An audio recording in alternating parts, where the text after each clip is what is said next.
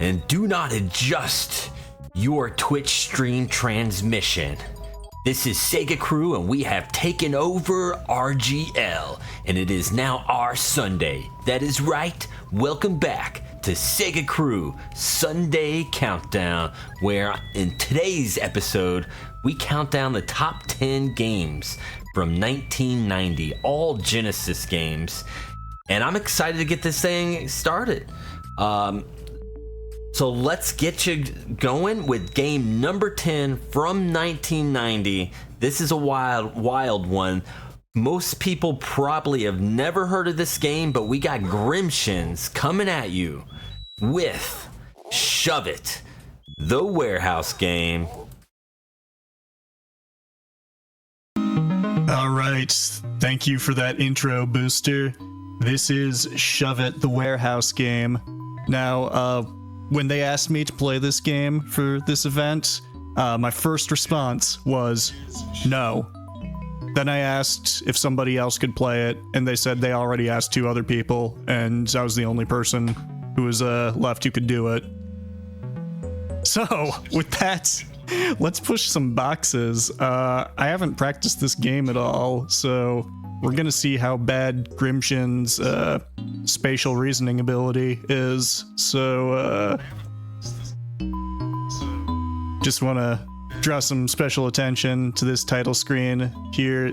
This guy, he's a man of simple motivation. He wants to shove some boxes, and he's goal-oriented. What's his goal?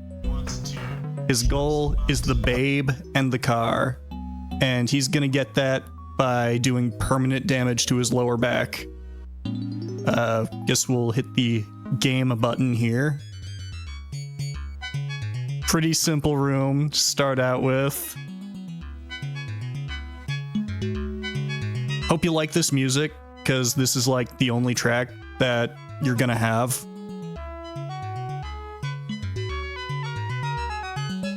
Okay, so this one's getting a little trickier. We're gonna have to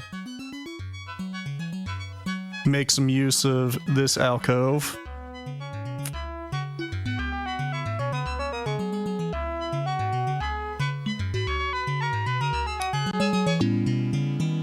This is still, you still see the title screen. Oh, hell yeah, are we having some capture issues?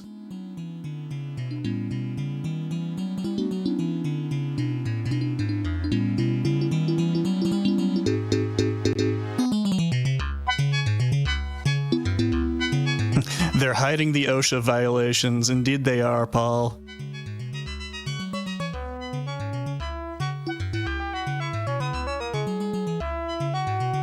Yeah, just please let us know, chat, if there are any video issues, if we're, Sorry, Graham. Yeah, give me 1 second.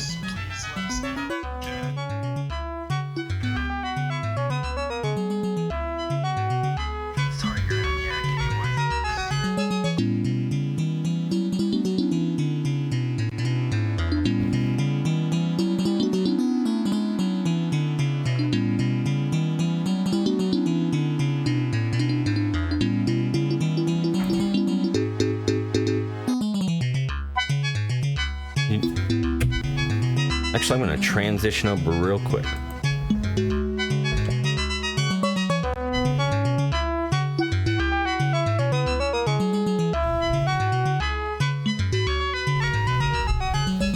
Alright, that is weird. What's going on? I mean, everything. Oh, hold on. And for whatever reason, my transition didn't transition, so... I don't know. For whatever reason, everything's running fine except for OBS.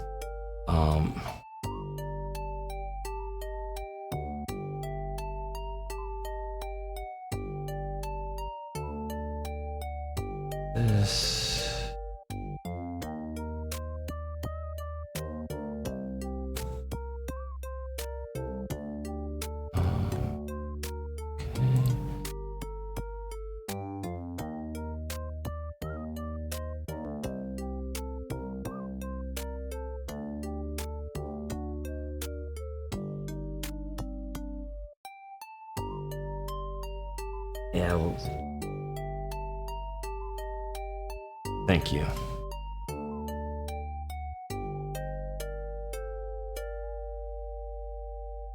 Okay, we should be good.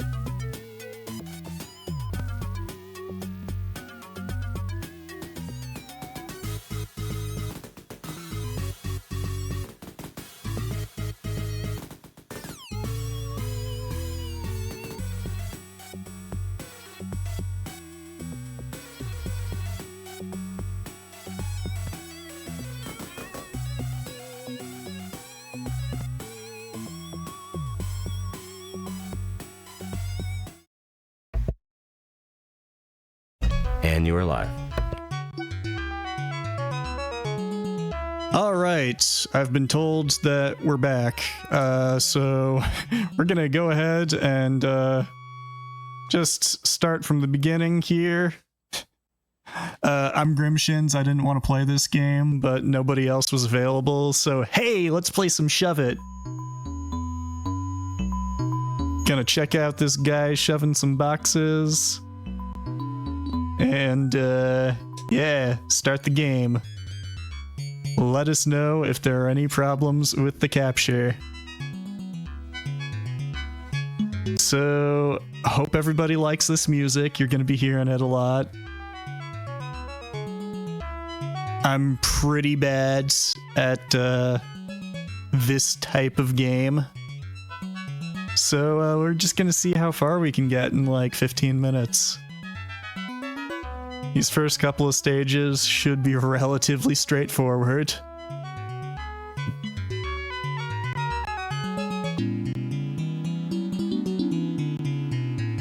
Stuff's working, hell yeah. Yeah, lift these boxes using your back in a jerking, twisting motion. Well, always, I want to be safe.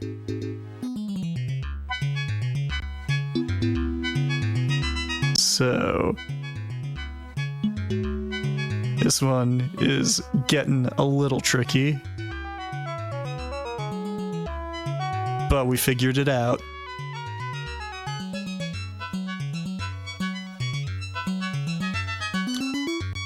So, kinda interesting. This is a localization of a Japanese game, which had a whole bunch of content that was not included in the US release. Because eventually the levels get more zoomed out, so the boxes and sprites get smaller and stuff. There are only 2 levels of zoom in the US version. There are 3 in the Japanese version. And there's also, like, no music, which is pretty sick. So, I mean, clearly, this is, the, superior version of the game. Because it's got these sick jams.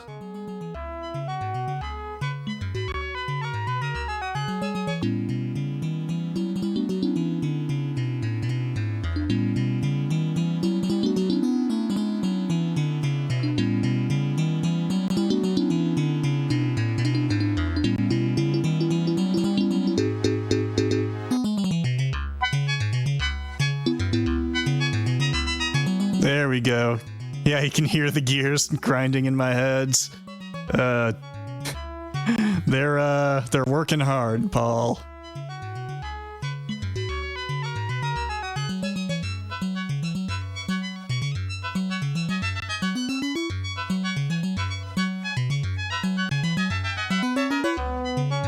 Hell yeah.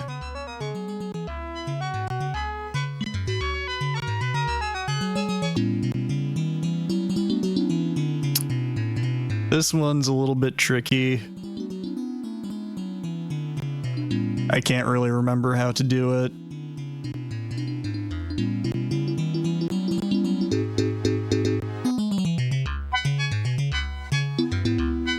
But hey, you know, that's part of the fun.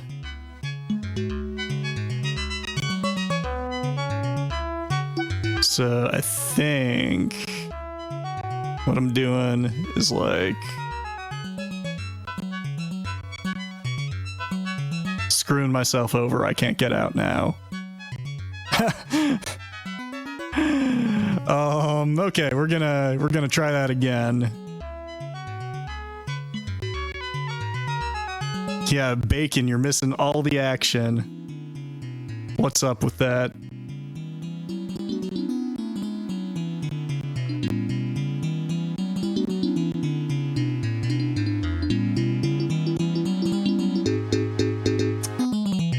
I think this game was named Shove It primarily to cause problems with you know, people going to the game store. It's like, hi, welcome to the game shop. What are you looking for today? Shove it. And then a fight starts.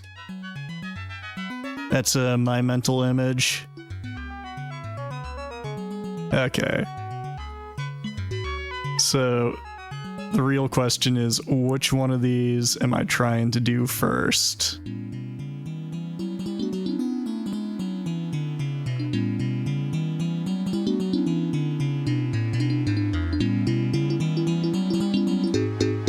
Probably that one on the lower right is the last one I gotta do. Oh, already. I can fix it. That one stays.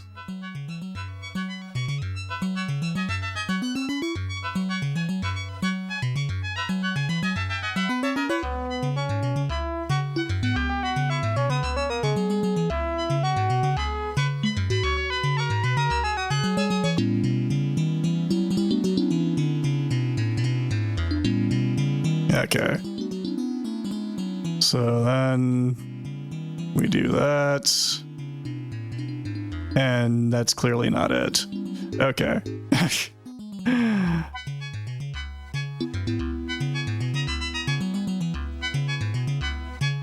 Yeah, Bacon Omelet came up with like a solver for this room and the entire game. So he would have been the guy to play it, except he said no, and he was contacted before me, so I couldn't just be like, oh, why don't you make Bacon Omelet play this game instead?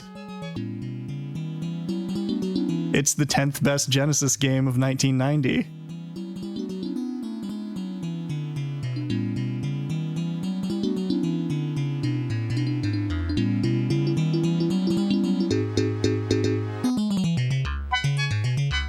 Alright,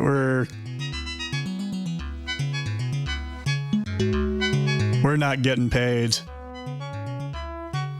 This man is going to get neither the car nor the girl. Yeah, was this part of Action 52? Might as well have been. The coolest part is if you screw up, you can only move one block back one space. Which is like pretty fantastic, I've got to say.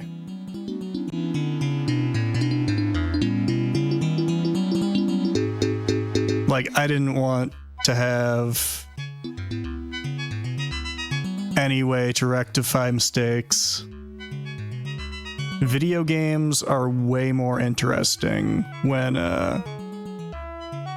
you've got to play them perfectly, you know?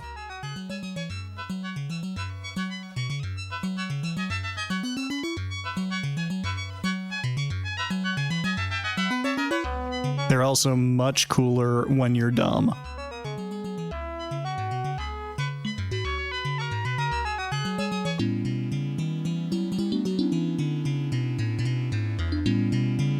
Like, I can already see that I've made a terrible mistake.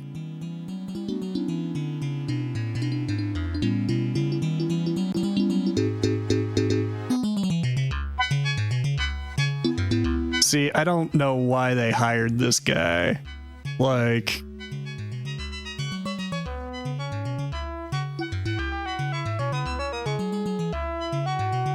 that's the solve? I mean, I guess.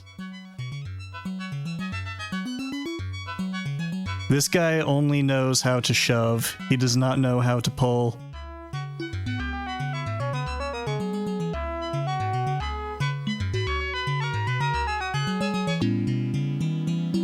But if Professor Ness tells me that's the solve...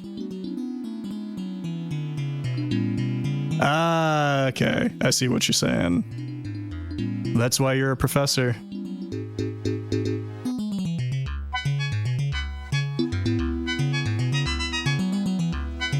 Ah.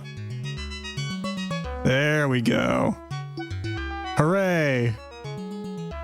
Really earning your paycheck today, Shove It guy.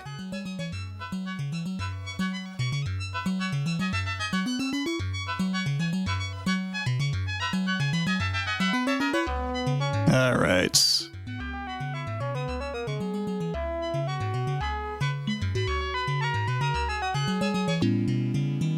So I have to think about...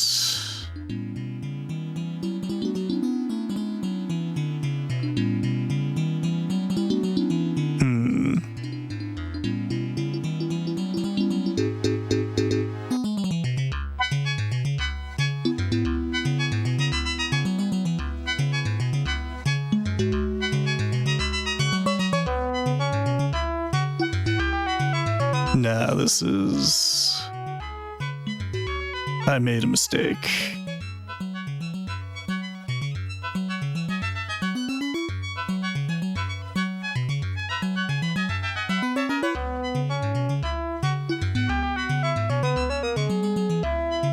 That was also a mistake.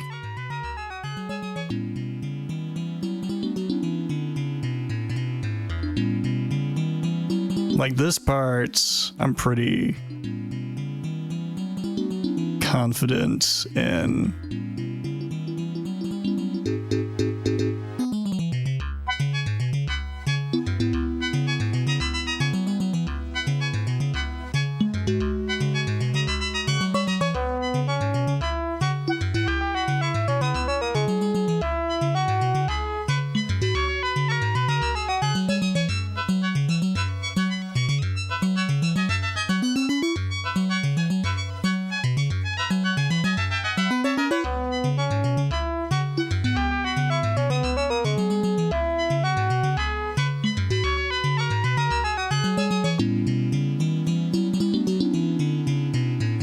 No.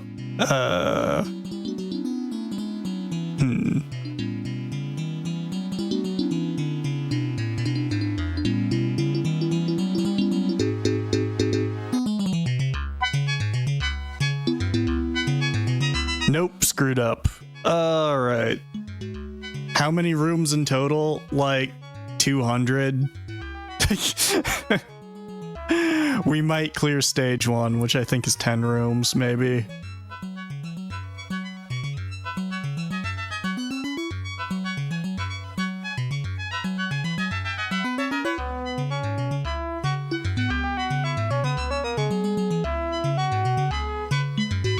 As with real warehouses, there's seemingly no limit to the number of boxes there are to shove.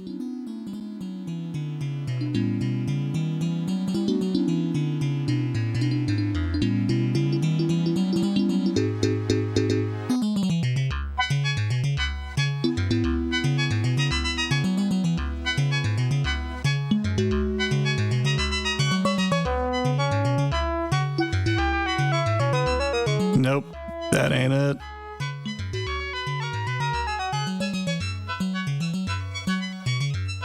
Okay.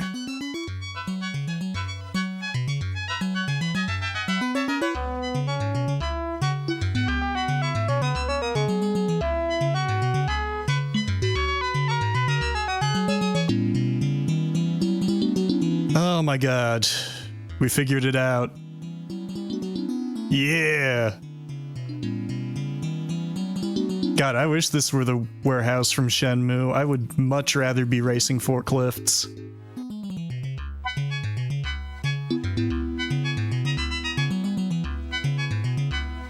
Well, that's obviously not gonna work. That creates an impossible situation.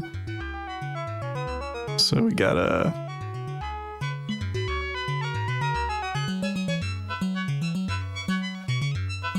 We gotta shove. Why was this one so easy when the last one... Oh my god. There's no logical progression in this game. Oh, stage 1 clear. Congratulations, your password is Marina. I'd much rather be working at the marina. There are boats there. Alright, well, there you go. Stage 1 clear in Shove It, the warehouse stimulator. The warehouse stimulator. Oh, baby. That's a different kind of Shove It. Anyway. We're running a little behind here, so I'm gonna toss it back over to Booster Shane, and we'll get you set up with the next greatest game of 1990 on the Sega Genesis. I've been Grim Shins. Thank you for watching. All right, thank you so much, Grimshins, and that was game number 10. And stay with us, we will be sending you game number 9. All right, Grim, we are clear.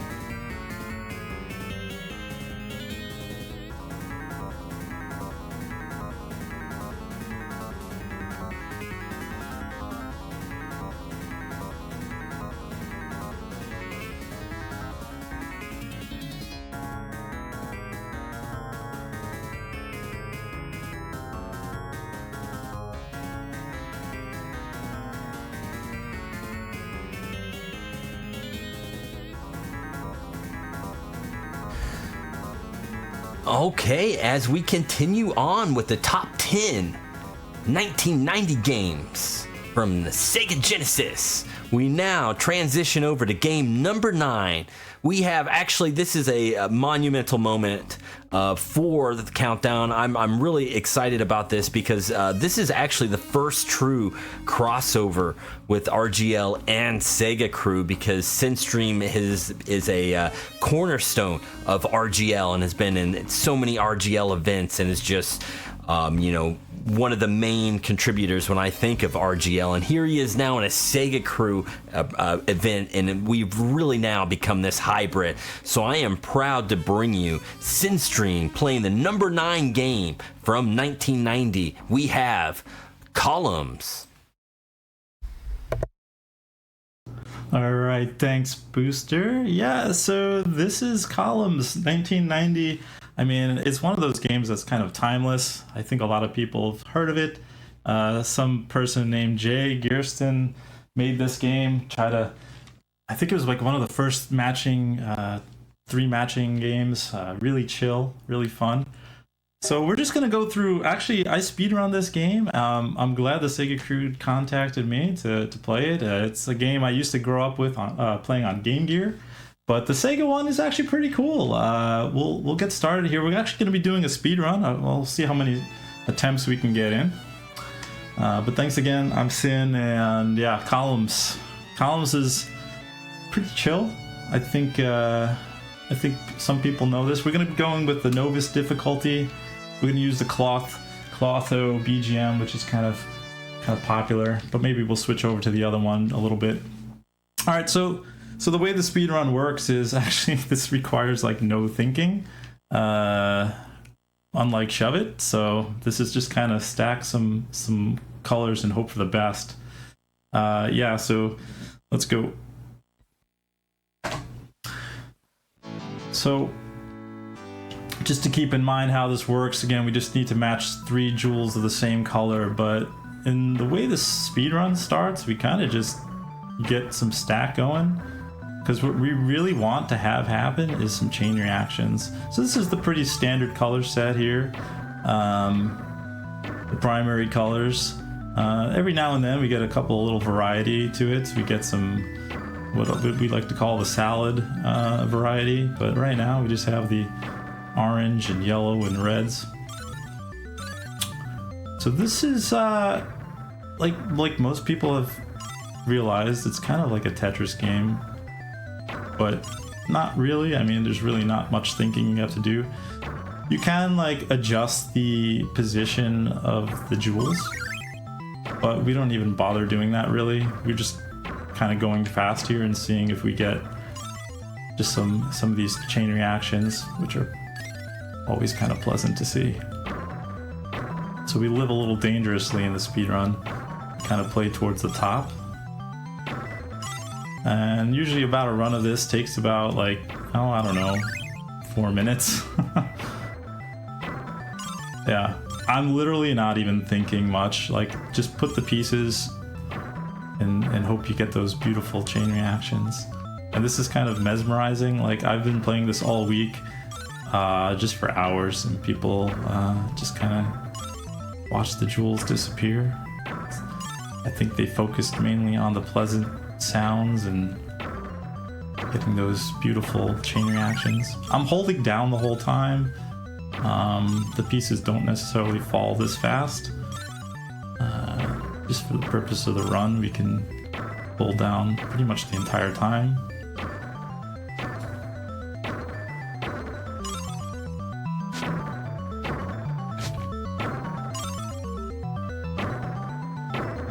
But we will probably top out a few times, and that's fine. At least we just get to showcase some of how this looks.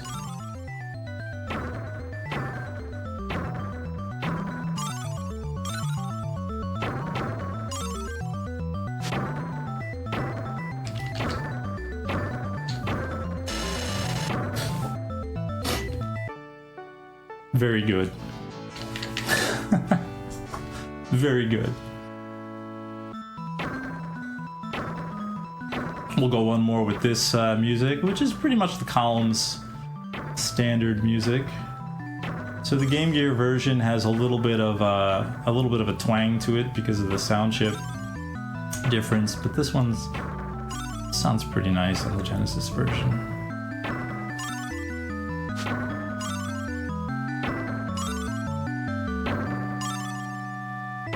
There are 10, actually I guess this is kind of an endless mode. I mean, the speedrun stops at level 9.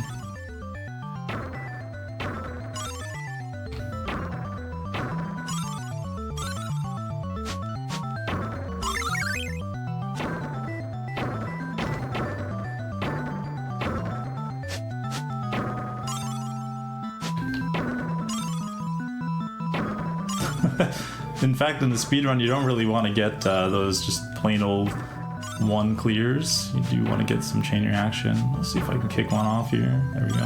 A bit.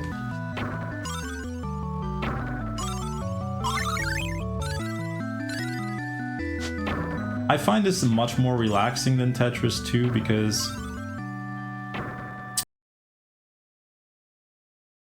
arrangement, but I find like I said, the Game Gear version offered a little bit more value. You had fruit you can use. You could use cards. You had a little more options to the selection, and then the backdrops were like kind of like places. Yeah, that's the nice part about the speedrun is getting those chains. So that's why like stacking this high contributes to, you know, the potential of more chains, which is really nice.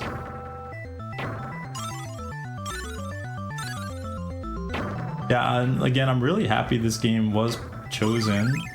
I definitely think it's a top 10 game, just because it's so easy to get into. In fact, like the speedrun board is pretty small, but I think it's a very entry-level game to get into, like for speedrunning. One other thing is, I want those sides on the top to be kind of blocked like that, because then I don't have to worry about sliding accidentally a piece on top of there, because if I do, it's immediately it's gonna immediately game over me. So I kind of like the little bit of a buffer. it's not like Tetris where you have to worry about like DAS or anything. You just can literally move a piece right from the top straight over the OLED. Yeah, this music just kind of gets crazy though a little bit, as you can hear. Just kind of goes off.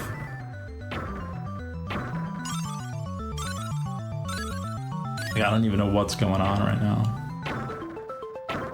There we go, and then it like dips down again.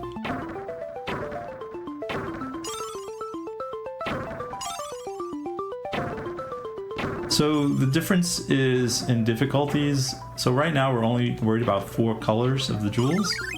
In higher difficulties, there's 5.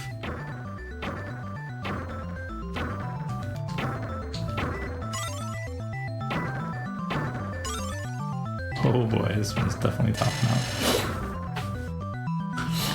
So I guess I could showcase that one as well.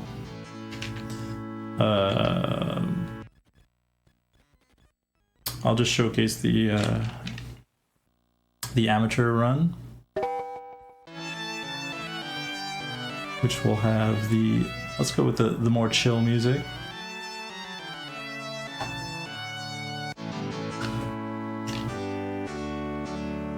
Story of youth playing columns.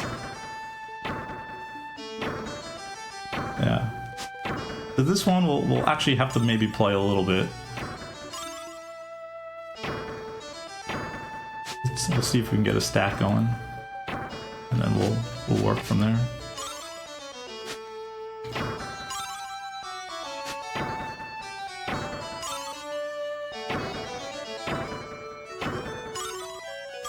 But this is funny because it's like one of those games where you could just play for hours. But we're gonna get 10 minutes of columns today. So wherever this probably tops out, we'll call it there. But I encourage anyone to just, they want a chill game. Even a chill speedrun. You can just play some columns.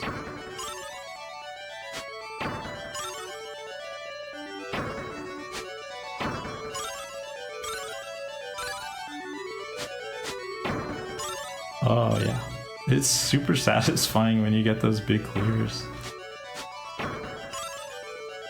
And the yellow jewels, to me, always look like corn.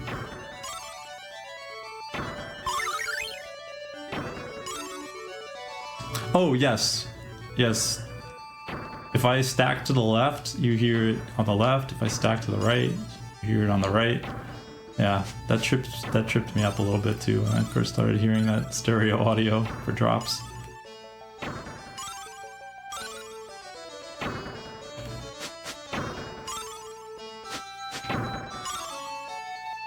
The other funny thing is you have 3 buttons on the controller. Well, I'm using a 6 button, but all 3 buttons rotated the same way. So it's literally just press any button. You don't have to worry about order.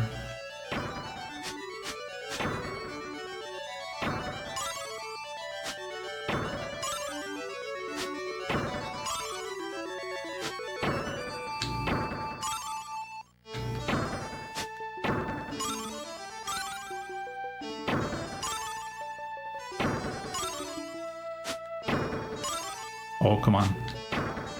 Can we get some clears going there? Ah.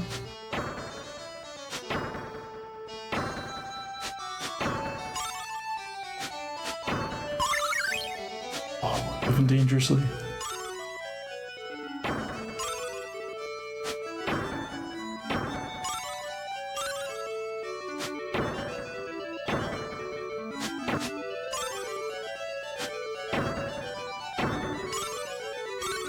It'd be nice to just see one big clear at the at the point here, but looks like we're gonna get it. Oh, maybe.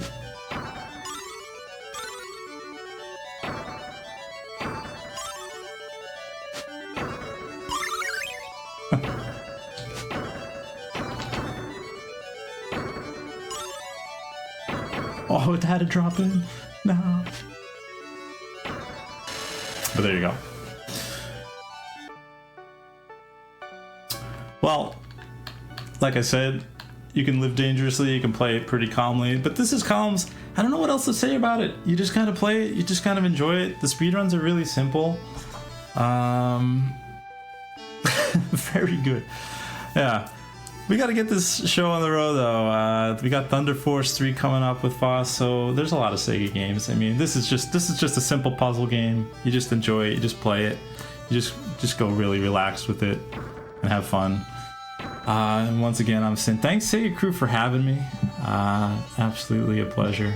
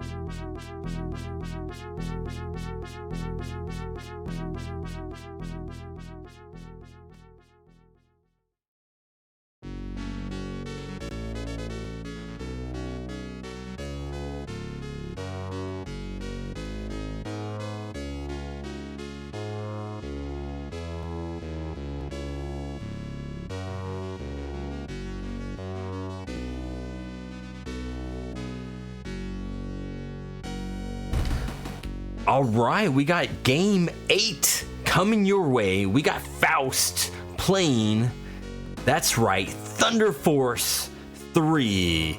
Faust, take it away. Hey, what's up, SegaCrew and RGL TV? Yeah, as Booster Shane so excellently explained, Thunder Force 3. This is a game. It's actually a really good game. I love the music. I had this game as a kid. It was my stepdad's. He played the crap out of it, and we're gonna try and get through as many levels as we can. Might not get through all of them, but we'll get through hopefully a good chunk of them in 15 minutes. So without further ado, let's start this thing off. Oh, and for those who have never played this game before, and those who may have played this game before and didn't know, there's actually an options menu. I didn't know that until I was in my mid-20s, but you hit ABC start, and then yay, you get to choose difficulties and everything, and controller layouts, do the sound stuff. It's fun stuff, but we're not going to really change anything, so just going to go straight into it. So I present to you Thunder Force 3, Technosoft, 1990.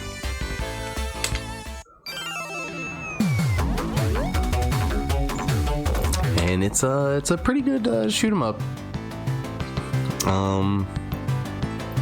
This is the first Thunder Force game I ever played that I knew of, and I didn't even know its real name because my stepdad did not have the box for it. He just had the cartridge. So I just saw this ship being attacked by this fiery bird on the image, and I just was like, no, the bird game. Firebird game. And yeah, so it's your standard shoot 'em up. You get some power-ups, but you also get them stacked. Like, they also get upgraded too. So you can have multiple weapons. I think it's like 6 or something. But you can just cycle through them based on the situation or scenario you're in. And I'm doing terrible right now. Yeah, it's just your typical shoot 'em up, but it's just got good flair and music.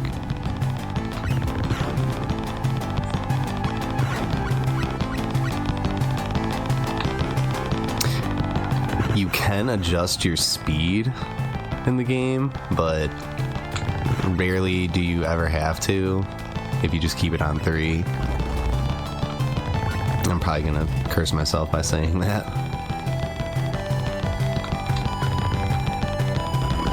Are you gonna make it?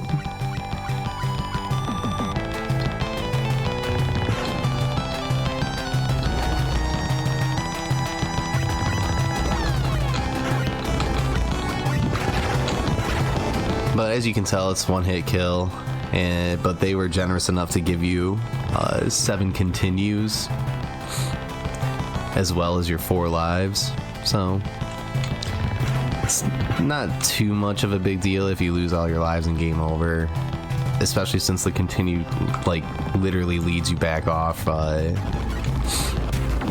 from the last level that you played, so you don't have to start all the way back at the first level you selected.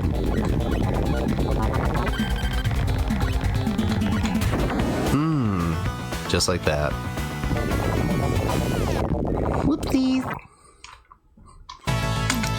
Alright, let's take it a little more serious now.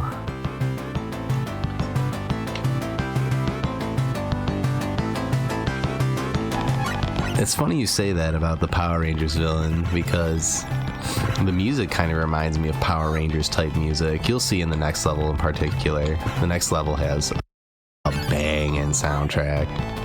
Or banging song, my bad. Oh, why did I just do that?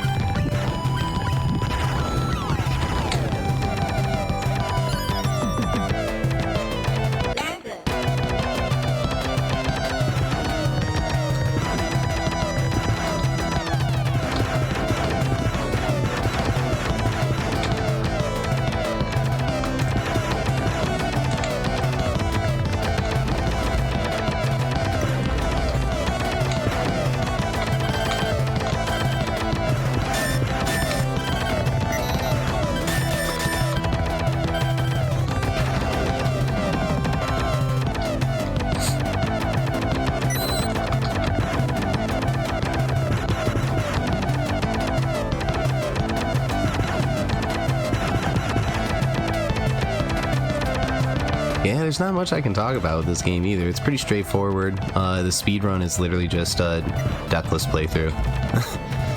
And at high speed. Speed on max, don't die.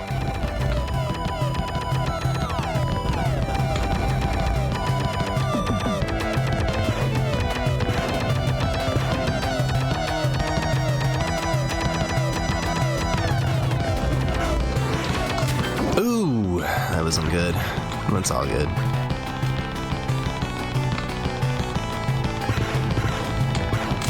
Oh, come on, that was cheap.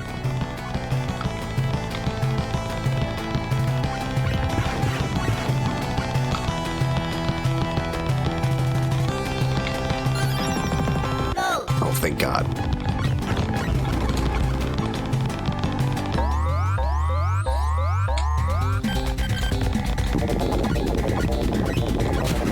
Oh, and we die anyway. Cool. Ugh.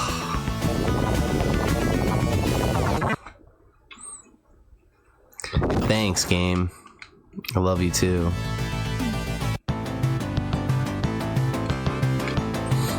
I swear we can get through it. No one else chose this game to play, so I took up the mantle because I played it as a kid. I was like, sure, I'll do it.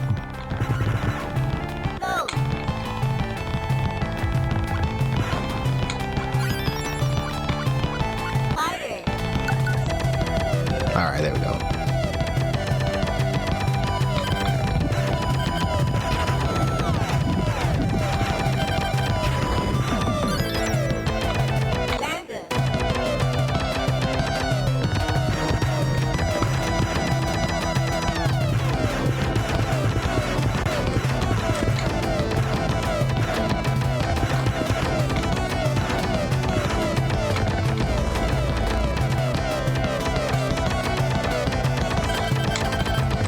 Ooh, he almost clipped me.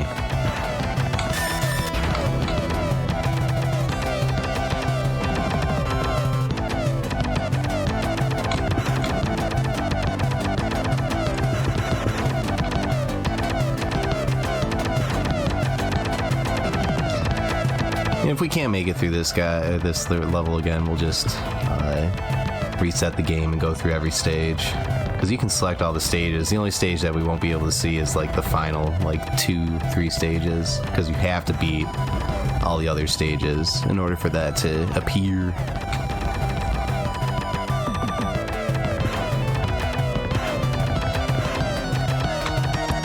Most people like Thunder Force 4 for its soundtrack, and because it's just a far superior game as far as graphics and the fluidity of it, but I actually kind of like this soundtrack a little bit better than Thunder Force 4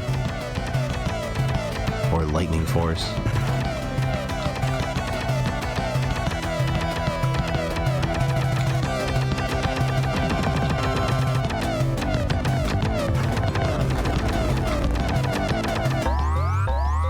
Okay, let's not die.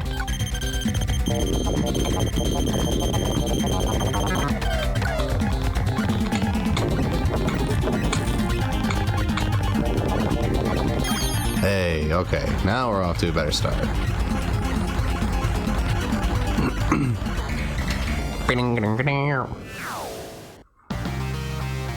Achievements in a shmup? Never. This track is sick.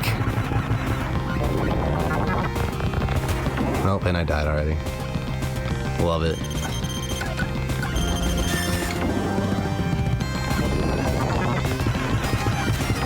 Oh my lordy.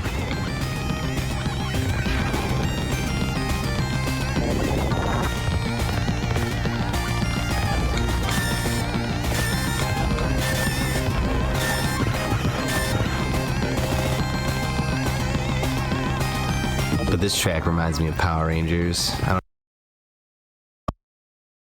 know why. At least Power Rangers video games, at least.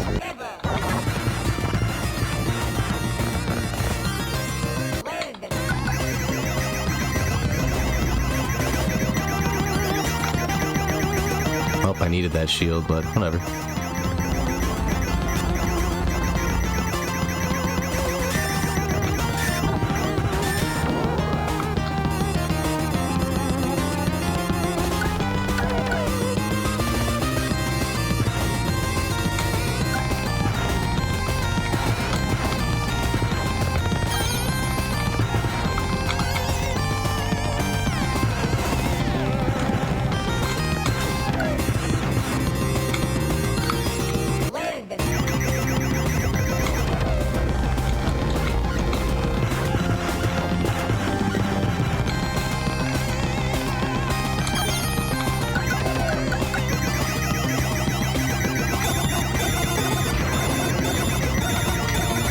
I needed that hyper. That guy just messed that up. Oh well.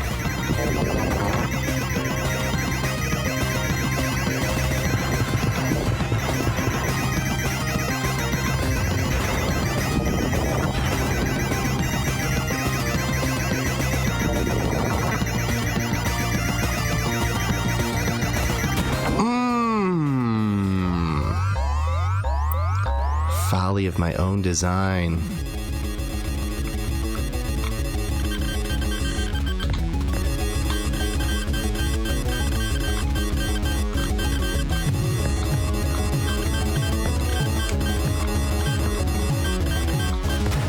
Oh.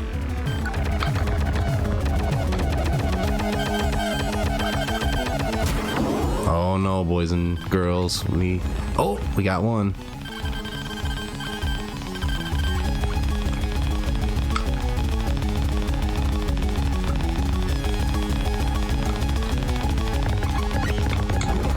Hey, we made it.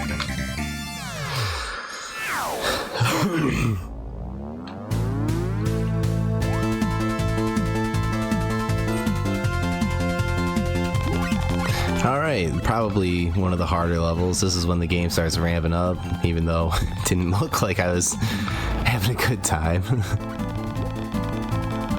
But these levels are when the enemies really start eating up a lot of damage. Just become bullet sponges.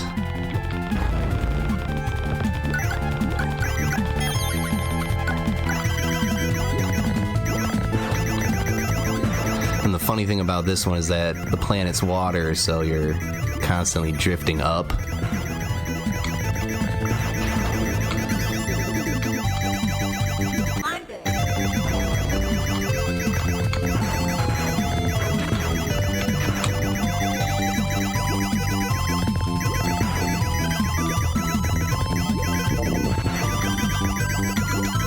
Okay, why did that guy not die?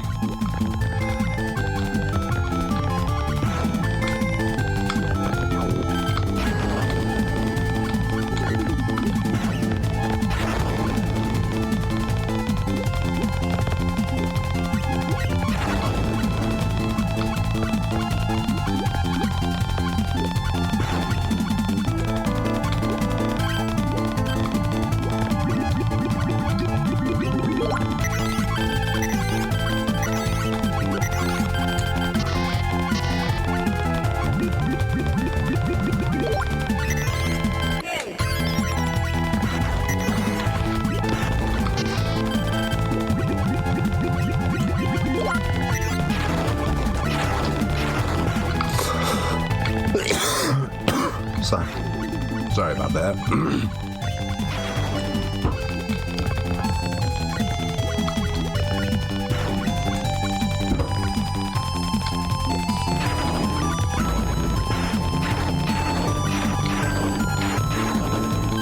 Ugh, come on, game.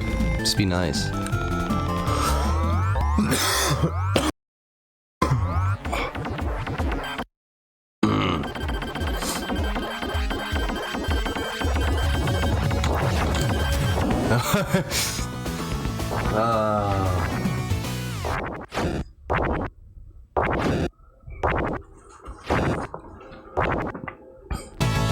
Yes, we want to continue.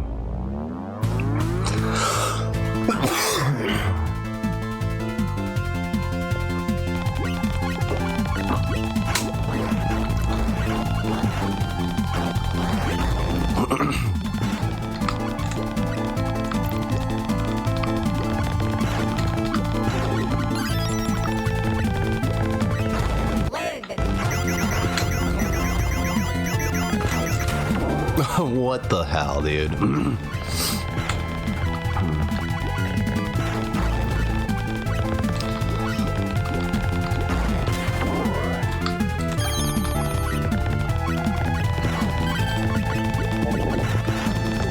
Oh, I needed that hyper.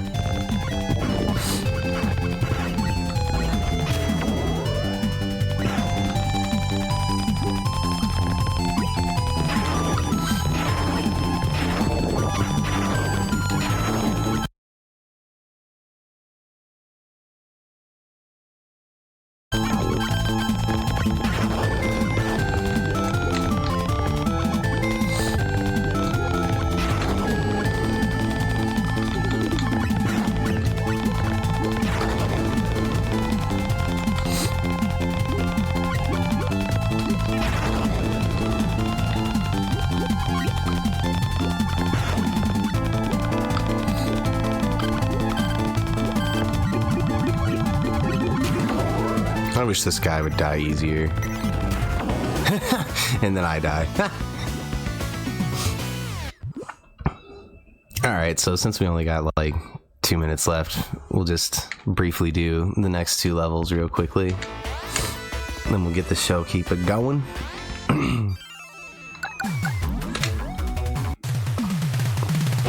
This level's hard. This is the level I always gave up on. I was like, ooh.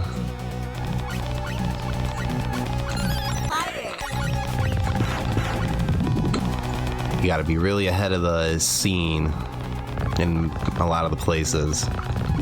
Kinda sucks, but it's fun.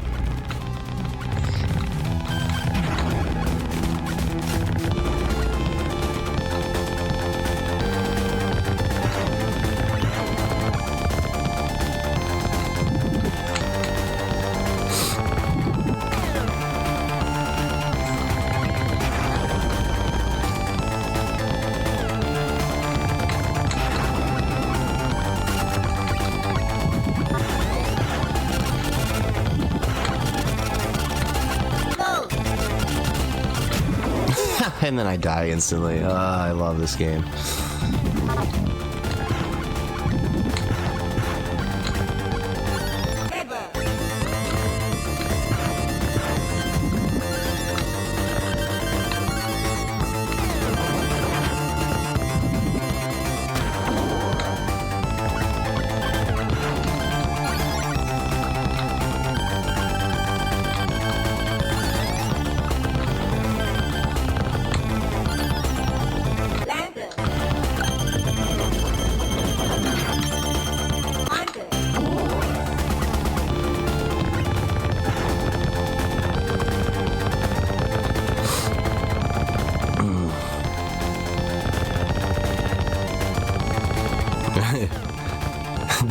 God lobster.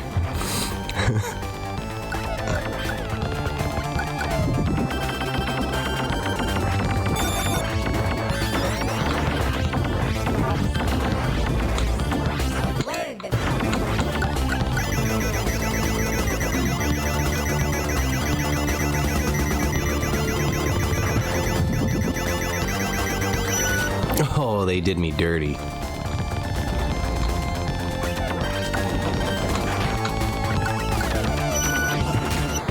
My God. Backward scrolling. Alright, so that's the Hades level. And then we'll go to the ice level, and then we'll send it back to Booster.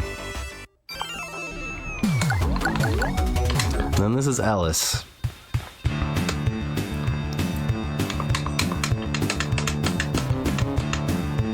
Hey.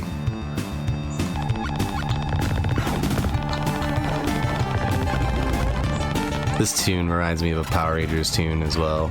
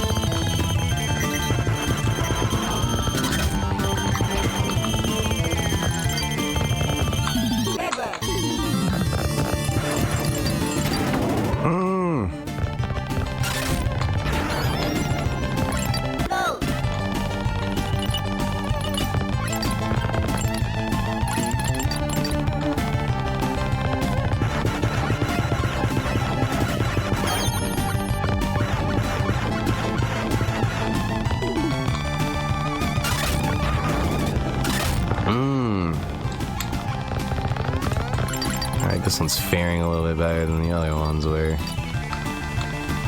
Maybe I should have started with the ice level. Oh, spoke too soon.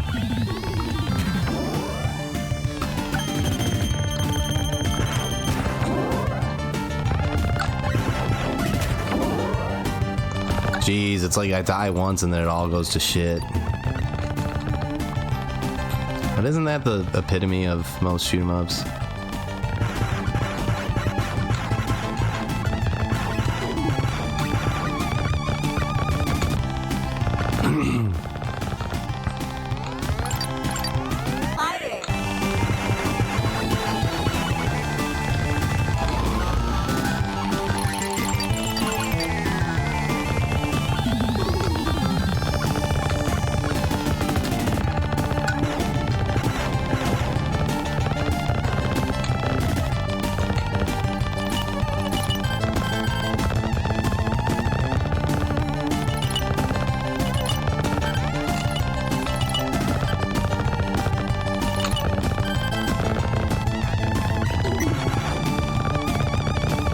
I feel like SpongeBob when he's pulling the clam up and Sandy's actually doing it. He's like, hey, I'm actually doing it. It's like, hey, I'm actually doing it. I'm actually beating this level. Oh boy, moment of truth. Oh, there it is.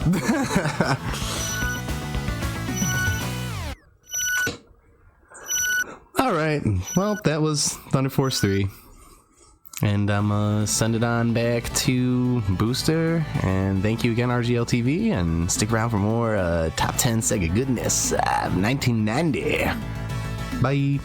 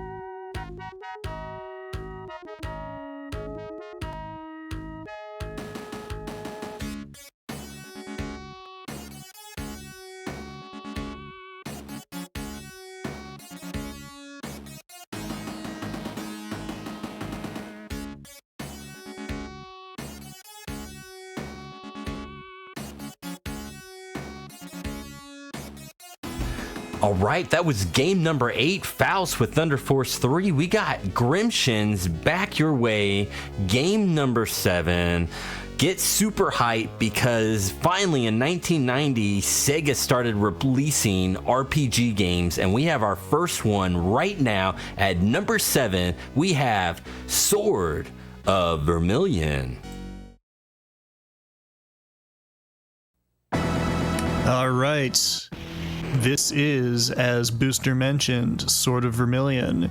It's a pretty cool role-playing game developed by what would become Sega AM2, which was better known for their arcade games, the Superscaler stuff like Space Harrier and Outrun.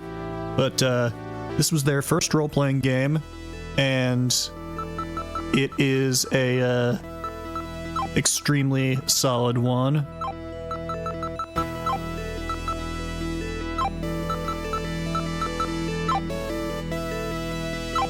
And let's get started. Can't do anything about this opening scene. It's unskippable, so here's some plot. Long ago, King Sarkhan of Cartagena unleashed his evil hordes upon the peaceful land of Excalabria. Though the people of Excalabria fought bravely, in the end they were overwhelmed. As his castle collapsed around him, King Eric V of Excalabria summoned Blade, his most trusted servant. Eric commanded Blade to escape with Eric's infant son, and you can't read that fast. Blade slipped out a secret passage as the castle was engulfed in flames.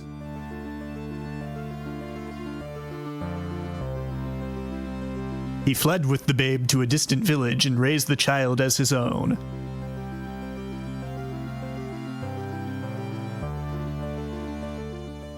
Sarkhan vowed to devote all of Cartagena's power to searching for the prince. 18 years have passed since Sarkhan began his search. And we are playing as the prince. So first thing we want to do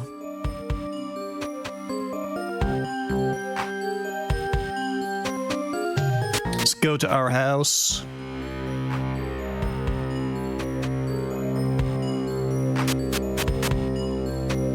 And talk to our dying father, but before we do anything, we're gonna set the message speed to fast. I'm not your real father. You're the son of Eric of Excalabria, killed by Sarkhan of Cartagena. And I hid the ring of wisdom in a cave near the village. Only this ring, your sole inheritance, can save the world.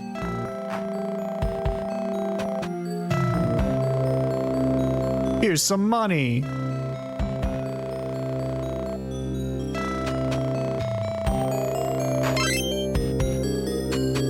Alright, and now that we have money, we gotta go buy some gear so we're not defenseless.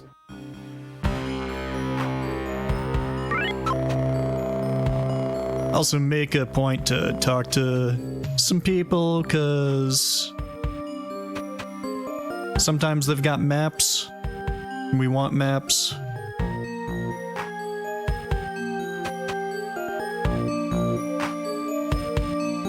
I think this guy by the well has the map.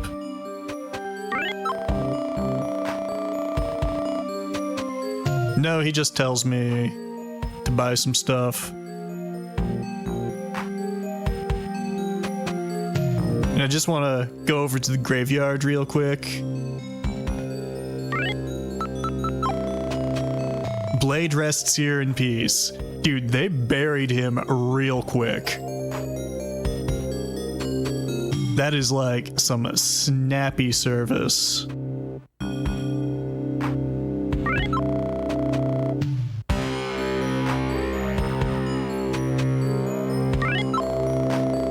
Alright, here's a map to guide me. Excellent.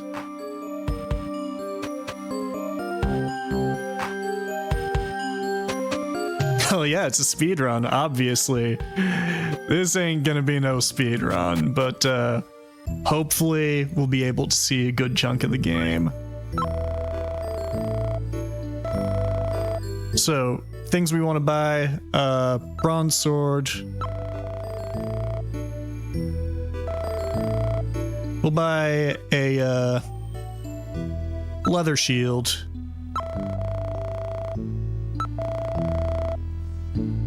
Equip both of them.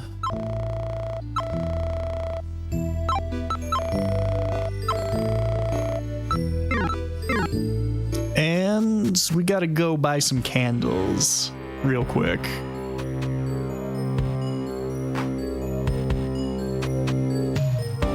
Oh, the game is awesome. This is one of my very favorite RPGs on the Genesis. It's very ambitious, and you'll see why in just a moment.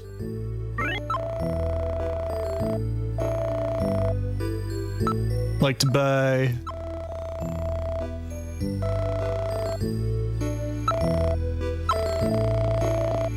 candle and a couple herbs, and we should be good to go.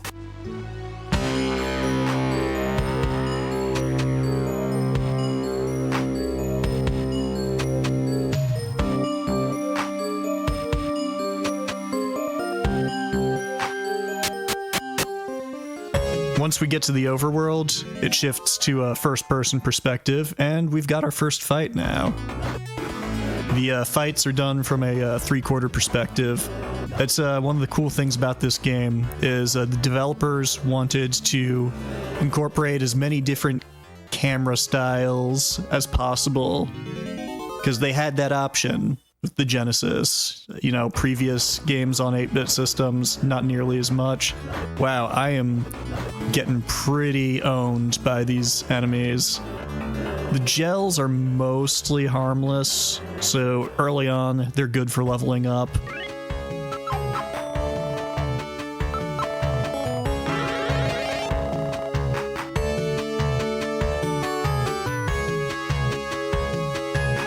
And over here, I think there's a chest that contains some money.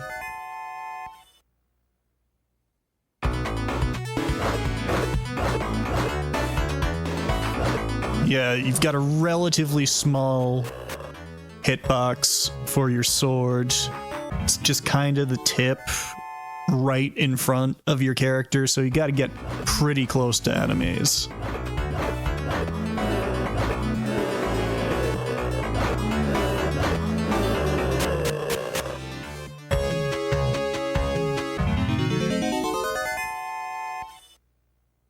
Alright, kobolds. Just one. Easy.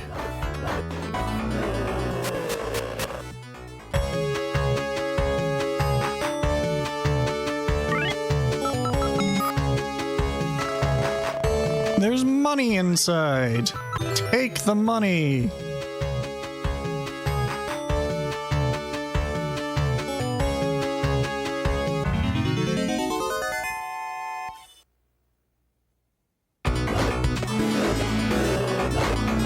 The green gels are less aggressive than the blue gels.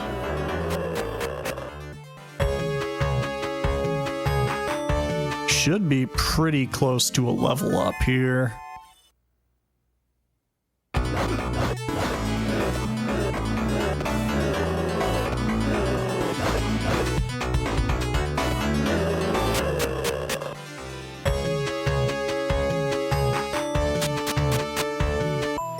Alright, caves are dark, so what do?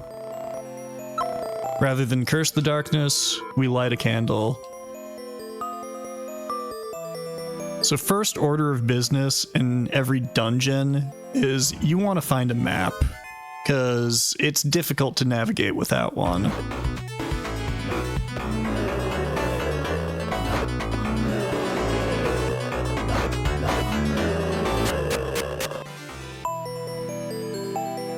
Fortunately, in this first one, it's right here.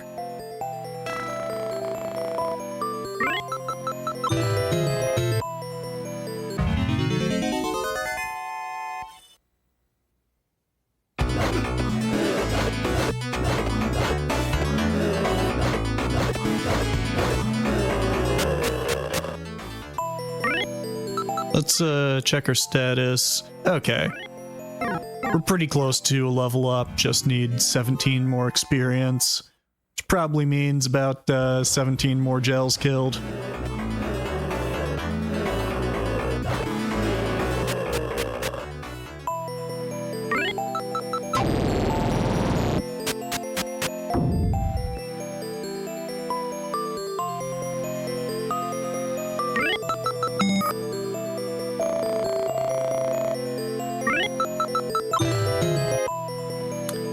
You definitely want to take the candles, just because candles don't last especially long.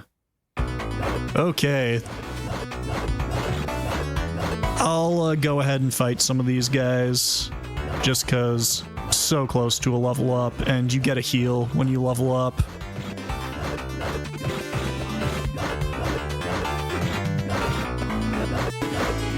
That ought to be enough. Yeah!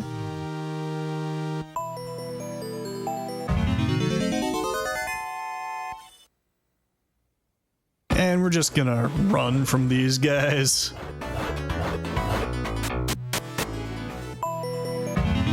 Oh my god, the encounter rate is truly RNG, so sometimes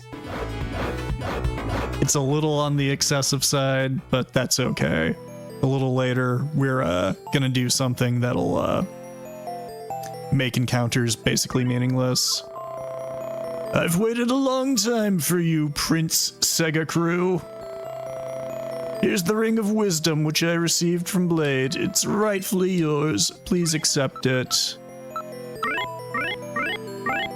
And yes, we do, in fact, have the Ring of Wisdom. So this guy's just gonna sit in this cave full of monsters in the dark.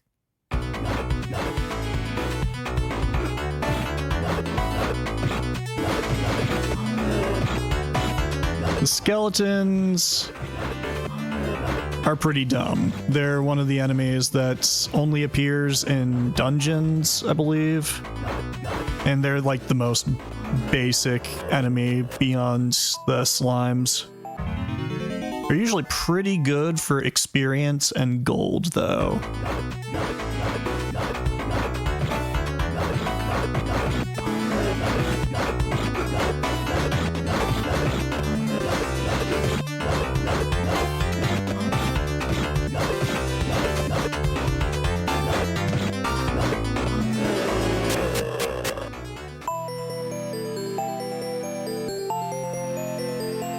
The one thing about the encounter rate that's kind of annoying is you never get to hear enough of the music.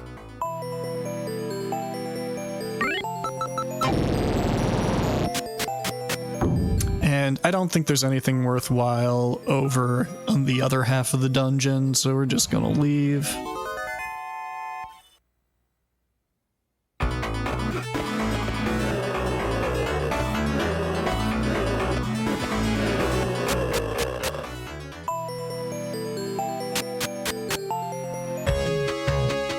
And we're gonna head back to town and purchase some armor, just get a little bit more defense. And also do the standard rest at an inn, save the game.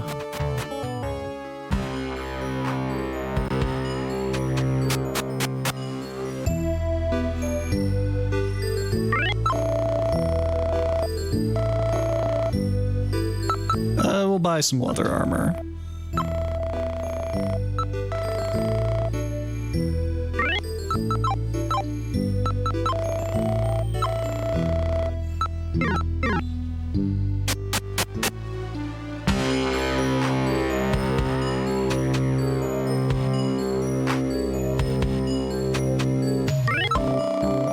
Now your quest begins in earnest. Here's a map to the route to Parma. Hooray. The town music is pretty excellent.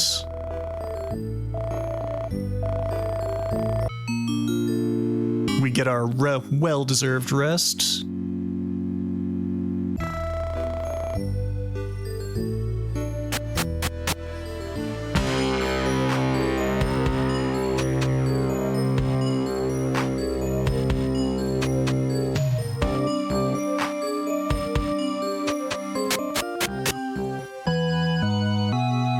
Go to church with the very creative fantasy religion of Christianity. Oh, wow. Yeah. SegaCrew probably would have been substantially better than SegaCrew.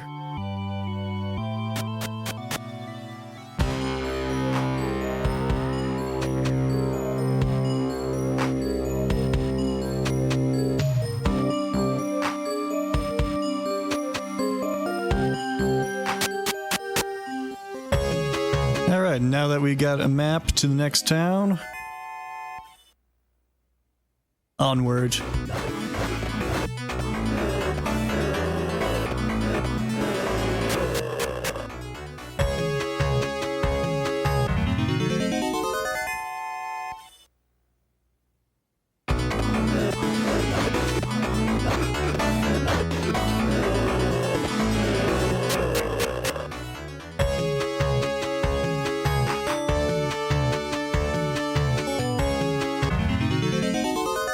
You definitely get that super scalar kind of feel during the overworld segments.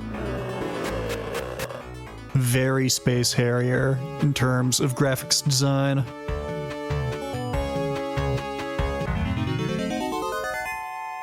Oh man, these wizards, when you first encounter them, are pretty strong. Like, one hit took away, I don't know, 20 hit points.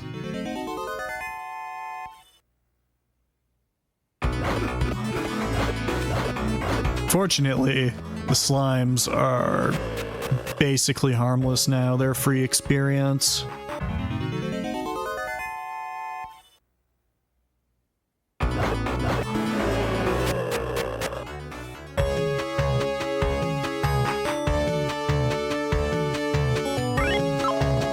I'm a merchant from Parma. I hope I'm going the right way to Wycliffe. You are, dude. Just don't get murdered by monsters. Like I'm about to do. Jeez.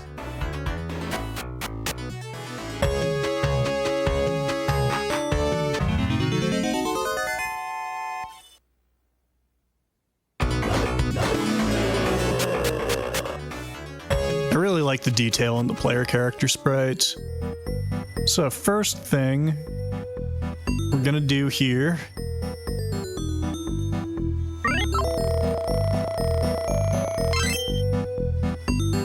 get a map.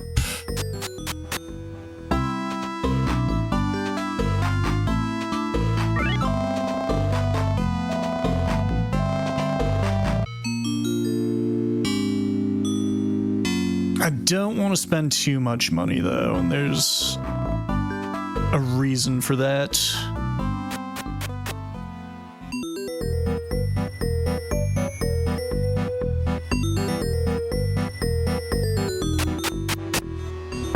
First, let's go visit the king, see what's up.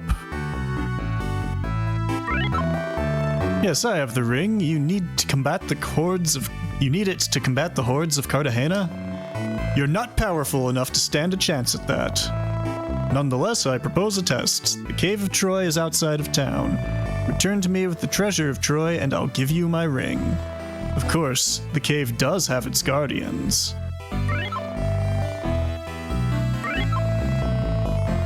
I'm here to deliver the king's meal. It seemed to me that the king's personality changed, but I thought he was moody. So, something's kinda suspicious about the king.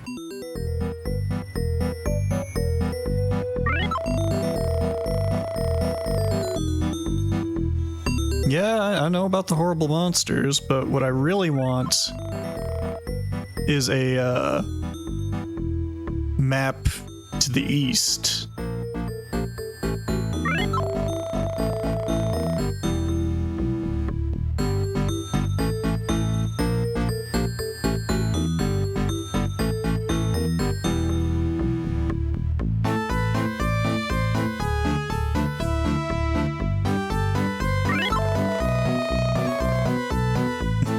The Dread Cave, oh man.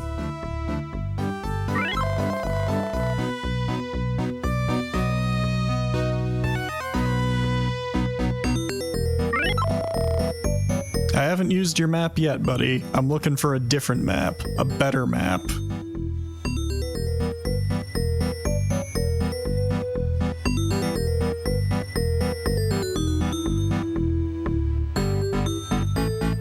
Might have to check out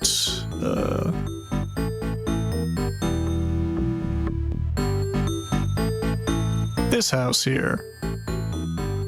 Looks like it might have some stuff.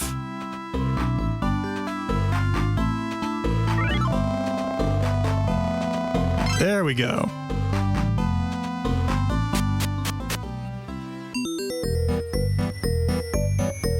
Okay.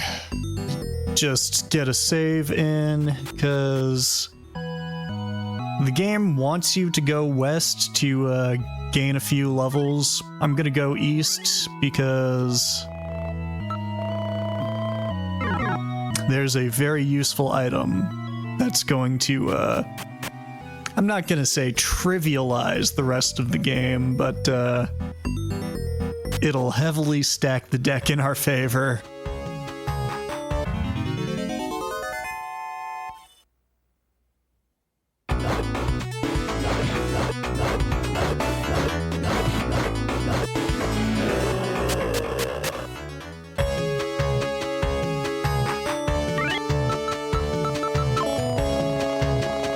Are you sure you're prepared for the task ahead?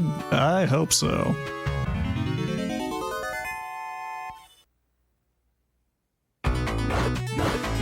Oh, these fire guys, I'm not gonna mess with them just yet.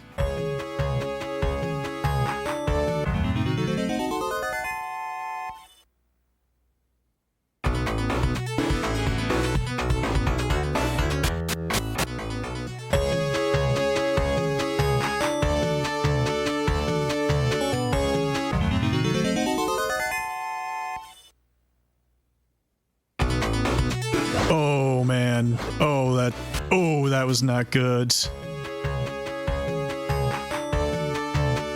Because I'm pretty sure... Okay. Much like real life, you gotta heal yourself with the herb. Strictly for medicinal purposes, obviously.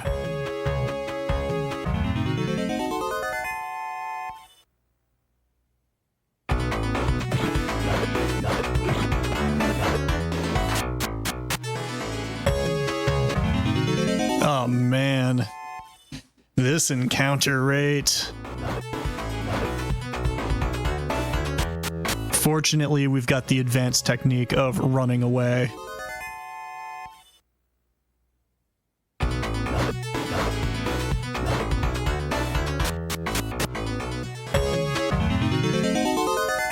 Oh man, the gargoyles are bad to encounter at this point.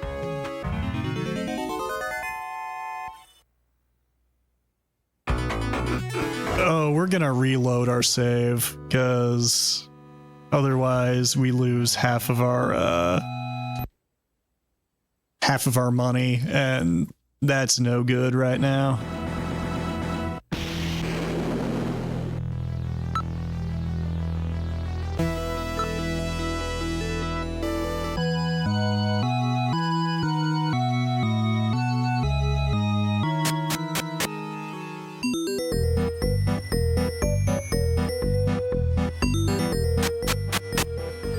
So, no trying to fight enemies, we are gonna just book it.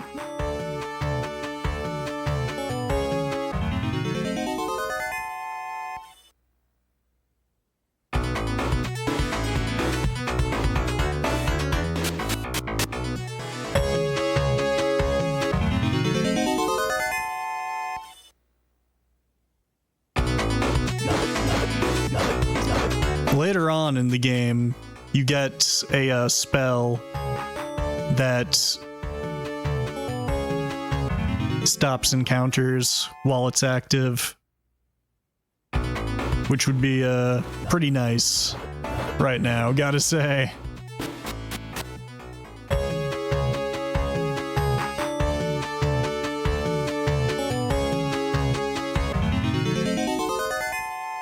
Instead, you just gotta kinda hope that the dice rolls work out in your favor.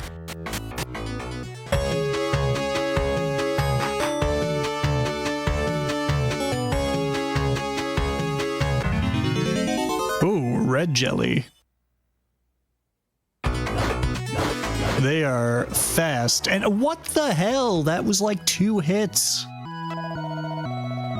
Oh, and I forgot to change the message speed. I'm getting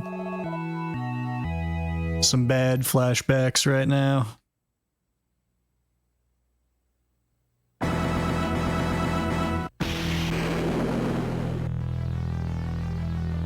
Yeah, like I said, damn it. Don't start a game, continue the game.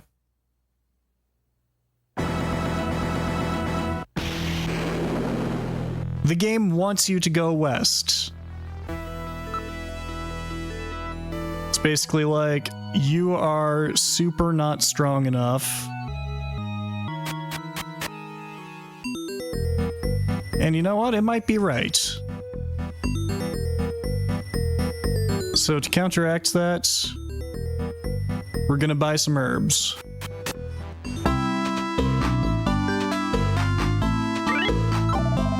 Oh my god. It does not save your message speed, nor does it default too fast. So every time you reload your game, you gotta remember to set your message speed to fast, because otherwise it takes forever for the text to advance.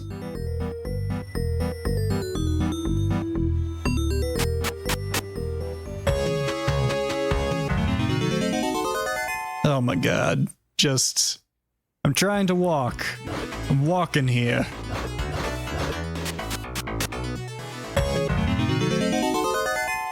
For those keeping score at home, we moved one tile before we got another encounter.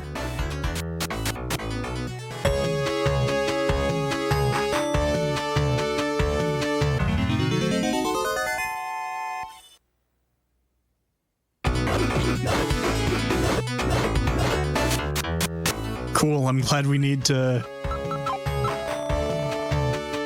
use these herbs immediately.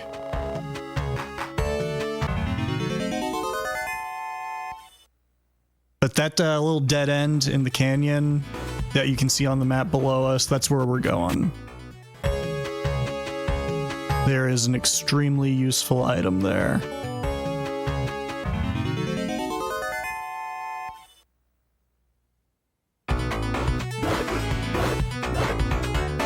Just needs the game to be kind enough to let us go over there.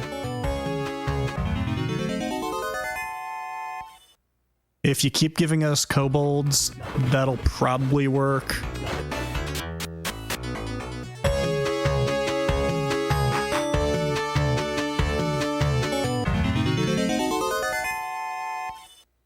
Oh, this is gonna be... oh, bad.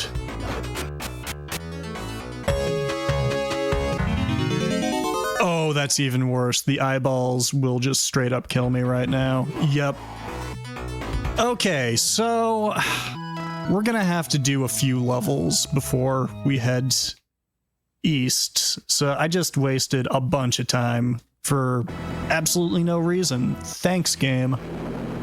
I actually love this game. I'm just trying to do stupid stuff.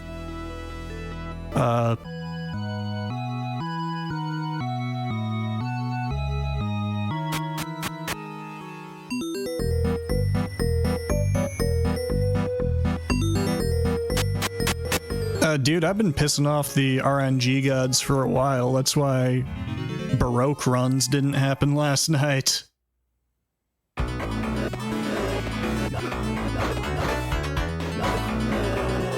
So we'll do what the game wants us to do and go west.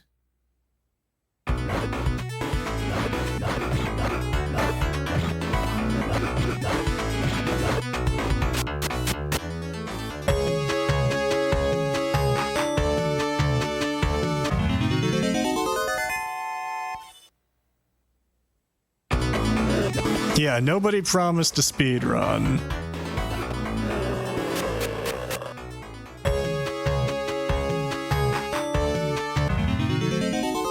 Oh, but these bastards are... they're... honestly... why? Oh, and the message speed! Damn it!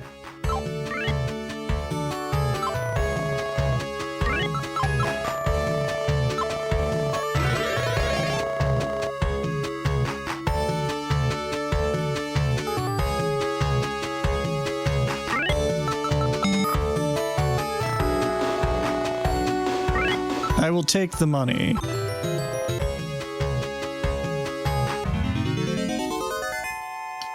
And I'm gonna have to go back to town and heal if the game keeps throwing the gargoyles at me. Seriously, they're bad times.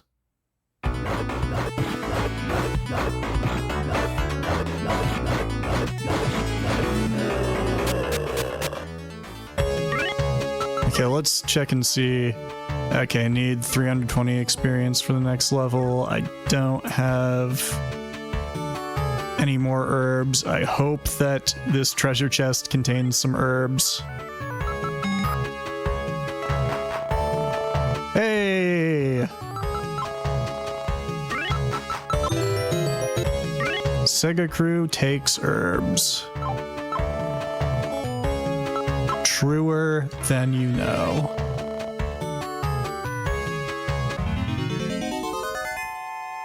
Alright. Some enemies we can handle.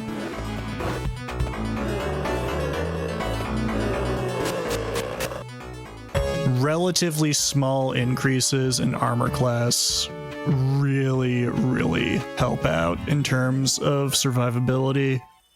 And that's what the game's trying to tell you. Oh my god.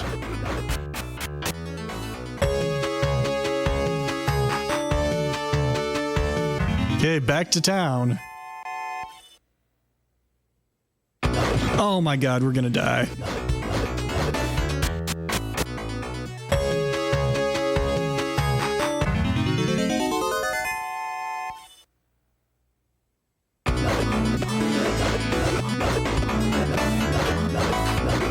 Like, notice how the slimes do 1 damage to us. Okay. We just need 1 more encounter for a level up. So we'll do the grand tradition of rotating in place until enemies attack.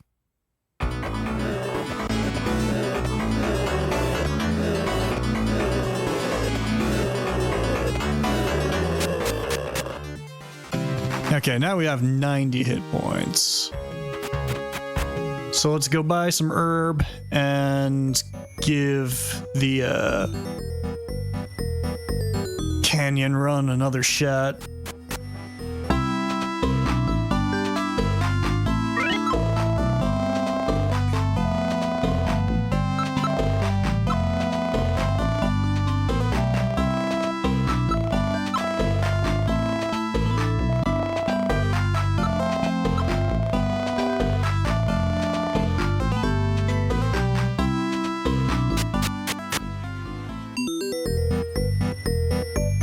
Since we're at full health and just leveled up,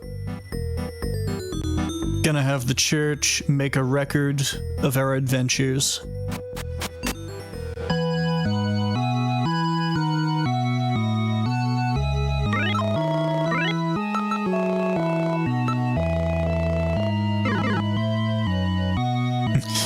The game is too short.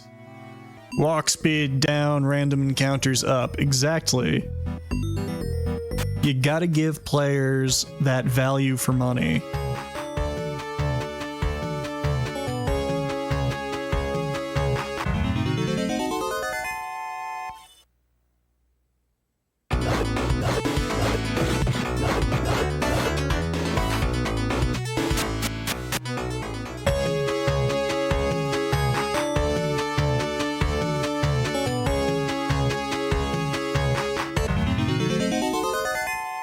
I too am a pretty big fan of Fatal Labyrinth.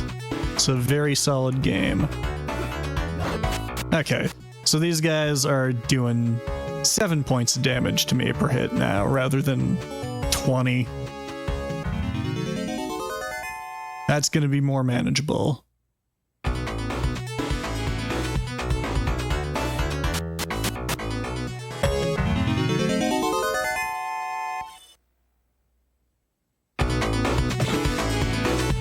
Yeah, good luck finding a copy of this game with that strategy guide, though. For some reason, all the complete in box copies that are available seem to be missing the guide.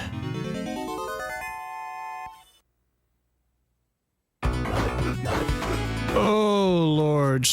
The red slimes are bad.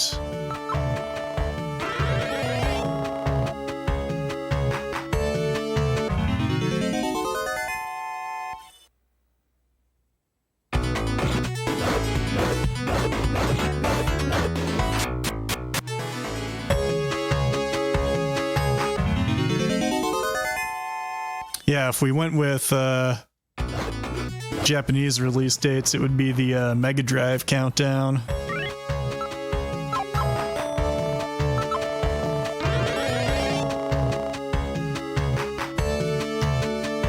Hey, spoilers, JB Dobbin. What do you think we're doing right now? Oh, Lord, we are dying. Jeez. Okay, fine. Half our money goes to the poor.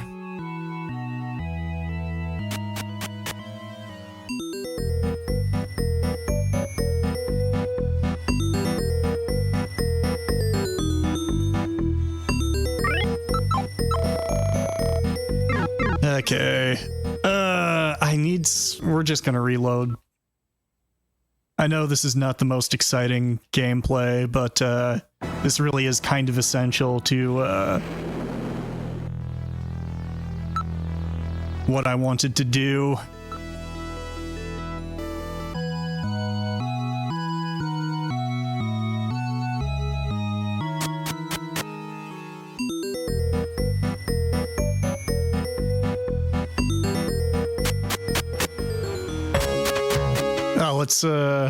Let's just...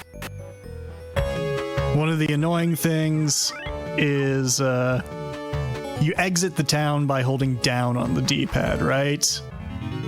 Well, in the first-person perspective, you move forward by pressing up on the D-pad, and down moves you backwards. So it will be backwards into town. So if you're just holding the D-pad,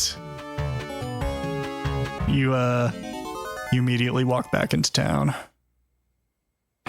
Oh, Lord. 2 hits. 2 hits, more than half my health.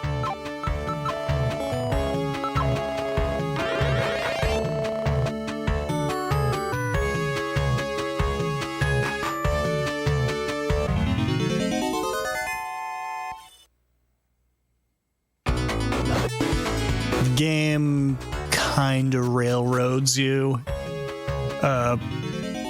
It lets you know you're not supposed to be here.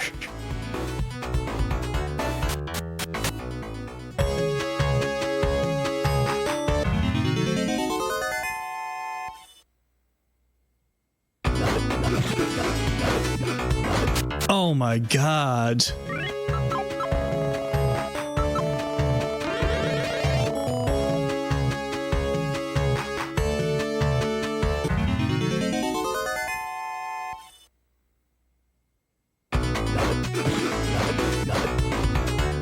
I really don't want to have to do more grinding.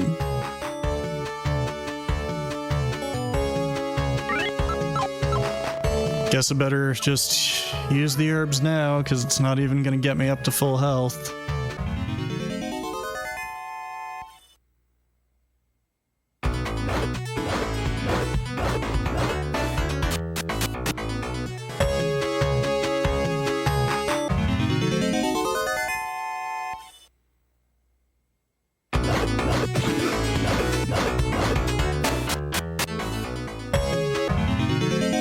Okay, we're dead again. Unless there's just one of these guys. Yep. Cool. Fuck off, game. Why did I agree to do this?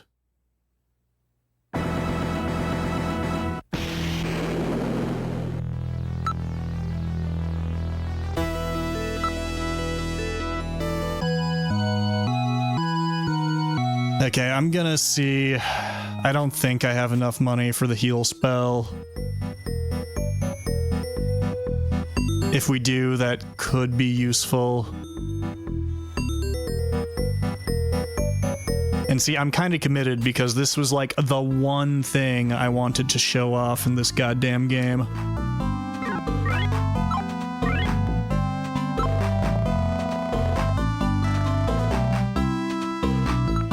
Yeah, I need 800 golds. So I guess, you know, the game is successfully railroading us into going west.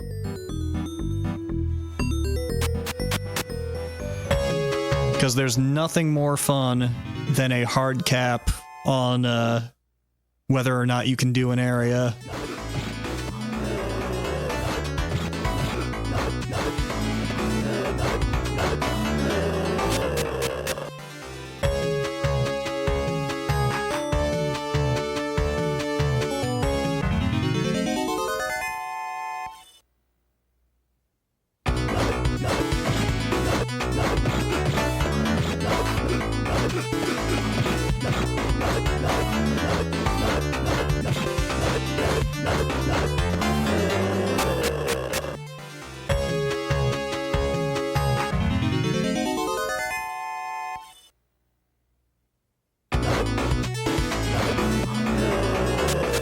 Man, I've been doing a fantastic job of selling this game, let me tell ya.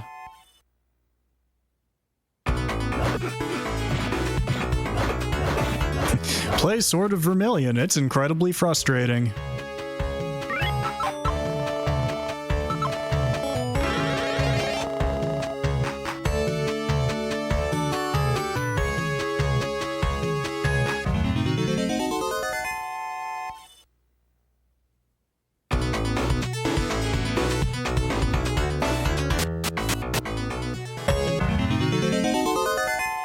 The encounter rate was designed by sadists. These guys give a lot of XP, so I'll try to fight them. No, I won't. Oh, geez.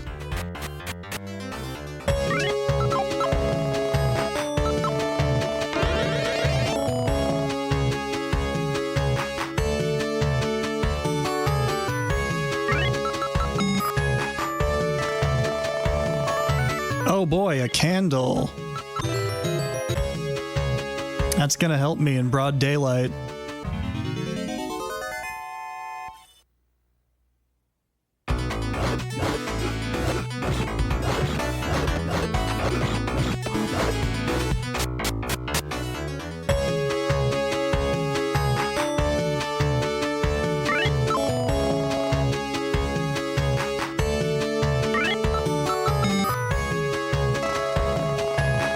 There's nothing.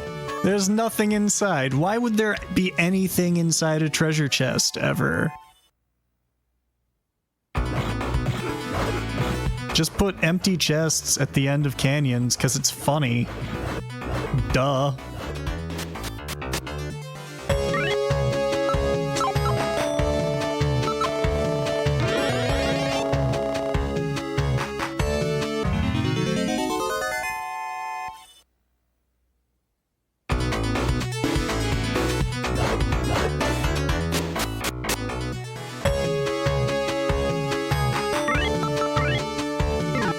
And it's still a bunch of experience until we get the next level.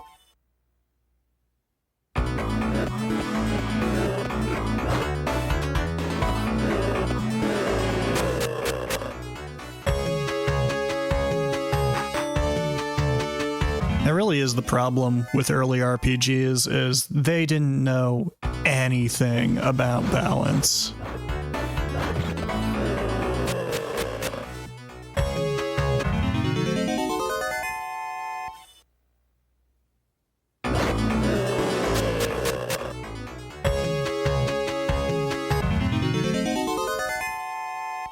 It's like, oh, you know what's really fun?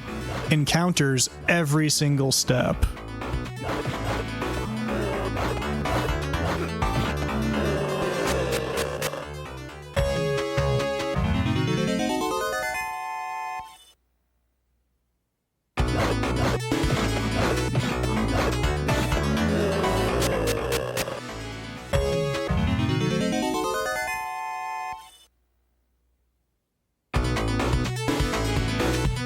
There better be some big money at the end of this canyon.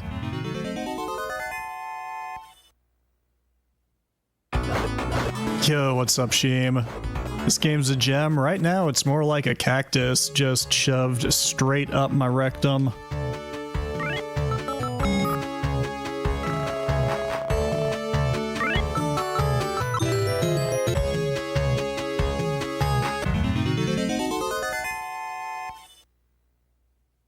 I'm at like a hard wall in the game where it's like, oh, you better grind.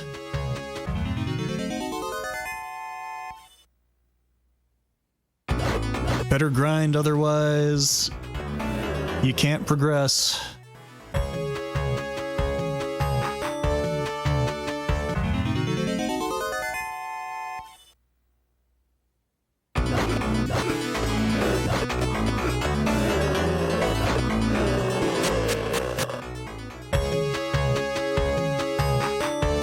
Thanks for the good luck. The have fun part's already off the table.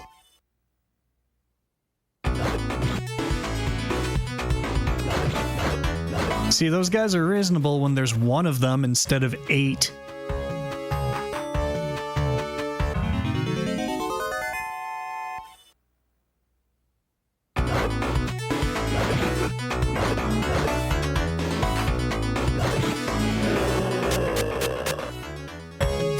Did I just catch you having fun?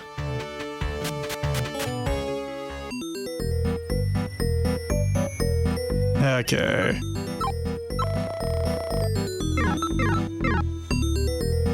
Gonna buy some more herbs.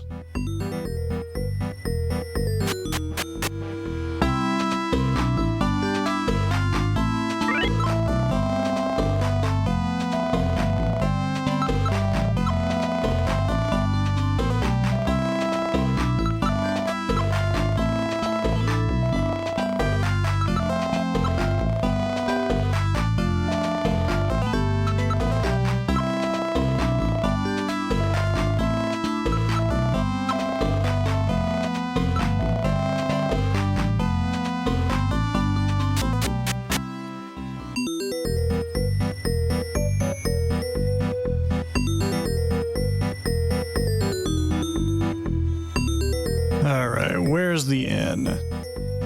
I need to rest my tired bones.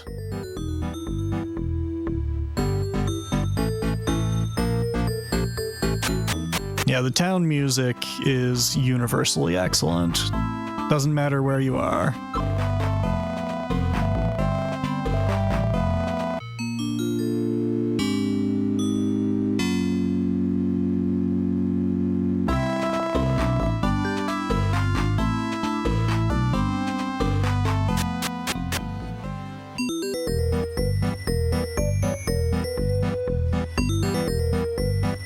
And we don't want to lose what meager progress we've made. So we'll save the game.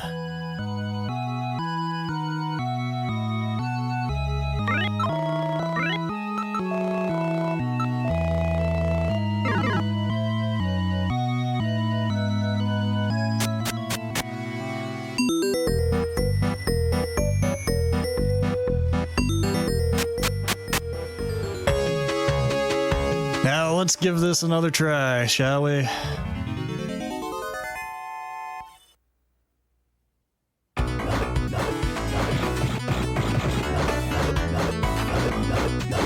$25 damage in one hit. Hell yeah.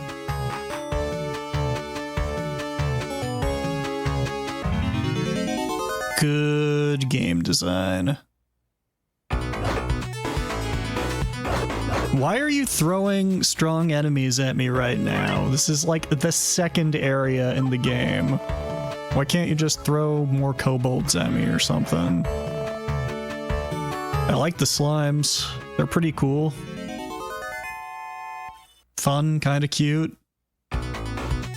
No, let's do really powerful sorcerers and 8 of them repeatedly. What the hell, AM2? Yeah, look at that shit.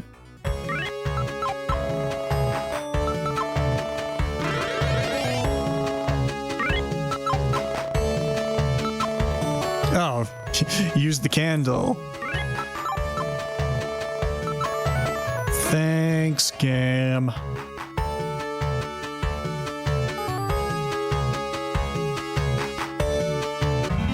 Dude, this is one of my favorite Sega Genesis games, but it is really pissing me off right now. Like, I've done what I'm doing right now so many times. Never, oh, I'm gonna die yet again because, yeah, fucking 7 of the most powerful enemies at this point in the game. Just fuck off. This game sucks. Don't play it. Best game it's in top 10 games of 1990, my ass.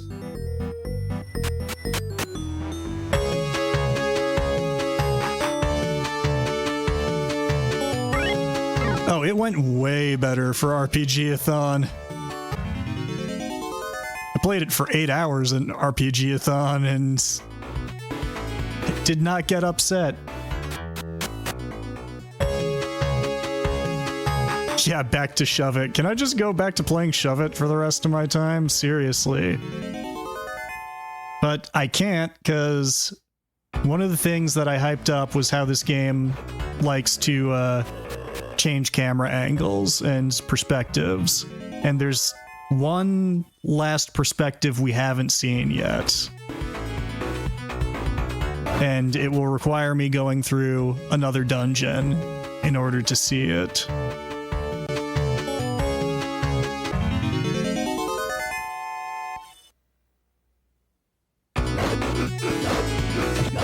The game desperately wants to block me from doing that, though.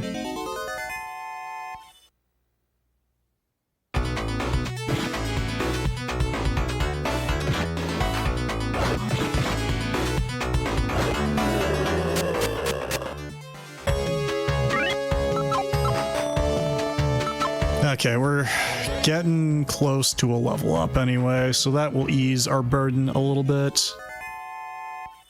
This is not just bad RNG, this is the worst RNG. Like, I have never had luck this bad when playing. Like, these eyeballs showing up should be a rarity, but they kill you fucking instantly because their movement speed is higher than yours. The only way you can counter them is by having a higher armor class, and you know what? I fucking hate this game, and I respect myself too much to keep playing it, so we're behind schedule anyway. Take us away, Booster. I'm fucking done.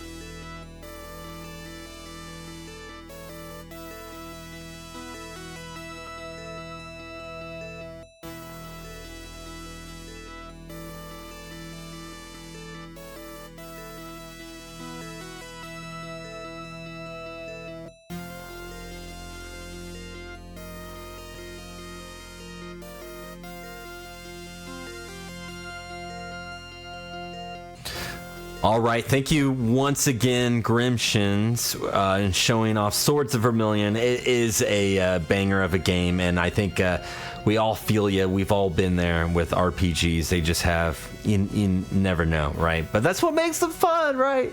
But anyway, we got game number 6 coming up next with Paul Saltine. And if you see this game and all of a sudden you're like, whoa, this is number 6, this just shows you how 1990 is when Sega really was like, yeah, Genesis, let's get that library going.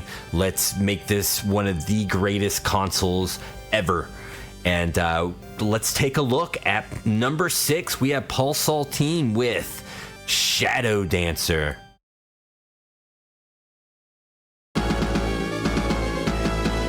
Yo, Shadow Dancer. Let's go. All right, number 6. Personally, I feel like this should be a little bit higher on the list, but you know what? We'll take it. We'll take it. That just means that the top 5 is just that much better. And we're gonna be speedrunning here today. We're gonna see how quickly we can do this. Should come in under 15 minutes. We will do the Shurikens allowed mode. Let's go. So I'll explain the game as we go along, and away we go.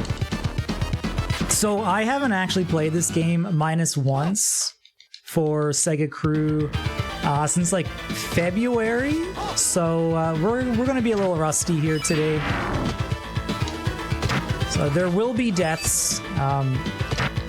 This game has no health meter. It's one-hit deaths, but thankfully a lot of the enemies, if they touch you, will actually just knock you back as opposed to actually killing you.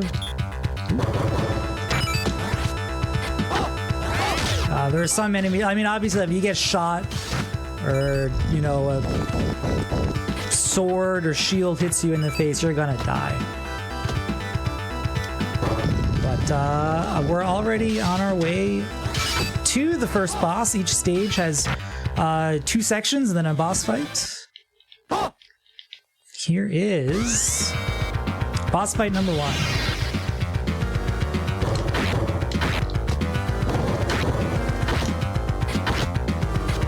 Easy stuff. All right, there we go. So 5 stages in this game. Final stage is a bit of an enemy room rush before the final boss. And between each stage there's a little bonus section here where you can try to kill enemies to get 1-ups, 2-ups, 3-ups, or points. If you do nothing, you get a 1-up anyway. Dog can be used, and if you're playing the game casually, it's probably like super helpful to have the dog. We use them very sparingly in the speedrun. You'll see me use the dog in stage 5 and stage 4. Maybe stage 3 if we need to do a backup. Dog's name is Yamoto, by the way, and he is a good boy. And we will dance with him very soon. So if you have dancing dog emotes, get ready, because in stage 3 you're gonna want to use them.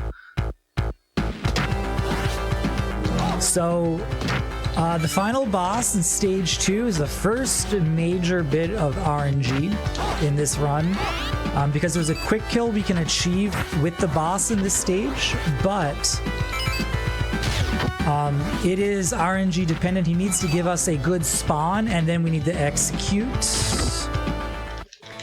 So we will see very shortly if Grover is his name. Will give us a good spawn or not.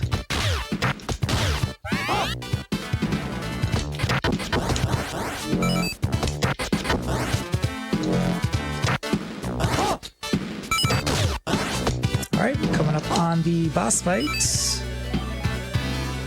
So we're looking for Grover to spawn at a middle height or a slightly lower height, and then not so close to us. Maybe. Oh, I just whipped the shots. That was a good height.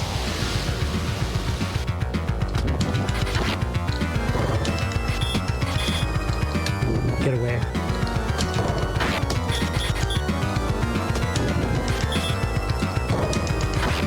Alright, not a great boss fight there. Oh, we still got a hit left. Alright, even worse boss fight because I didn't realize we had a hit left. If you don't get the quick kill there, if you're going for PB attempts, it's a reset, honestly. You lose so much time if you don't get the quick kill on that boss fight. And so stage 3 here, this is when the game starts getting, increasing in difficulty. Although part 3-2 is an auto-scroller. It's an auto-scroller we can still die in, but it is an auto-scroller. So, one big problem with this game is has a tendency to eat your inputs. And the further along in the game you go, the more obvious that becomes. And I think a lot of it has to do with the fact that when you're speedrunning, you're leaving a lot of enemies on screen, which doesn't help.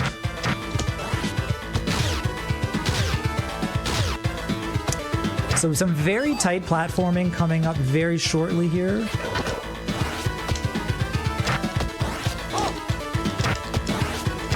Right there. Nice. Good.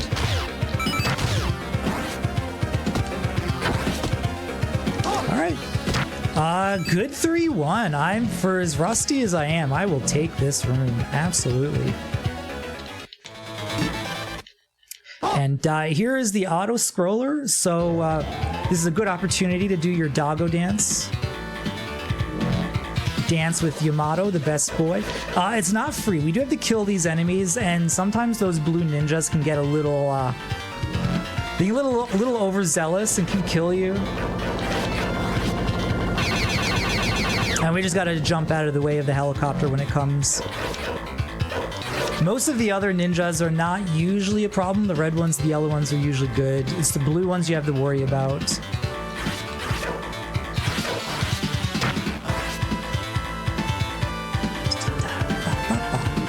And for these, you just want to group them together. If you don't group those red ninjas together, they can get actually kind of tough to clear. Most of these other ninjas, we won't give them a chance really to attack.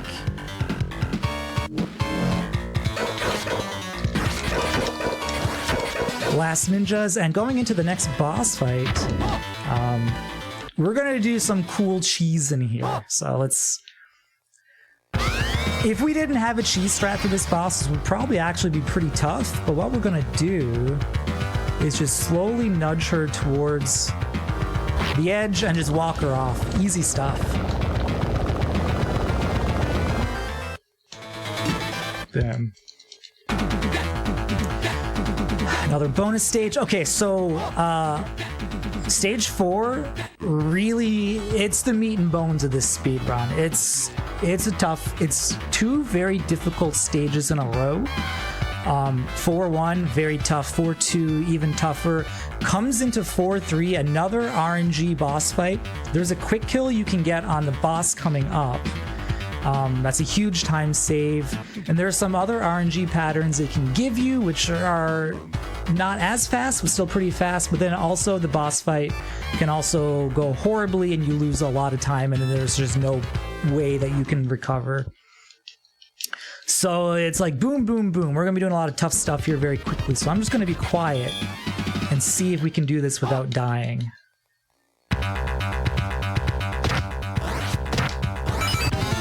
Oh, apparently didn't press the jump button. All right. Try that again.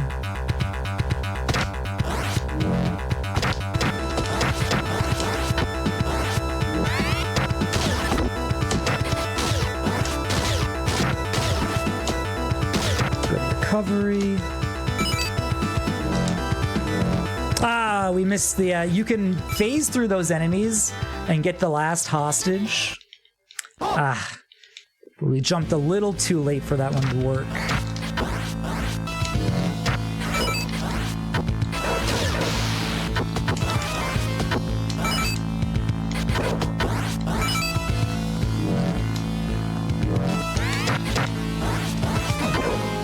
Okay, just don't eat my inputs. We're good. That was a good 4-2. Whoa.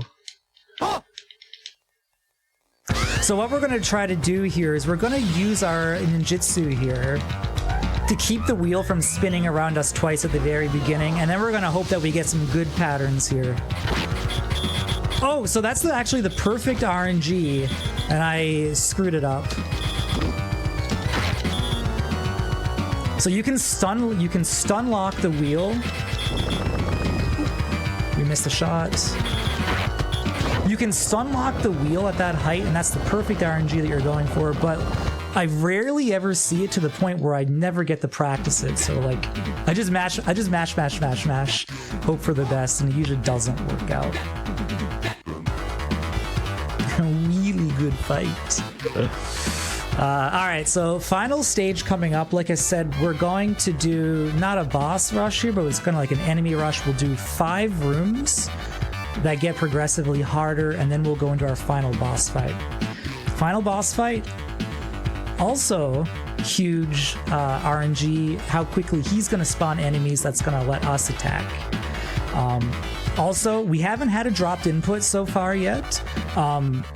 The last 2 stages, parts of stage 5, room 4, room 5, a lot of enemies on screen. We can have our inputs dropped, which is basically like instant death, because there's really no way to recover from it.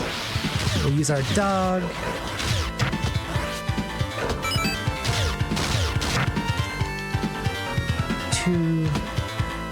Room 1 is actually pretty challenging too.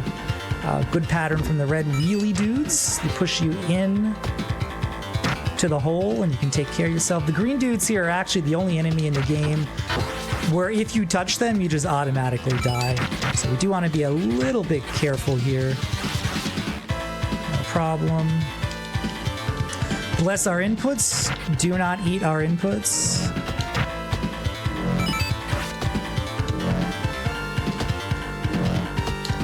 Good, and one more room. This is where it can really happen. Right at the end by the door here, we'll have so many enemies on screen that we're going to get a lot of slowdown. But we're good, no dropped inputs. All right. Okay, final boss fight. We're going to have to attack waves of enemies before we're allowed to attack this guy. He's going to be sitting on the shitter here. Thankfully, the enemies always spawn in the same pattern, so we know exactly how to deal with them. The only RNG here is how fast he's going to spawn these enemies. And since this is not a world record attempt right now, we would actually like for him to not spawn the enemies so fast that it makes it difficult to handle them. Then he's going to become vulnerable. You have to get 2 hits is the maximum you can get per cycle. If you miss any of the hits, you're going to lose a bunch of time because you're going to have to do an additional cycle on the boss fight. And we don't want to do that.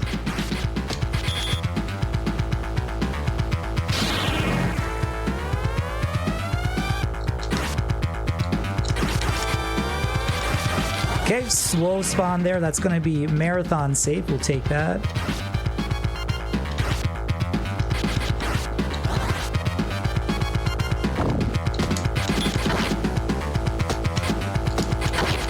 Woo, okay, we almost missed a cycle there.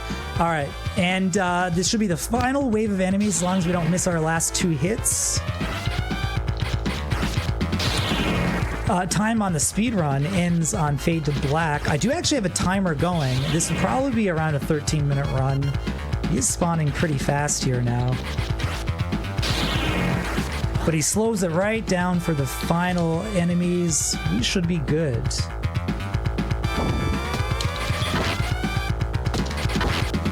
Boom. Will be slightly over 13 minutes. It's going to be a 13:04. For 13:04 is, I'm so happy with that considering I haven't played this game at all in the past like 6 months. World record is a 12:13 in this category by some scrub named Paul Saltine. So you know what, 13:04, that's pretty good. There you go, Shadow Dancer, The Secret of Shinobi, the 6th best Sega Genesis game from the year 1990. And I'm going to pass it back to Booster Shane.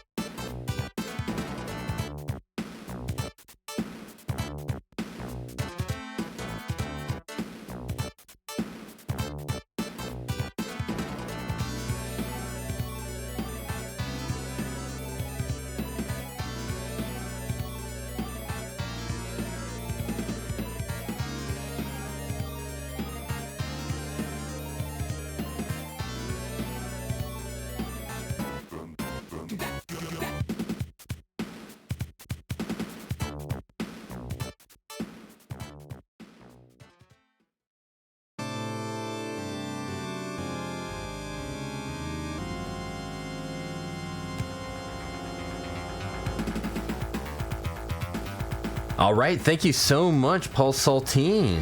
That was Shadow Dancer at number 6, and coming up, number 5, we got Master System Marseille with Super Monaco GP.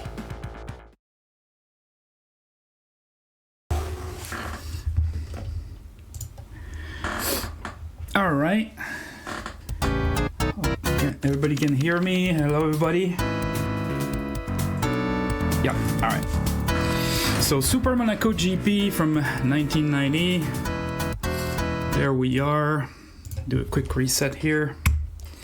One of my favorite games from back in the day. I used to play this all the time at the original cartridge, obviously. And played it in the arcade as well. We have this awesome menu here. And the main event is this. You also have a season, which we're not going to do today. We're going to do the Super Monaco GP. And we take the 7-speed, which makes our car go much faster. And we have a preliminary race, which is a qualifying.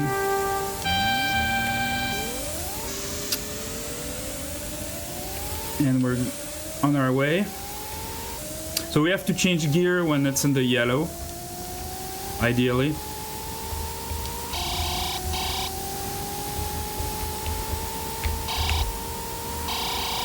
And here is going to be the tricky turn that you don't want to fail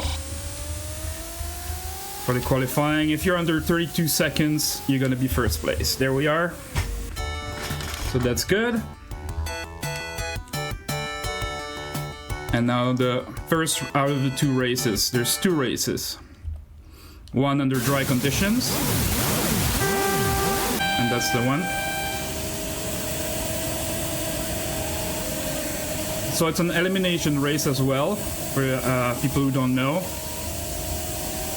So you don't want to be last. Here the last place is 15th. You want to be above that, then it's gonna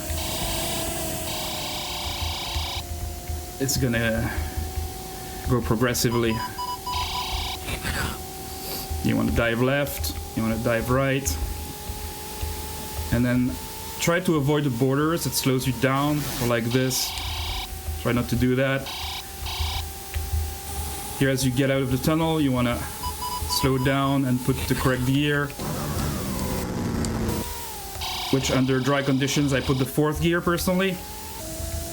You can send 5th or 6th gear if you're really going for world record, but you might crush and then you have to reset the game. So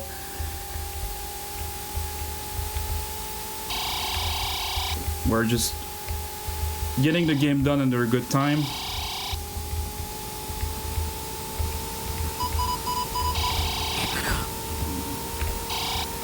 right. There's a crash car on the left there, you can see on the map, so we're gonna stay away from it. Because if you run into it, it's game over, so.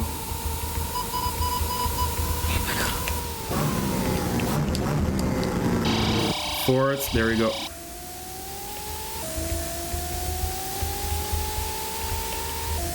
Yeah, we shouldn't, if we do this right, we shouldn't see the other cars ever. Especially under dry conditions.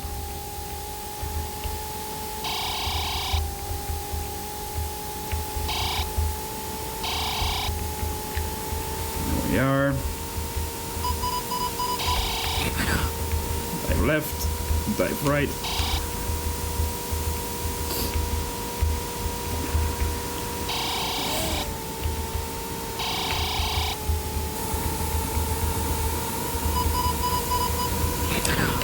Throw down to fourth.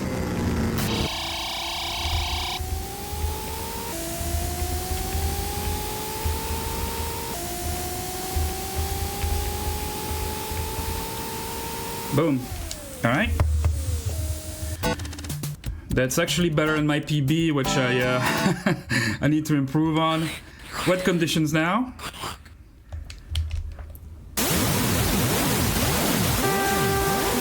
So here it's tricky because you have to overtake these cars. My strat is to go left of them, but you'll see there's banners on the left, so you don't want to slide onto them. You will lose a lot of time. Let go of the gas there a little bit, and we're good. That was the trickiest part of the run. Because then if you get stuck behind all the traffic, it's yeah, it can be painful. Alright, so here, still gonna be tricky too, because you have to go down to third, and it slides a lot. Okay, we did that good.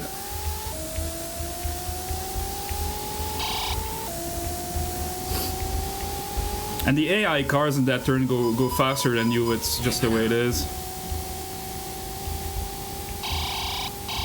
So you have to be in front, otherwise you're gonna be in trouble. Here there's a, you can see on the map there's a crash car, so let's be careful. Should be on the right side. Yep.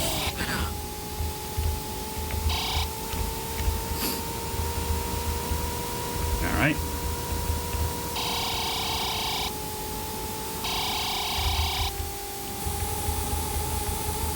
I'm gonna go down to third again.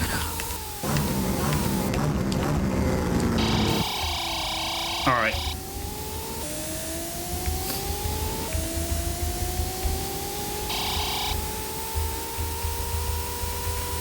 So it's not that hard, but if you're in the traffic though, yeah, it can be painful. The first time you're gonna play this game, it's gonna be tricky. But once you figure out how to stay in front of the traffic, you're good.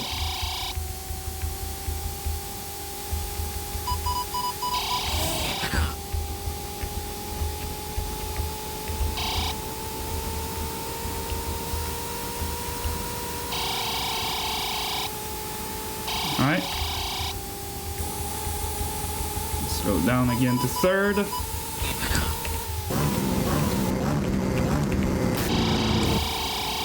Yeah. Definitely don't want to be on fourth gear on that turn unless you have the perfect angle. And there we are. That's it for Super Monaco GP. 238, and that's a PB for me. That's gonna be on SRC. We got the license. Thank you for the GGs. And there's the beat screen. Yes, marathon PB, yes. Indeed it is.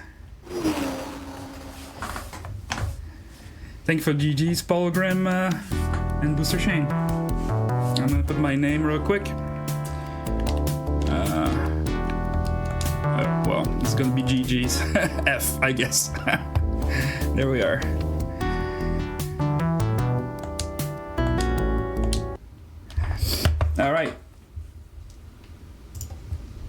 Thank you, everybody.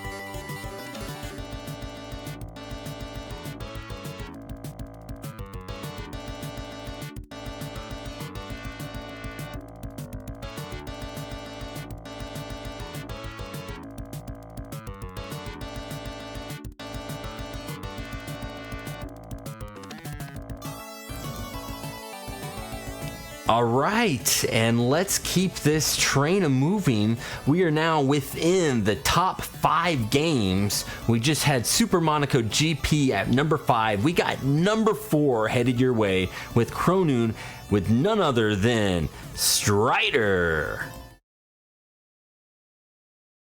Alright, what's up everyone? I am Kronoon, this is Strider, made by Capcom 89. And man, this game is nuts. So the Genesis version is actually a pretty faithful port, but in some respects it is not so faithful. It's a little jank, I'll be honest. But yeah, I'll run through it. Should be fine for estimate, guessing around 10-minute time.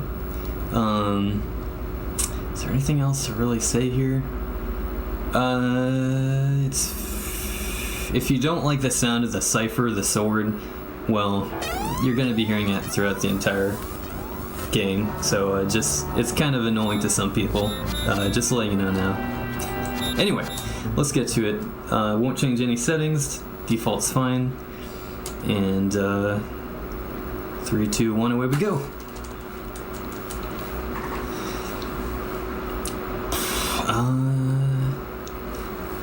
The fastest movement is going to be slide and then spamming slash so I can kill enemies, of course.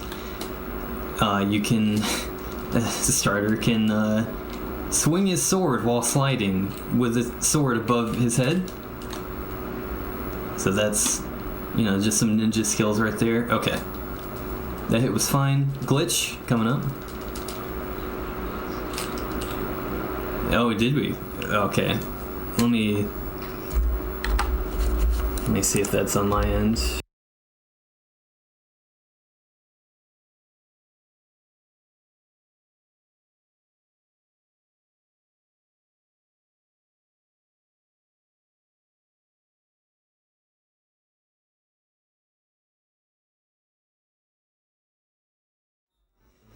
What? My bad. It must have been a hotkey. Damn. Okay. Well, then, oh, whoops. Didn't get very far. Let's just start from the top. This is Strider. I'm Cronoon. You're the stream. Hey, everyone. Let's do it again.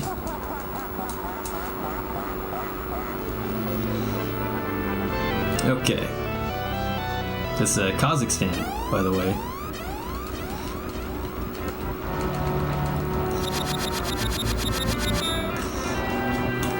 Okay, I better slide there, but... Okay, gonna have to swing up there. Skull got hit, whatever. Getting this set up here for good speed, and then we swing through this boss scene. Glitch time! Hopefully... Okay, yeah, this looks good. Have 1 HP, so if I get hit, that's screwed. Little glitch, hit the checkpoint, that's the reason you do that. Because otherwise we'd have to go over the roof, and there's a lot of enemies, and you have to kind of slow down, because it's on some really steep slopes.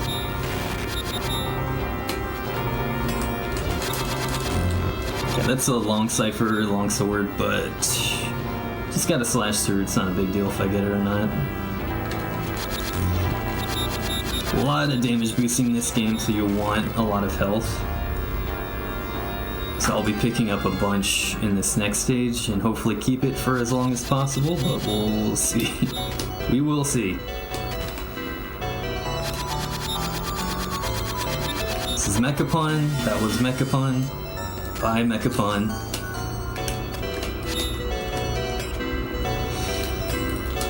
Okay. Short interval to breathe. Okay, gonna take like a little bit longer here to get the health upgrade. Go. Nice little new character.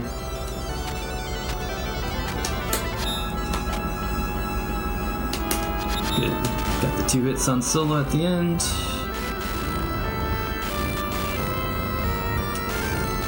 Alright. So far so good. Oh, that's not great. Oh, nice sound effect? What the hell was that? Okay. Not gonna be too crazy. As you can see there, I pull up twice on the airship. It's a little glitchy. Okay. Up. Oh, another thing. With your sword slashes, you can only hit one thing at a time. So you could have like 3, 5 enemies lined up in a row. You swing your sword, one gets hit. Fortunately, it's only up for like a couple frames. So you just keep swinging, you're good. Pretty big RNG segment here. This got a little faster pattern, which is cool. Probably the most RNG in the run. Oh, dang. Try that again. Oh god. No! Damn it. Oh, of course.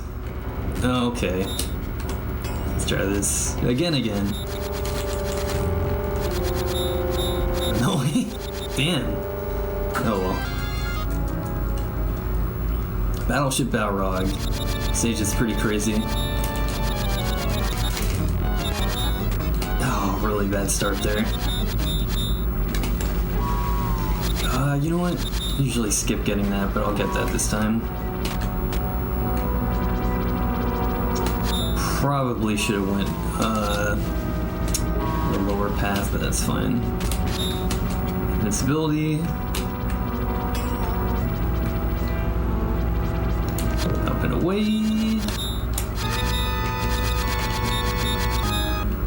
Get those annoying jerks out of the way. Bump, bump. Hopefully I don't die here. Should be okay. Okay. Alright. It's not great health here, so I'm gonna grab this. Nice little Sonic 2 Wing Fortress booster. If you don't do anything, it launches you into the sky. This is what I call the Hell Corridor. It's hell. It's really bad. I did that slow so I didn't die, because I want to get to this checkpoint, and we're gonna die immediately. On purpose, I promise. Okay, Gravitron, very important to do this setup here. Get some hits in, don't get sucked into the gravity well early. Just spam, and then you can kill it before it launches you. Should be enough speed for the jump. Very good, very good. Great music, great music. No, come back! No, why? That's okay. We get 2 game overs, 3 continues. Oh, yeah. Alright, that's fine. Oh, it's exciting. No run is ever the same. Okay, gonna go for a super jump here, very simple. Just a little bit of pausing and then you can get a bigger jump.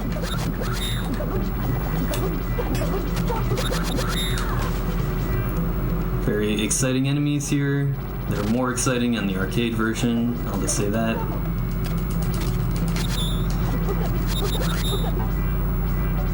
Alright, this part is also some shenanigans. Hopefully it's not. These pterodactyls, these like baby pterodactyls are pretty nasty. Okay, managed to just get on before it deloaded. This is Lago. The hardest boss in the game, it should be.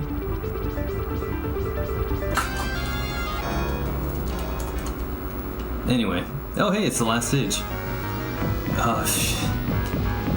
Yeah, I don't... This game goes by so fast, it's hard to commentate anything. Oh my god. It's so rare to get past that guy without getting hit. And I got hit by the hit mouse anyway. Figures. Alright. Oh. Okay. Oh. Man. I'm keep on getting like this good RNG and then it just dies immediately after. I didn't need to die there if I kept 2 health. Okay, another really important setup. This is a notorious room. Okay. Like so, you can get past it every time. Alright, Gravitron again. This time though, we're not gonna get sucked into the gravity well that early. The left here. Spam so we can kill the molecules, which can randomly kill you. Should be dead here. Go, drop. health up. Last one. Pretty rough. Okay, high frames worked out. Woo! Oh my god! God. Yeah, that's fine.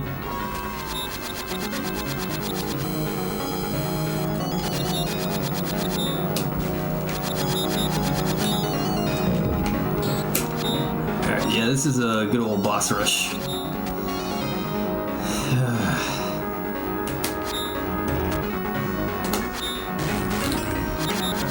Of course, the Mr. Elephant, which is the name of that enemy, is included in the boss rush because it might as well be.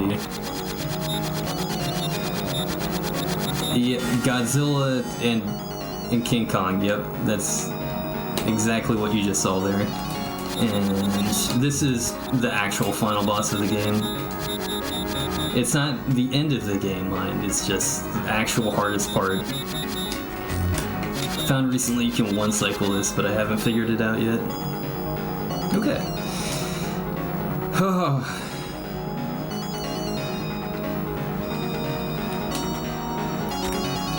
Alright, now we just chill for a little bit, and then Grandmaster Mayo coming up.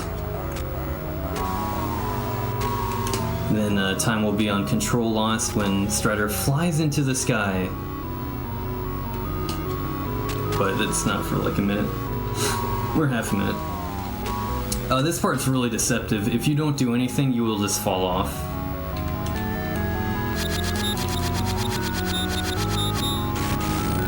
Righto. Full health here. And here we go, final fight. Very simple, but very random. Oh, just creeping up. Typical.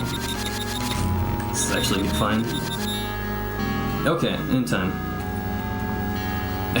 That's it. Whee! 10:22 on my timer, so not terrible. Not terrible. It's about the average run I've been getting lately. Oh man, very thrilling game. Strider series is awesome, by the way. If you've never played it, even though, well, I'm sure I showed off the excitement of this game. Arcade version is, of course, very similar. There's another Strider game on Genesis that's also pretty good. A little jank, but pretty good. If you can handle the jank a little bit, you'll enjoy it. All the later, like Strider 2 and the last Strider, like the remake in 2013, is worth it on Steam. I'm just saying. Very worth it. Anyway, I did actually gold Amazon. That's right. Crazy, crazy game. Awesome though. Lots of fun. Very good port. It is seriously a very good port. It's for a port. It's very close to the arcade version. I'm not joking on that. I will just keep on going though. So thanks for having me once again, SegaCrew. Thanks for the GGs, everyone. Appreciate it. Hope you guys enjoy the rest of the show and the rest of your weekends. I will hand it over now to Shane.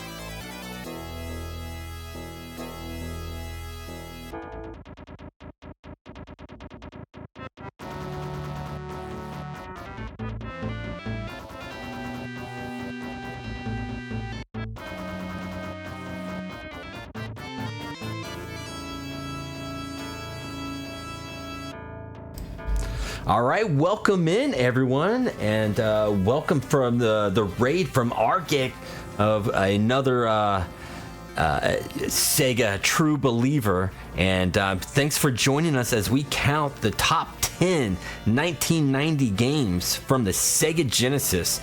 We just had the top 7 previously, and we have reached now the cream of the crop, the number 3, the top 3 games from 1990. And so let's head over to number 3. We have Sheen Gabriel with Moonwalker.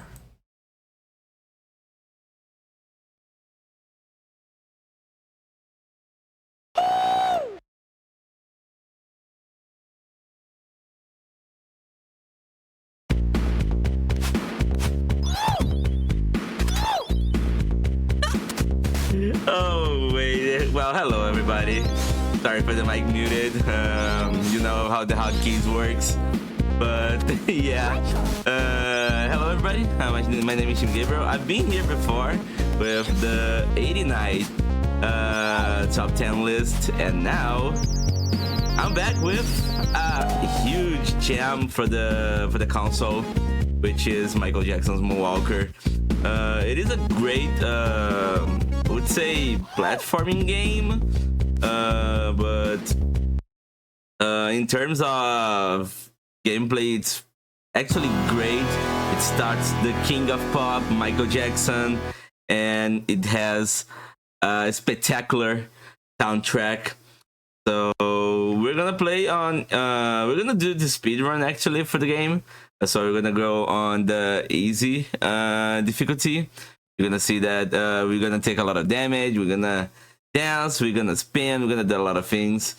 And well, let's begin in 5, 4, 3, 2, 1. Let's go. So yeah, for those who are familiar, this game is based on the movie, on the Michael Jackson movie of the same name. It was released, I think it's on 89, I guess. And it has everything and more of what the movie has. So we have the first stage here, which is based on the Smooth Criminal video. And the main goal here is to save every kid on the stage. So we have to do a proper route here. And to do that, we just need to get bubbles and go to a specific point of the stage to do the boss waves. And what we did there was what we call the magic glitch. So we have the attack button where we do that magic thing on the screen, and if you somehow spins during the sprites, it's like the hitbox of your attack it keeps there. So we use that to our advantage, and like we can do keep it while spinning, and then we do with we keep hitting one side of the screen while we keep spinning on the other section. So that takes a lot of time, and we kill a lot of enemies with it. So you're gonna see a lot of that through the entire game. And every stage has like 3 acts. So this is the last one of them. Go here, open this door here, but we don't go upstairs yet. Oops. Forgot that there's a kid here. I forgot the name of this girl here, but I know she has a name, but I completely forgot it. But yeah, she's part of the movie as well.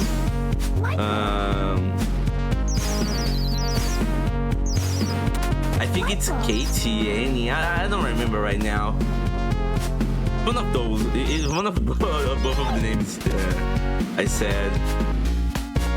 But anyways, so this entire stage here is based on the classic Smooth Criminal. So we have the criminals here. We have the dancers, the guy on the billiard, and here we saved the last kid of the stage, and we're gonna do a quick kill. We just need to stay to wait for. Oops, I forgot how to do the quick kill, but okay. But yeah, I completely forgot how to do that. But basically, we would be doing like this. We're gonna do 2 hits on it and like spin. But I completely forgot the order. And now we're outside of Club 30, and we're on the streets. And this is where it starts playing Beat It, which isn't on the movie itself, but it's a classic, you know. So we have those enemies here who also appear in the video. The video song. And once we save all the kids, Mr. Big show up again. He's the villain of both this game and on the original movie. And for this stage here, we're gonna spin 4 times to deal with the right side of the waves. And once we do that, we just need to keep spinning and deal with the rest of the enemies. So this section here, we have a lot of cars. We need to check it out to save the kids.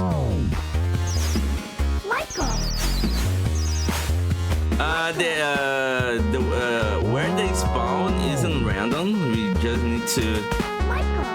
We just know where they are, so we can like keep searching around.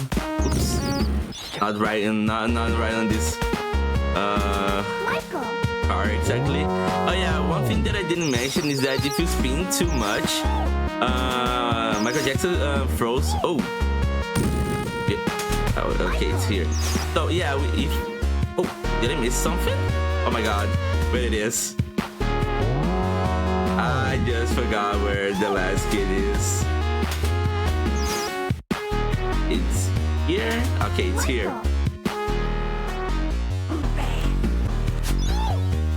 Perfect. So, if we spin too much for a long time, Michael throws his hat. And if we spin for a longer time, he just like go back and forth with his hat. But if we spin for the longest time, he dances with every enemy on the stage. And there'll be a time where we'll be using that for a skip. Gonna see later on in the game. But yeah, the hat throw is very powerful because it deals a lot of damage on the people here. And this is the last stage of the last act of the second stage. So like the game has like 5 stages plus the final boss section. I go way up here. Save the girl here. We need to go upstairs because there's a lot of hostages here that needs to be saved. Oops. Okay, perfect. Open the door here, and now we're in the boss. So this boss has a quick kill, but it's completely RNG. I just hope that the dog spawns on the right side. Oh, of course it wouldn't be spawning on the right side, but yeah, this is RNG.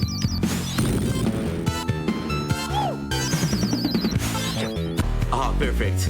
But yeah, it can spawn neither on the left or on the right. On the right is the best pattern possible because it spawns right after the end of the stage. But yeah, it unfortunately didn't help us. But yeah, this stage here, it was supposed to be... Oops.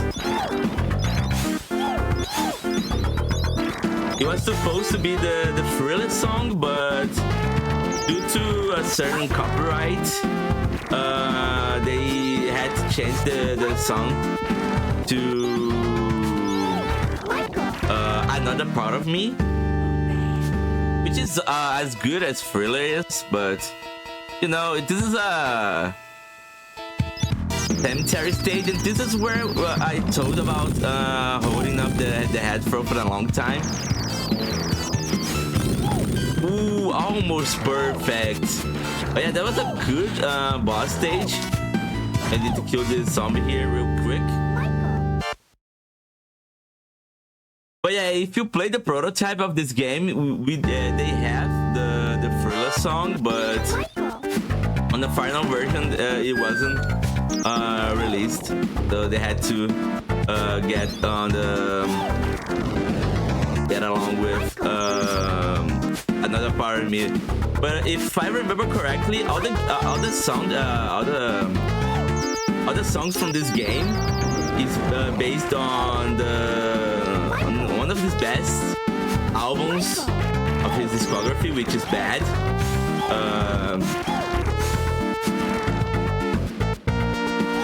So yeah, another part of me was also released on it. But what I'm trying to do here is a trick. Okay, we did it. So we basically spin while grabbing the platform there, and you can see that Michael is shining everywhere, and that's part of the glitch that we're gonna set up for this stage here. So just watch.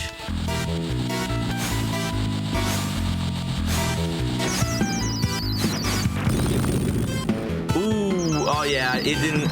Yeah, I didn't make it right. Okay, but what we wanted to do there?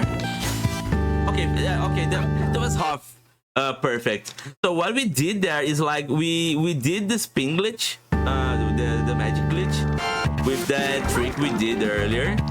But by doing that, that boss wave has like 2 parts, and the second part is a huge trouble for us if we don't set up correctly. But since we just did it half perfect, just one of those zombies was killed, so I'm gonna take that. But yeah, if we did it the right way, we would kill both enemies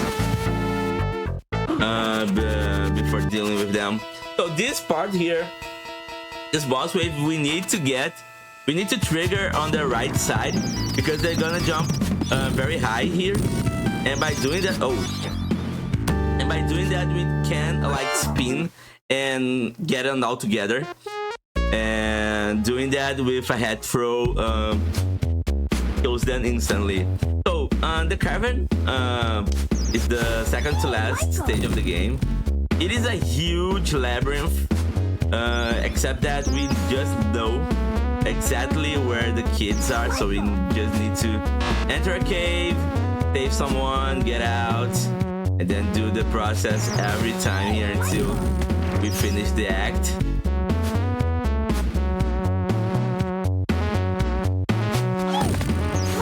And of course, one of my fave tracks of all time, it's here.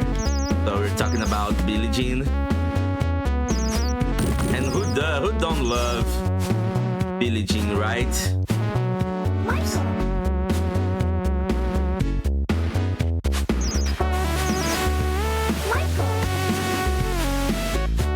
So just 2 more girls to save. One here and one here. That's the last one. Oh, and by the way, the Moonwalker is very useful on this stage here because of the spider webs. The spider webs slow us down, so if we do the Moonwalker, it just basically ignores the slow there. Okay, so there's a magic glitch here we're gonna do. So just timing our spins here, and perfect. Michael. Very well, very well.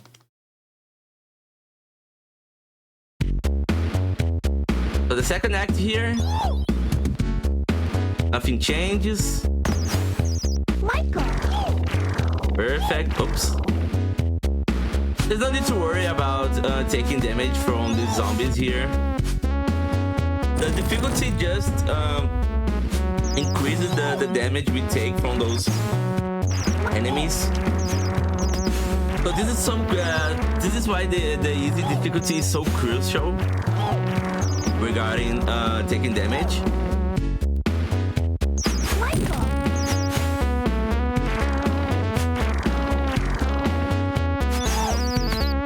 Over here. Michael. Pum pum pum pum pum pum.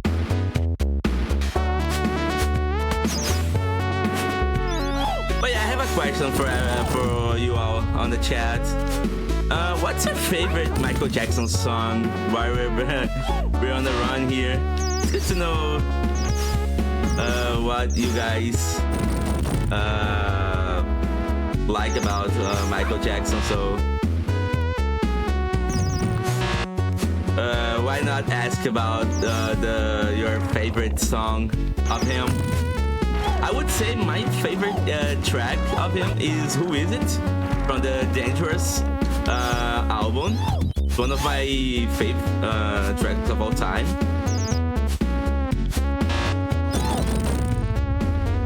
And it's such a hidden gem from him, and one of my faves.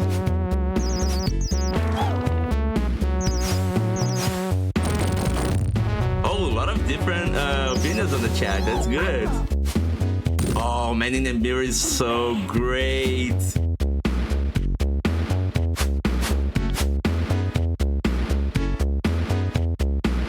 But yeah, I'm a Who Is It enthusiast, so here there's a tricky spin glitch we're gonna do because the zombies there keeps jumping all of the time. Need to get over the first wave here. I like mash our spinning button here. Perfect. Okay, back here. Okay, perfect. And there it is. Michael. So last section on the cavern. So this part here is where the easy difficulty comes in hand because we're gonna take a lot of damage, not just because of damage boost, but because of spinning itself. So getting a lot of help is crucial for this part here. Gonna do the moonwalk. Go away here.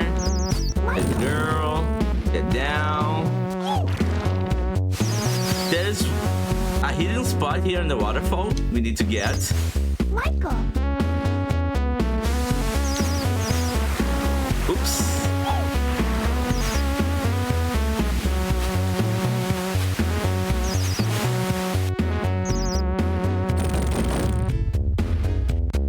Spinning and spinning. Perfect.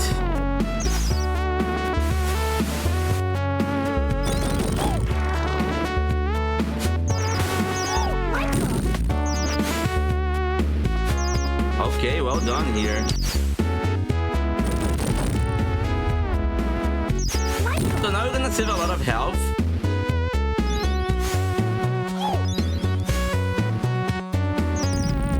So the worst part is now gone.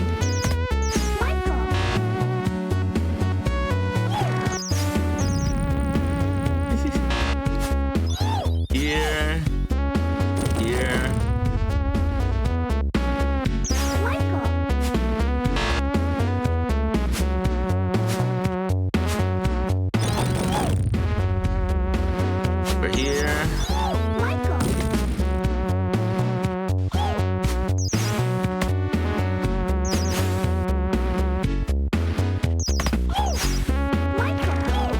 Save the last girl before getting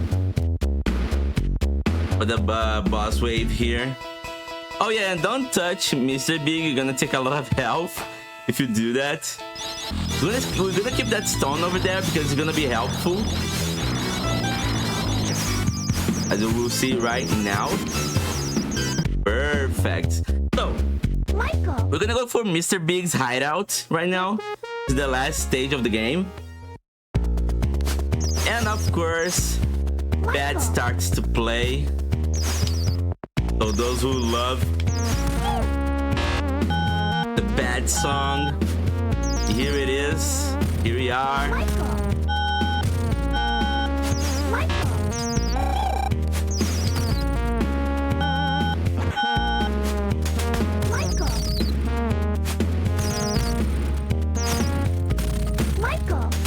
Perfect.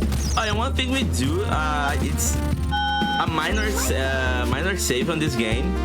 it's that whenever we open something, if we press down at the specific time, we save a little bit of frames of his little spin there. And there it is. There you have it. So I'm gonna go jump here because we need to make the cops spawn right above here. Oh, and of course they didn't spawn. Okay.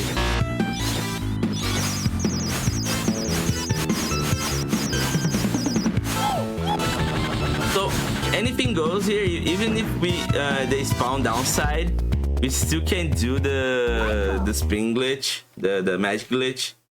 Okay. So this stage here is the worst stage of the game. There's a huge skip we're gonna do on the boss wave that requires we need to kill those shooting things above.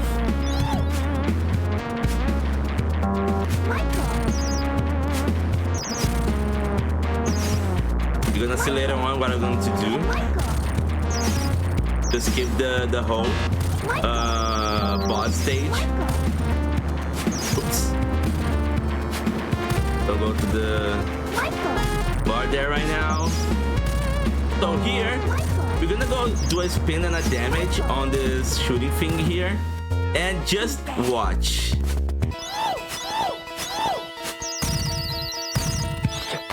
And there we have it. That's the whole skip. So what we did there is like, this boss wave is free green cops and they have a lot of health.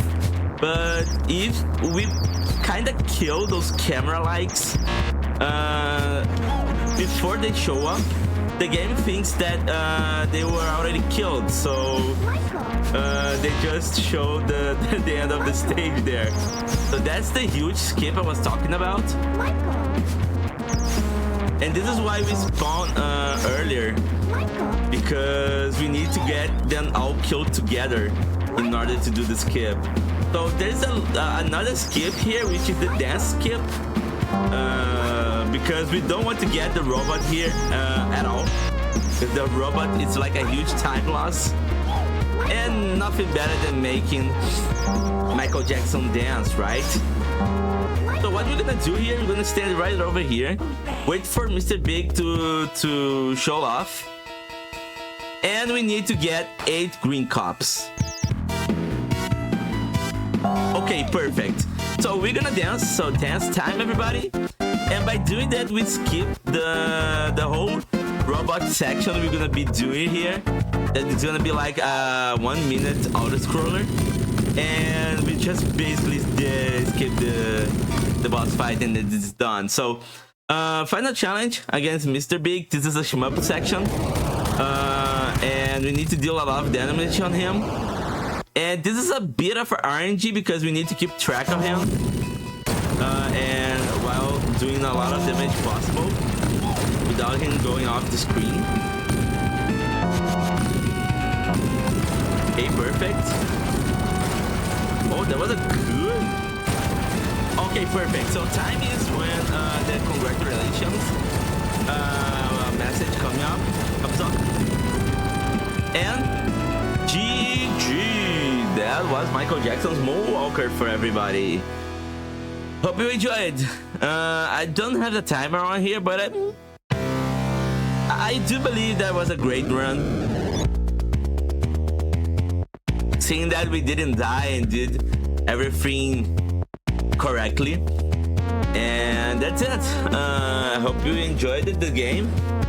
This is only the top 3 of this whole great list. So there's 2 other games that are just as good as this game is. So I'm gonna pass over to Booster Shane and keep watching this amazing showcase. GG's.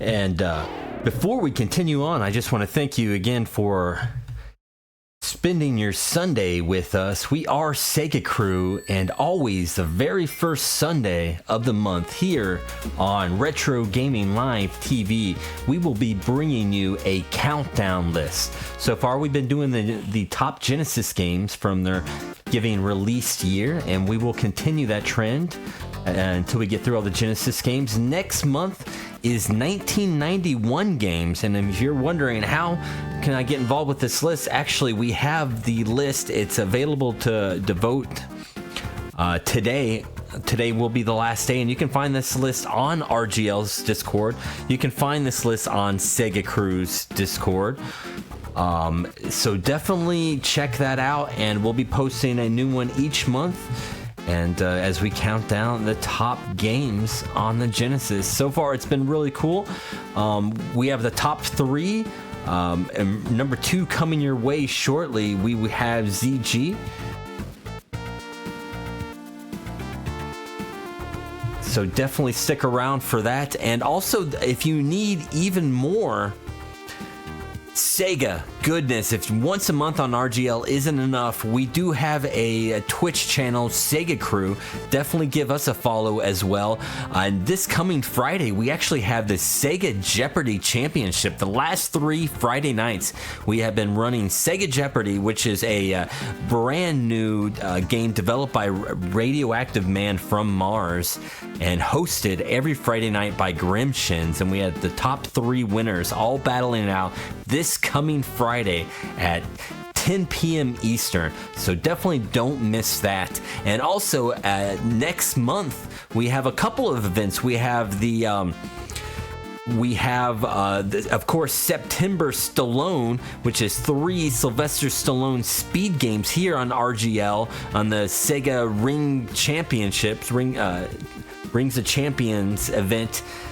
Next, the very first Saturday of the month, September 2nd, is September Stallone.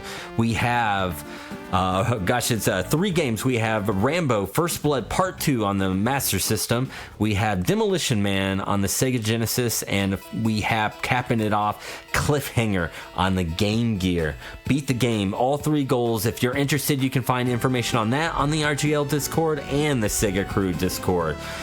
We also have the 40 Years, 40 Games on the SegaCrew Twitch channel that happens September 16th or something like that. I don't know. But 40 games representing the 40 years Sega has been developing console-based games. And that's going to be a lot of fun. 3-day event for that. And then, of course, I got to point out that every Thursday night on RGL, if you haven't checked this out, it's a super cool event. It's RGL at the movies, and it's movie license game every Thursday night, hosted by Mr. Sega himself, Clutch City Cyphrin. He also plays games, but you definitely can't miss that. Thursday nights, it's, you snuggle up on the couch with your significant other, you turn on some movie night. RGL with Cyphrin is the perfect way to spend your Thursday evenings. So definitely check that out. And up shortly, we have game number 2. We have the last 2 games of the top 10 1990 games on the Sega Genesis coming your way. So definitely stick around. We will be back shortly.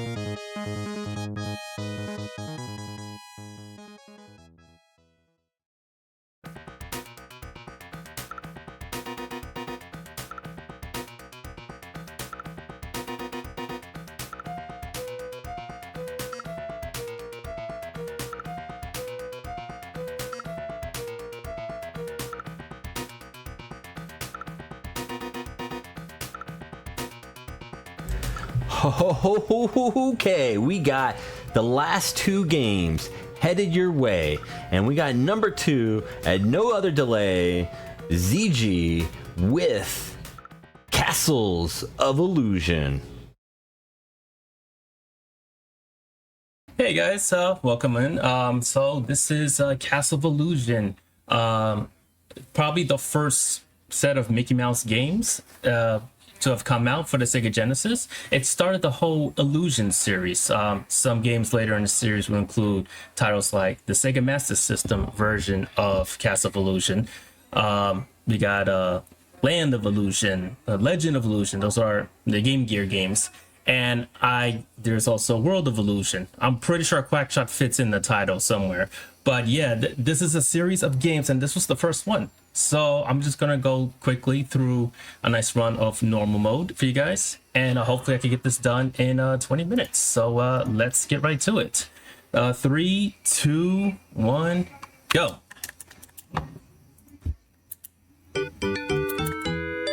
So the premise of this game is Minnie is kidnapped by a witch that looks very similar to the witch in Snow White. It's not the same person. And I have to traverse to this special castle to go and rescue Minnie from her.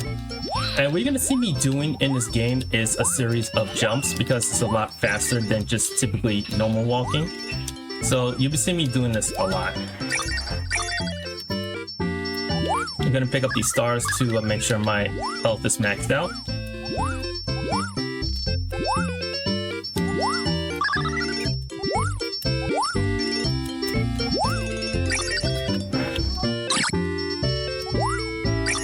I'm getting close to the next section of the game. You're gonna see me doing some skips. I'm gonna be hopping on some birds. This section tends to get a little tricky if you're really trying to go for it. So I'm just gonna play this carefully at first. Actually, I'm just gonna do it the safe way. Because if you try to like jump on the birds, you have a tendency to fall. What I just picked up was a 1-up, which is very helpful to new players. So definitely get that. Got a giant apple about to run me over. And I'm gonna transition over to the next screen.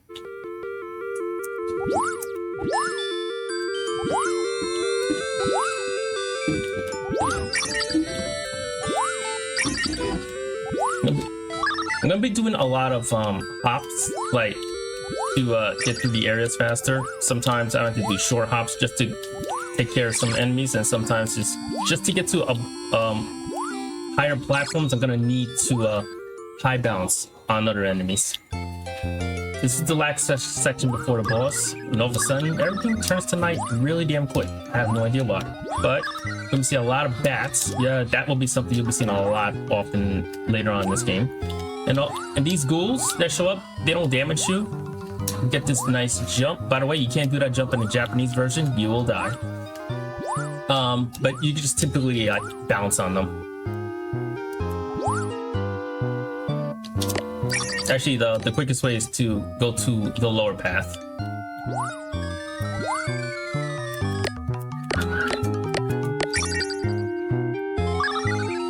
Picked up some apples.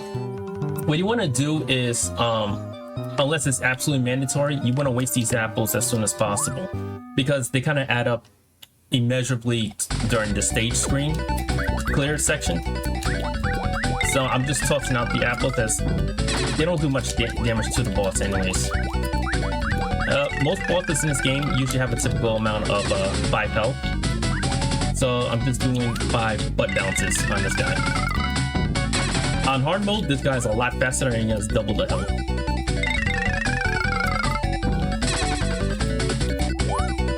Yeah, one more hit and he's done.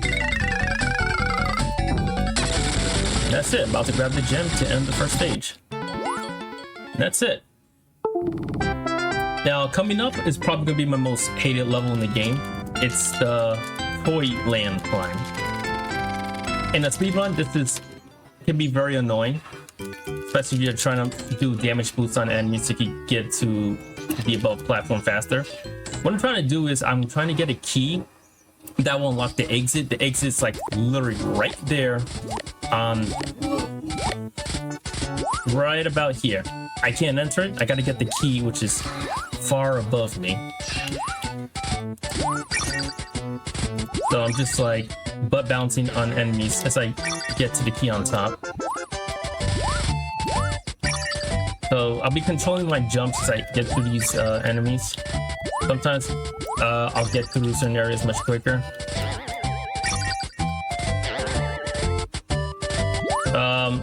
The additional platforms that you see will lead to items you might need down the line. But for the most part, following the intended path.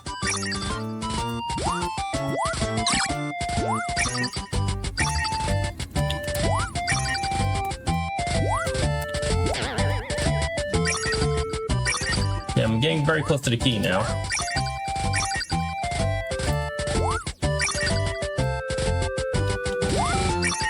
Alright, and now there's a big run down the slope, all the way down. we can pick up some diamonds along the way if we want. And it gets a little nice slope boost to the exit. I'm gonna try to see if I can perform a clip for you guys here. It's kind of hard to do, but definitely saves a lot of time. Because there's a certain elevator I have to reach. It runs on a cycle. So the sooner I get to it, the better. Let me see if I can perform it for you. It's coming up right now.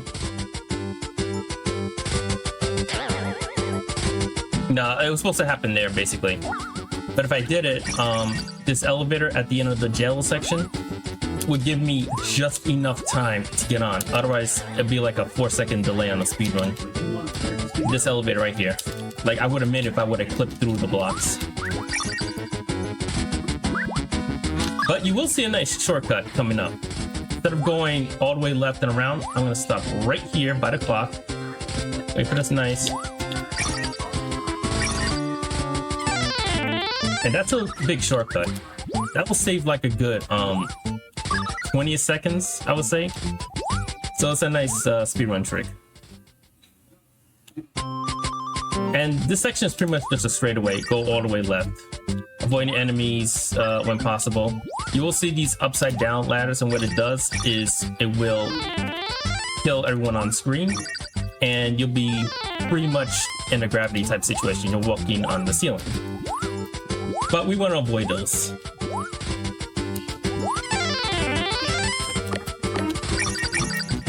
So I'm just destroying any toy soldiers that come my way.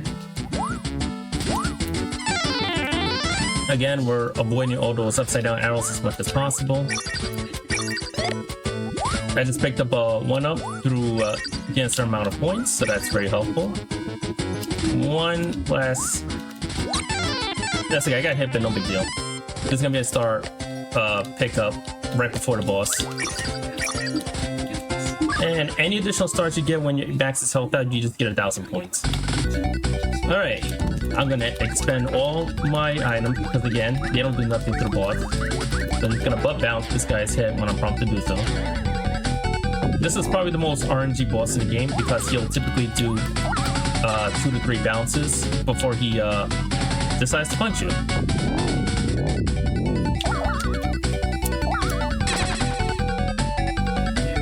On hard mode, his punches are much more random. He'll do it after 1 or even 4 bounces.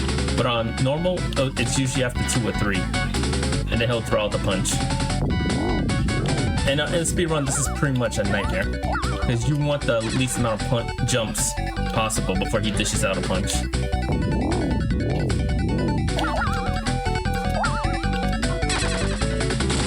But that's it. Alright, gen number 2 is grabbed. Alright.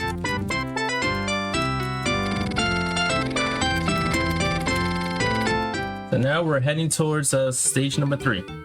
It's gonna be a lot of water. And I mean that literally. There's gonna be a lot of water in this level.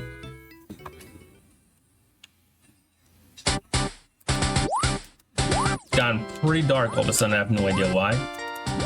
I don't know why the music is playing for this type of environment.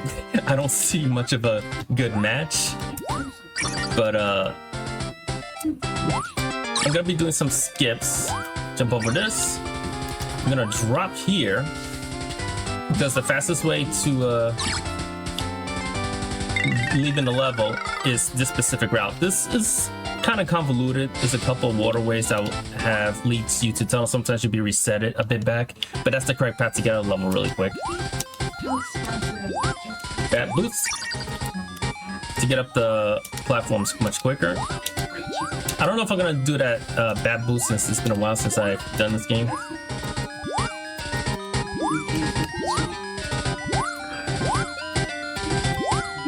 Okay, I might actually go for the boost. So if I get damaged, but that water hits me, that's an instant kill. But since I had iframes, I'm protected.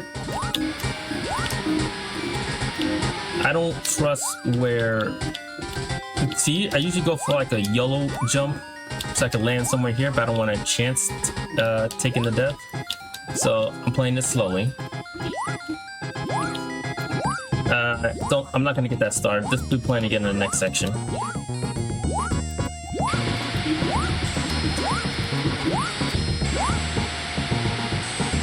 All right. On a speedrun, this section is also a nightmare because the water rapids will rise very frequently or very slowly. We want the slow patterns.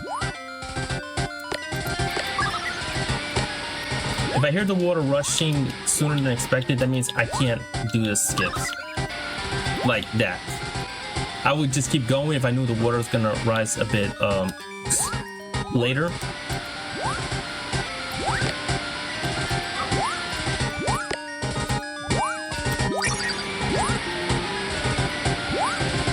And I just barely made it. Alright, so I have a certain strategy for taking care of these mermen about to show up.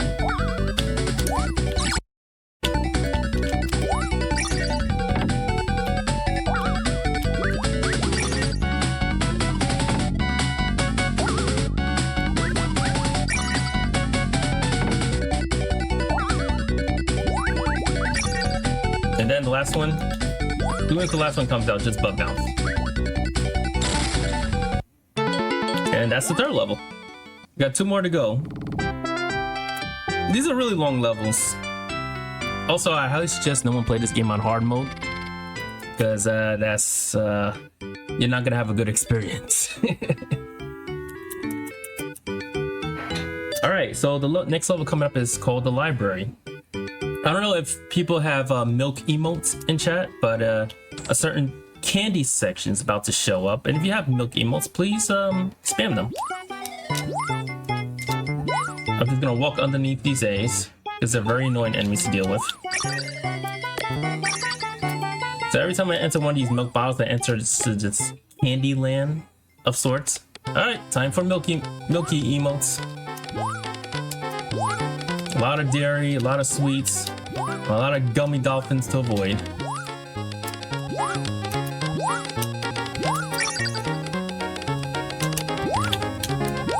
Oh my god, this level is a nightmare on hard mode. There are more even gummy dolphins show up, and that's not a good experience.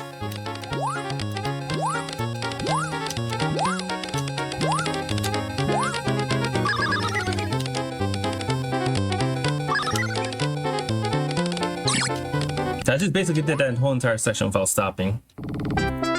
Thank god this is normal mode, because your health gets refilled to the default 3 hits.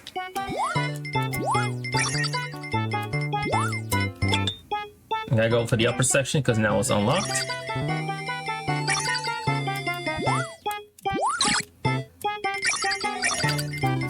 And I gotta watch out for these books coming up.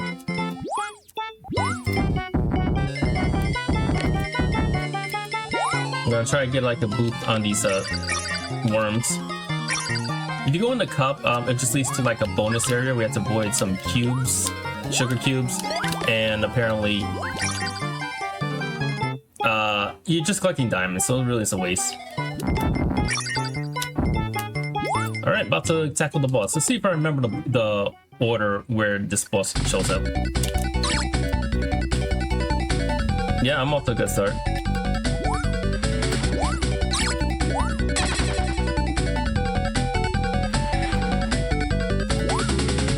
Those 4, okay. Ding. Don't at me, I forgot. But whether you play this game on normal or hard, it always comes out in the same order.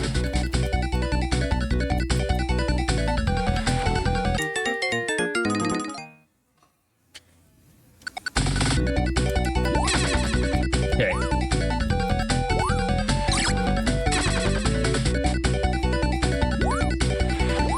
There we go. There we go. There we go. One more hit. Done. Also, you want to defeat that boss as soon as his head shows up, because as you saw, if he's hit on for the final time and his whole body extends, then it's no longer, you have to wait for that whole animation to conclude before you get the gem. Alright, this is the final level, guys, and we're going to the castle that extends into the infamous clock tower, which you will be seeing shortly. This section is kind of also split, so there is a quote-unquote correct path to follow.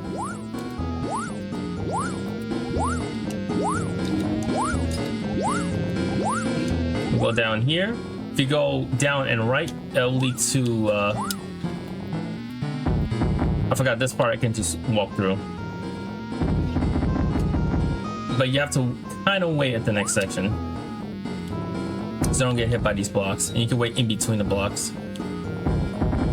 But the ones above us will be dropping much sooner if you wait too long.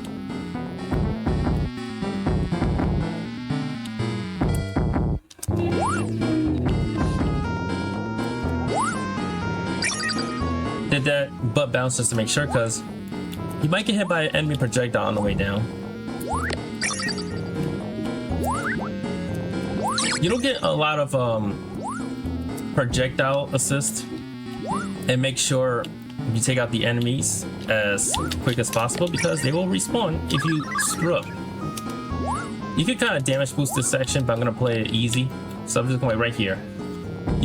If Mickey gets hit by that boulder and you're staying on the ground, he kind of gets like a little flat animation, like he just got rolled over and he has to put himself together, which is nice to see, but it's very bad for a speed run.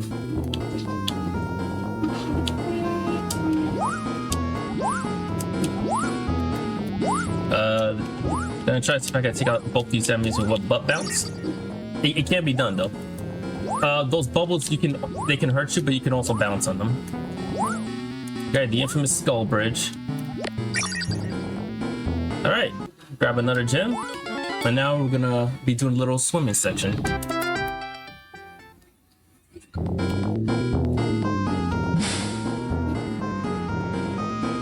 All right, remember it says me correctly, I have to go up and then I have to go down. It seems a bit slow, but this is the right path, as you can see. Definitely don't want those bonefish touching me. And this section is obviously much quicker to get through. Now, yeah, I could have grabbed some more candles, but I'm not gonna need them. I already got 4. All right, let me see if I can pull up some shortcuts in this very infamous level.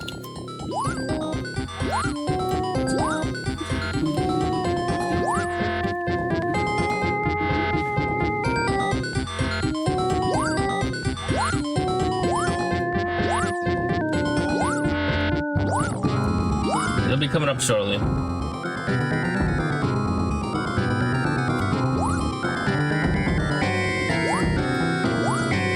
It'll be like right after this little pendulum section coming up. Yeah, this is the first like kind of minor shortcut. I'm gonna butt bounce on this bat to save us jump on the gears.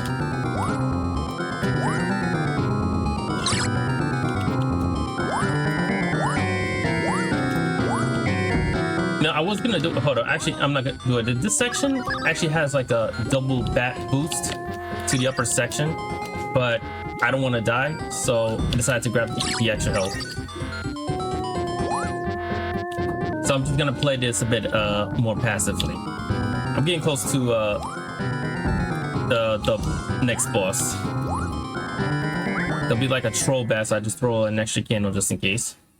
I forget this guy's name, but basically he's a goofy clock tower keeper. You stand close to him, then cue to jumping over him is when he shows his teeth. That's his vulnerable point. Other than that, he's a tough boss to get rid of. Oh boy.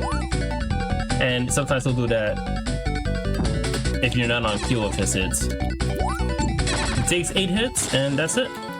We're going to the final boss now.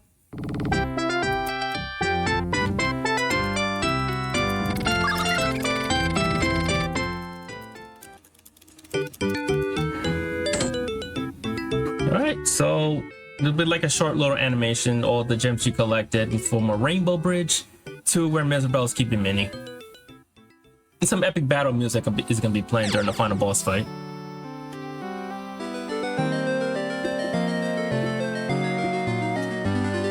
That's right, Mickey's got all the Chaos Emeralds. Alright, here we go, final boss. She'll take 5 hits, and the safest spot is these 2 platforms in the middle.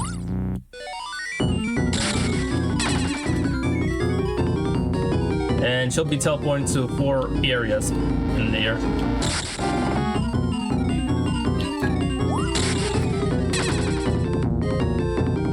Sometimes I have a cue to like do hits on her early if she teleports to the sides. 1, 2. So this way I have a chance to hit her. I have a guaranteed chance to hit her before she teleports. 1, 2. Alright, one more hit, guys, and she's done.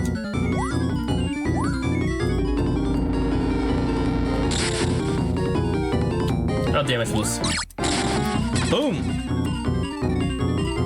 2112. A nice D-rust. But, yeah, that's it, guys.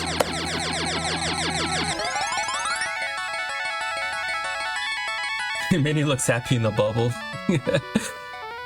Kind of? But thank you guys for the GGs. And the whole castle's gonna collapse, and then Mirabelle's true form is gonna show up in her good witch form. And she's just as short as Mickey and Minnie. Who would have thought? But thank you guys for the GGs. So again, this is a good game to play. Just don't touch hard mode. The even has a practice mode where it just gives you a demo of the first 3 levels, part of the first 3 levels, and for the most part, you know, it gives you a nice little test drive. So Danny's about to come to a halt, and then I'll give it to Booster, and he's going to showcase the last game on the list. But thank you guys for watching this nice, lovely playthrough. And yeah, take it away, Booster. Show game number 1.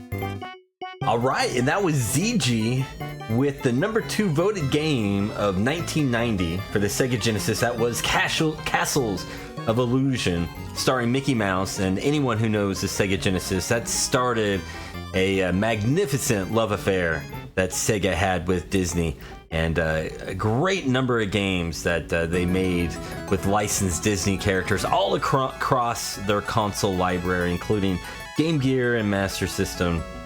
It was a golden age with Disney games. All right, and we have the number 1 game coming up, which is myself, Booster Shane. So we might as well send it over to Phantasy Star 2. And with me, I actually have Shanna Berry Blass, who's joining me, so she can help me out and keep you guys entertained, because for some reason I am a dumb human, and counting to 36 over and over again is very tough for me, and that's all I can do. You know, as someone who is learning Mike Tyson's Punch-Out on Nintendo, I know, boo, you're welcome to boo me, it's okay. I know, I don't, Nintendo don't. But hey, for someone who has to learn counting is very important, and it takes a lot of focus. So I'm here to talk through the ridiculous menuing, and you guys are about to see some monstrous menuing. Yeah, that's the only way that A, I can beat this game, and B, we can squeeze it in under an hour and not be here all day. Great estimate here, just under an hour, about 50 minutes. About 50 minutes. Yeah. We'll see what happens. So here we go, everyone. Phantasy Star 2. So for those of you who didn't know, this is the first RPG game released for the Genesis. It's released in 89 in Japan and 90 in North America and Europe. And it does have a reputation for being really long, grindy, and it has some really ridiculous, mazy dungeons, which you guys It's very can see. notorious for their dungeons, and that's where it gets a lot of hate because at high encounters and the labyrinth of dungeons is ridiculously difficult. And anyone who wants to pick this game up and play it, I would suggest finding online. There was a hint guide that was shipped for us dumb North American kids. I would embrace being a dumb North American kid for this game. Find that hint book because it has all the maps for the dungeons. Use it. But luckily for this speed run, we are going to bypass most of the dungeons, including all the hard ones. Here we go. And right now you are seeing this particular name of the character. Why is he naming it this weird ABWX? Well, it's to set the values of where the items we need to finish the game are going to be stored at in the inventory. That's right. And I'm going to go ahead and hit end, which will start the speed run, and then you'll hear me, hopefully not too loud, doing a bunch of clacking because I am on a 6-button controller. Here we go. Clack away. All right, so once we get started, we need to dump our hero's inventory and visit the storage Well, vault. first let's get through this cutscene, which actually is a dream of the first Phantasy Star game. He dreams about Alice from Phantasy Star 1 on the Master System. Ooh, there you go. Some lore there. So yeah, to beat this game, what we gotta do is acquire a number of certain items just to beat the game. But instead of doing this as intended, by going around and adventuring, Brewster's gonna glitch out this inventory menu because, guys, to beat this game in less than an hour, we basically break the shit out of it. That's right.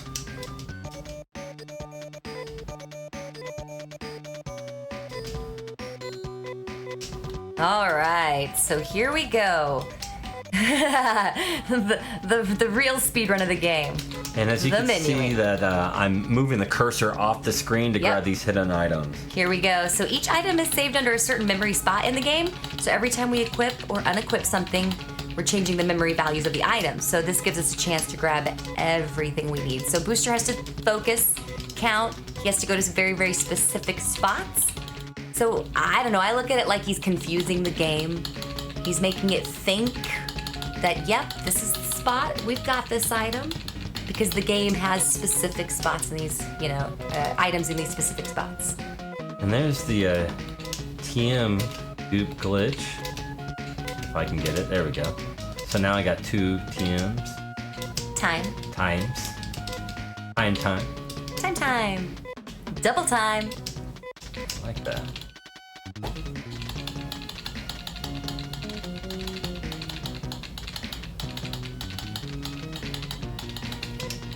There we go. There's a song in there somewhere in that clacking. Break percentage, yes.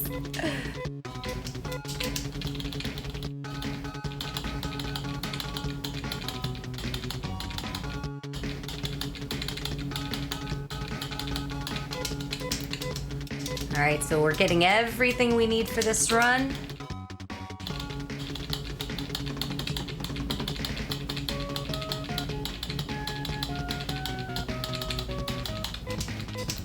And while Booster clacks away, just enjoy the jams. Promise the entire game is not just this menu.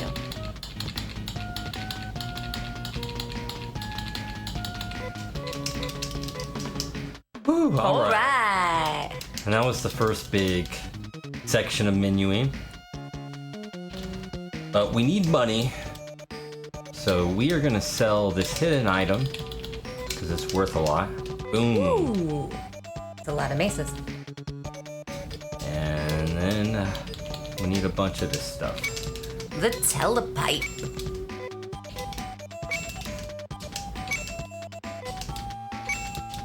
So the telepipe will bring us home. The escape pipe will allow us to leave a dungeon. All right, we are leaving town. So the first thing we gotta do when we leave, visit 2 towns nearby so we can recruit the rest of the party. Getting a little lonely. What good is any RPG without a good party? Exactly. Ooh, all right. First encounter. And we don't have weapons, so we have to run.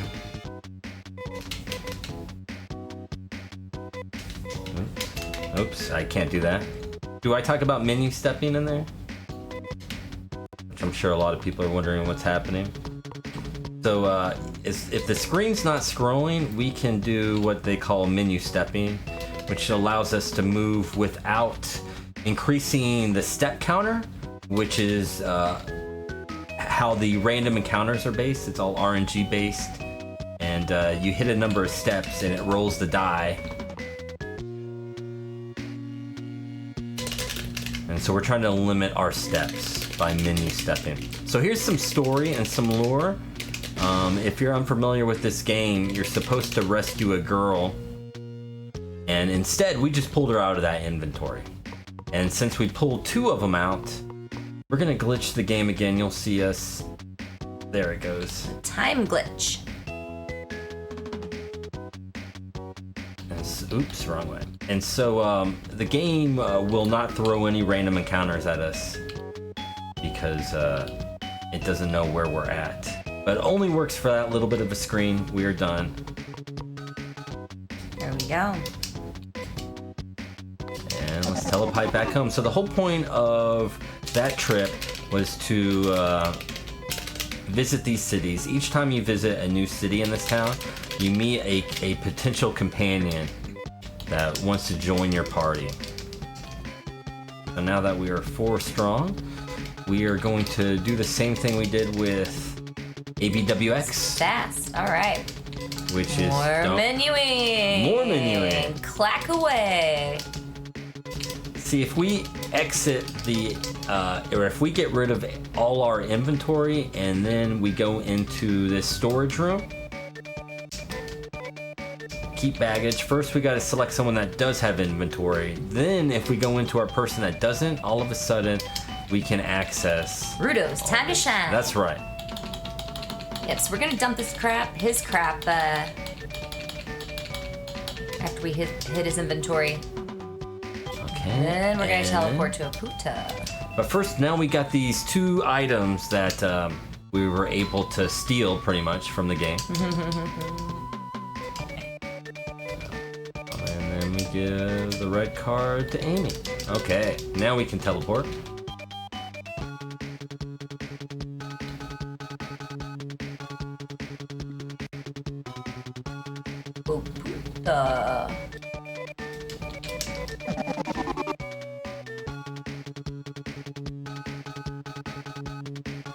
All right, so we're gonna buy some stuff to help us set the values of the items that we need.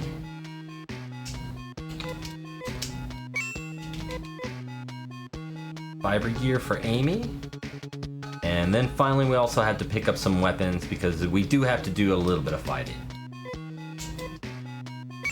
Perfect world, there would be no fighting. So we're getting basically everything we need to beat the game here. Right. First, let's get some weapons equipped.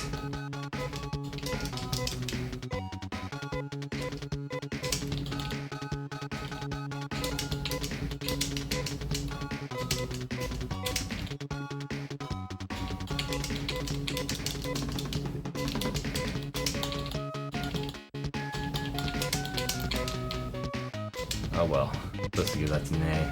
It's okay.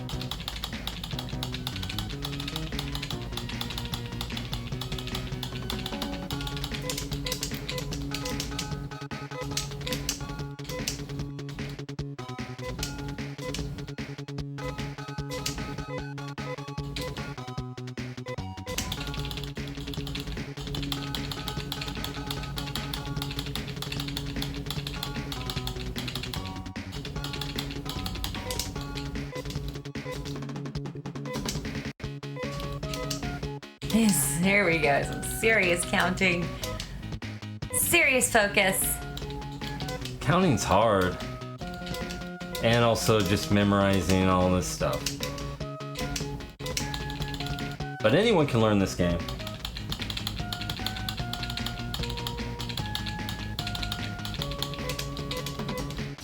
Green card. And then last one. Rudo.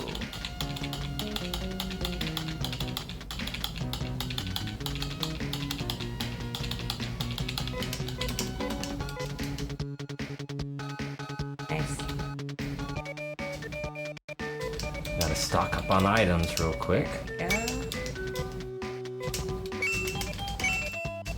So we're gonna glitch the hell out of our stats here. Each time we buy something for Rolf, Who's now Rudo. Yeah, he's R.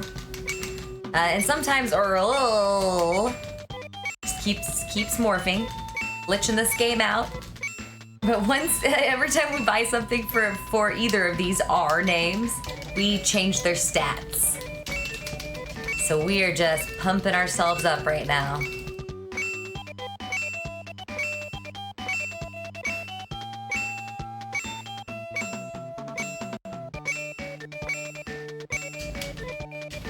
Alright, now we gotta do the same for Rudo. So we reorder it just so we can make this easier.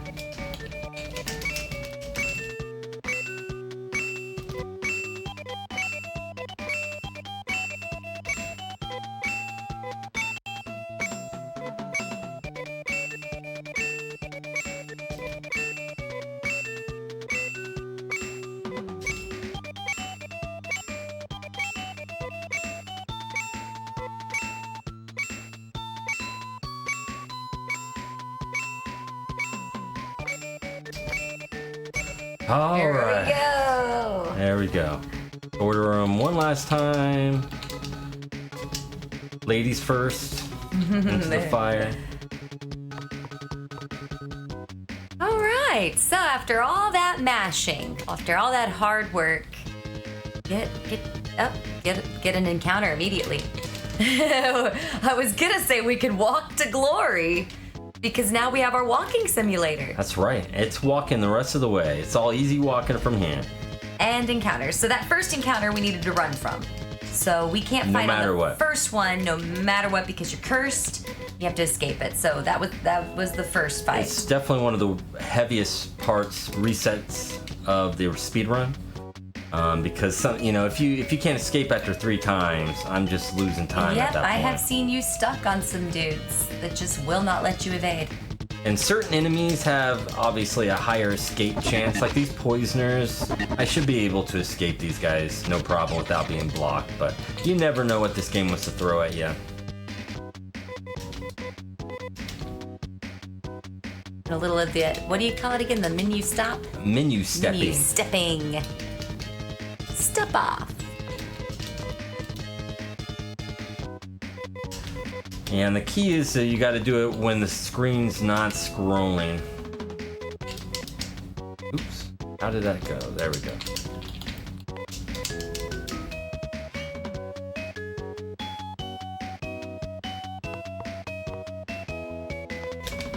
And now that we're just traveling and hanging out as a party, because that's what people do when they adventure,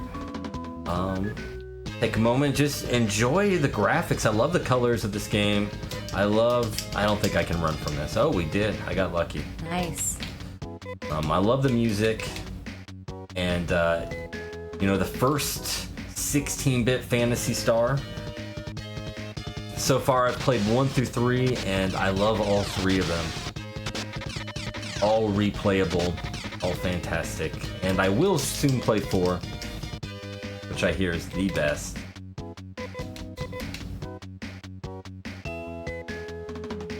Really vibrant game, just very pleasant. Got banging jams, great graphics. All right, we're gonna go ahead and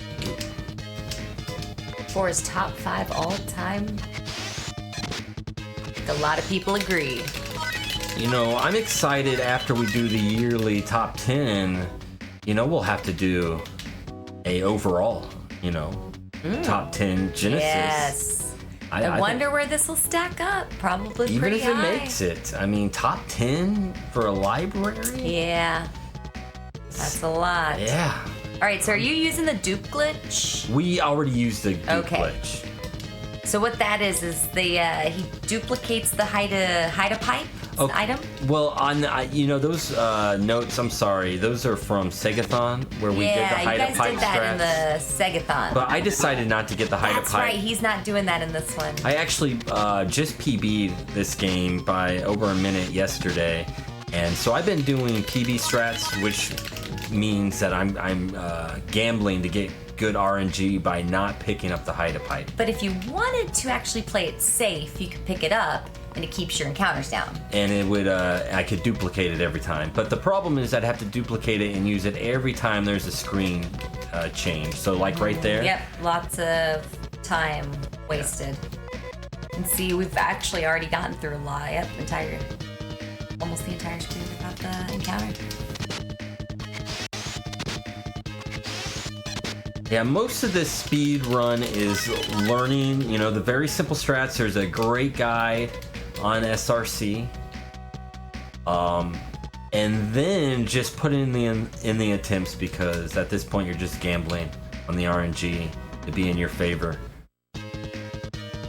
So, you know, with the menu stepping, I'm not sure if I mentioned or if you mentioned that it does help to avoid encounters. Yeah, that's luckily you don't have to do it for most of the run.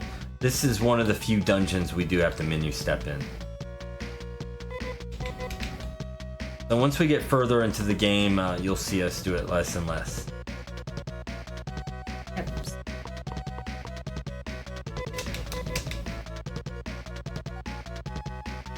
And it's probably the trickiest part of the speed run, because if you don't get the menu step, like right there were some good menu steps where they're continuously walking even though I'm pausing the button. But sometimes you end up just pausing their movement, and obviously you're losing time slowly every time you mess up the strat. So you know what? They just killed our hero, so we're gonna fight these guys because you just killed our friend. That was now the guy moved. The Jawa moved. We need to borrow this guy's scooter, so that's why we talked to him. And now there's the scooter waiting conveniently for us outside. Oh yeah. And this allows us to access these dams. Hey, thanks for the grats, I am. That's, you know, one thing that, and I talked to like a few runners this week. That's what's fun with some of these events, is derusting these games, and you know, all of a sudden you're derusting it and you PB. Can't beat that. All right, so we're going to 4 dams we need to destroy. That's correct. Each one's a different color, and we need a different key card to access. So luckily we got all these cards with that beautiful menu glitching. And I like to remember the order of the dams by curry spiciness. Nice. So we start with the red dam, because red curry is red the pepper spice. curry. That's okay. right. Lovely. Then we go to the green dam. I have some peas and potatoes in there. That's right. And then the yellow dam, Oh, definitely some potatoes. which Yellow helps dam. mild the spice down. And then the last dam is the blue dam.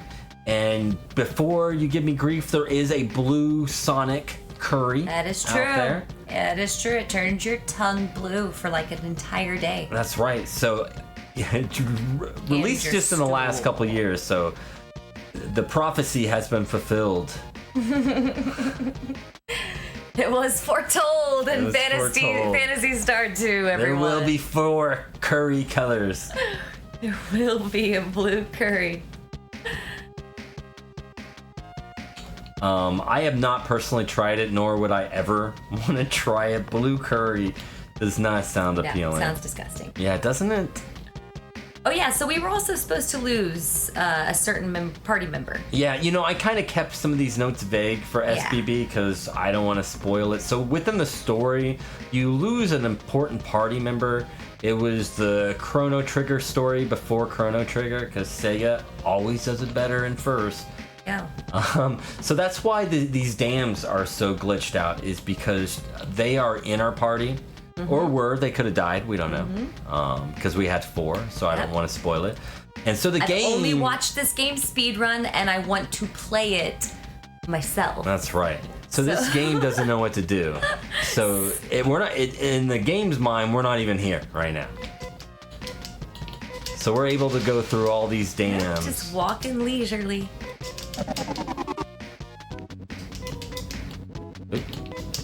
Go up. I didn't see what color that one was. That was the red dam. Okay, red curry. Yep, the hottest one. So we're going to middle green.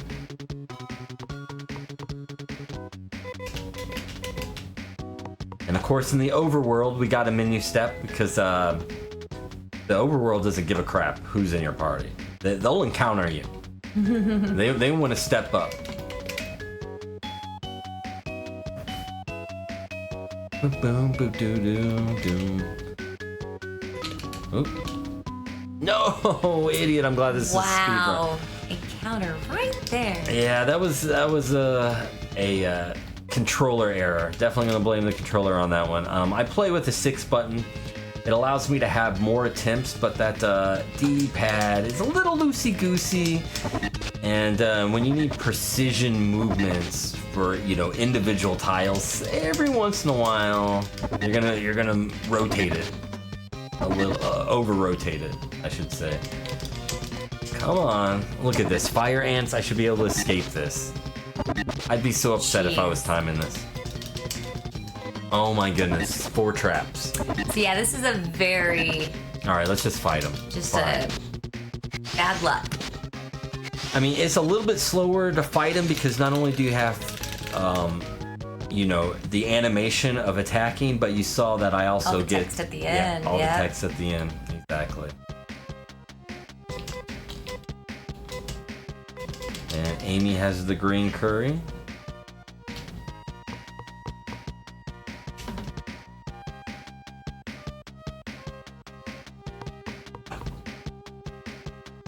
And I don't have these dams memorized. I actually have a map that I drew with my path.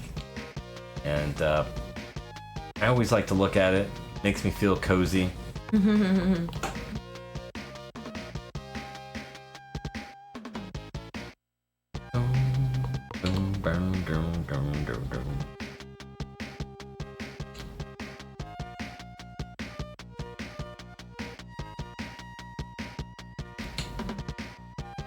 Yeah, I love my 6-button controller. I was even playing Mario Lemieux's Hockey a month or so back, and there's certain games that are not 6-button compatible, and that's one of them. And for that game, the menu scrolls way too quick, and I was willing to put up with that just to keep playing on a 6-button controller because it's just so comfy.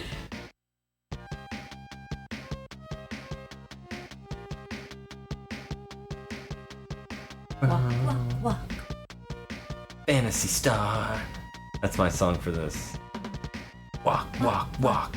Must be Fantasy Star.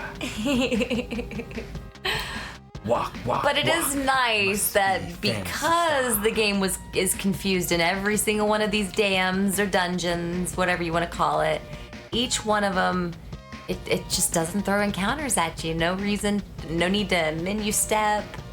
You just walk, walk, walk.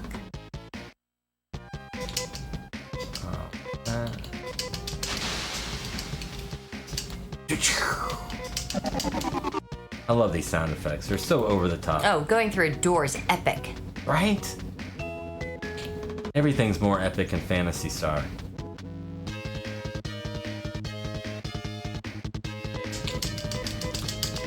course we're trapped. Any of these bee-based insects, we have a really high probability of escaping, but the game decides, even though it's programmed, even though people smarter than I have gone through the code, have figured out the encounter rate, both the I feel like the bees and the wasp-based insects just give you the middle of the finger. They're like, I don't care what I was programmed to do. We're annoying insects, and we will annoy you.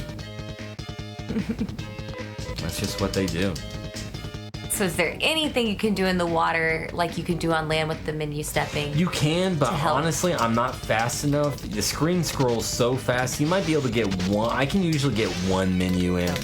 The top runners can probably get 2 or 3, but I find myself pausing my momentum more often than not. So in the Not water, worth it, yeah. In fact, in the water for my PB, I decided just to fight everything. I didn't want to sit there and get a trap. And so I, decided to take the little bit of time loss, but it actually ended up being a smart move. Wow. All right, we're on to yellow finished. curry. That's right. Those sweet potatoes. Not sweet potatoes, Just but potatoes. they're Yeah. but they're sweet. As in cool. That is a sweet curry. As in awesome. Making me hungry, Booster. Yeah, it's getting to that time. Not really, but anytime's curry time.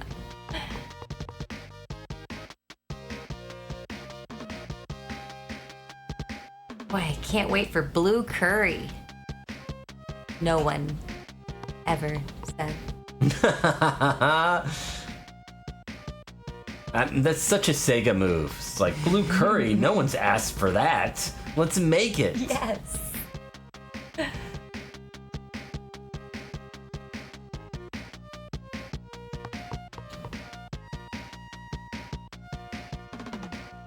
Do. Oops.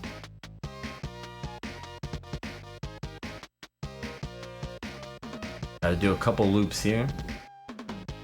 And so anyone that's either familiar or not familiar, just imagine you saw that encounter rate in the overworld. So all these dungeons, imagine going through with this encounter rate. And that's with me menu stepping, which, if I'm doing it right, should reduce the amount. Yeah, so even though this might seem a little walky, this would take a long time to get through with encounters. Yeah, And it is really mazy, so you gotta know where you're going. Yeah. Again, casually, definitely pull up that hint book PDF. It has a couple of dungeons where you'll see one actually coming up in the next dungeon where you gotta fall down certain pits, to access parts of floors that aren't accessible by any other means. Oh, yeah. And I can't imagine how you would do that without the guide. I can't imagine wanting to go through every You'd be fall. lost for weeks. Yeah. But back then they wanted the games to take that long. When I played Phantasy Star 1, I played the Sega Ages version on Switch so I could get the autofill map, and also it had a higher rate to level up. Like you were awarded more XP per encounters, Oh, wow. and there were fewer encounters. And it was a blast. Highly recommend playing Phantasy Star that way, because in the original Phantasy Star you have first-person 3D maps, which you do in this one as well, but without the autofill, you pretty much have to pull out graph paper yourself. There are people that can do it without it. I saw TMR do it without the graph paper method. Someone else told me that they just beat it without the graph paper, and it's just like that's crazy. Give me the autofill. But that, of course, that's because I'm the generation of the Genesis and not the Master System. I don't have the patience for graph paper.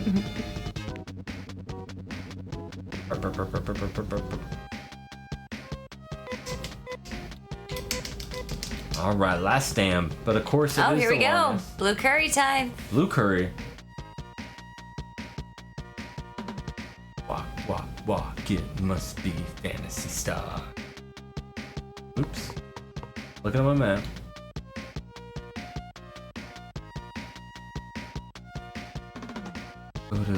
Oh, that's what happens when. Oh, in fact, I'm lost now. Am I on 2? I think I skipped ahead.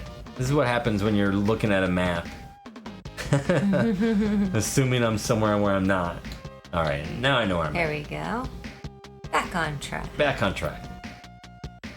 Which again, is tough because you gotta, you want consistent, sharp lines. You don't want to over walk somewhere because that's just a time loss. You constantly have to kind of be peeping back and forth. Where's 4? Oh, 4 was just over. That's hilarious. And 5, I'm already lost. Uh-oh. How did I PB this? Okay, here's one of those pits. So they give you a bunch of them too to choose from. This is where this dungeon gets And this crazy. and this is one of the easier dungeons. Like, they only get worse from this point going forward. So yeah, we mentioned we're doing 4 dams, 4 dungeons, but Yeah. in the the way the game is intended to play, how many dungeons could you potentially? Oh man, I don't even remember honestly. A lot. Yeah, there's probably there's 3 planets, and I probably skipped 6 just on this planet alone. So we're skipping more than we're playing. That's for Just sure. wanted to give people an idea Absolutely. of getting through this game with just 4 dungeons and each one of them being encounter free. Rad. I mean, even knowing the game, the 100% is still like a 4 or 5 hour run, Man. and we're beating this in 50 minutes.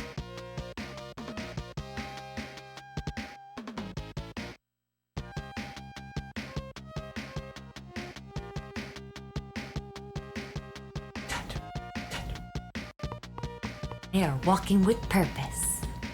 Just love this beat. It's such that 80s, maybe like dance aerobic beat. Just I could see myself working out in spandex to this song. What am I saying? I have. That's my routine. Stay in Sega shape. Alright, so this 4th dam, we have a boss encounter, but it's an unwinnable encounter. So the fastest way to do it is obviously just run. You gotta run 3 times and then you get automatically locked up. Oops. But since There's a chance to soft lock, right? there's a chance to soft lock, thank you. Yep. So we're actually gonna fight this mini boss.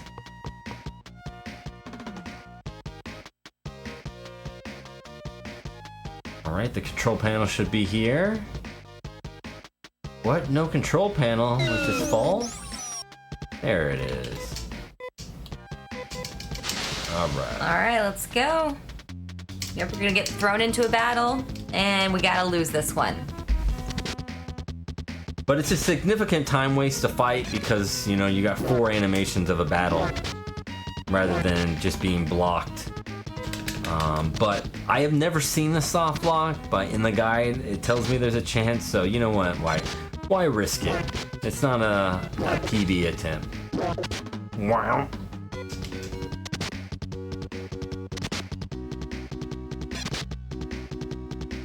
And do some Wolverine slashes here. Yeah, put those. Snicked. Oh, we're trapped by ceramic rings. Alright, yep, so we are captured. So once we're captured, we just gotta head to the ship. Computer.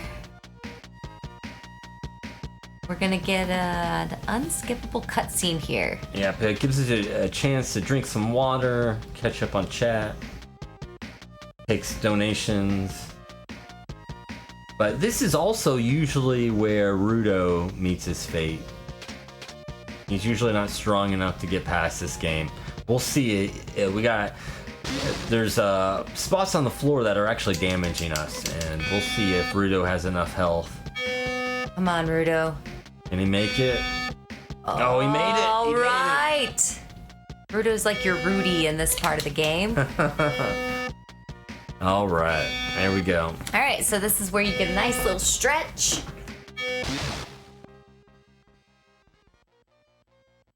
And this is where we're forced to just watch. It's that same dream again. There's Alice battling the in-villain from Phantasy Star 1. Dark Force. Excuse me, Dark Force. Hey!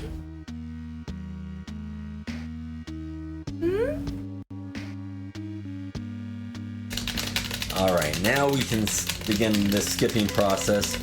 And again, we glitched the game out so many times that we're gonna go back home and the game doesn't realize that... see, we got our hero back, in fact. All right, hey, revived. And the game is so broken at this point, it doesn't realize that we've gone through this whole section.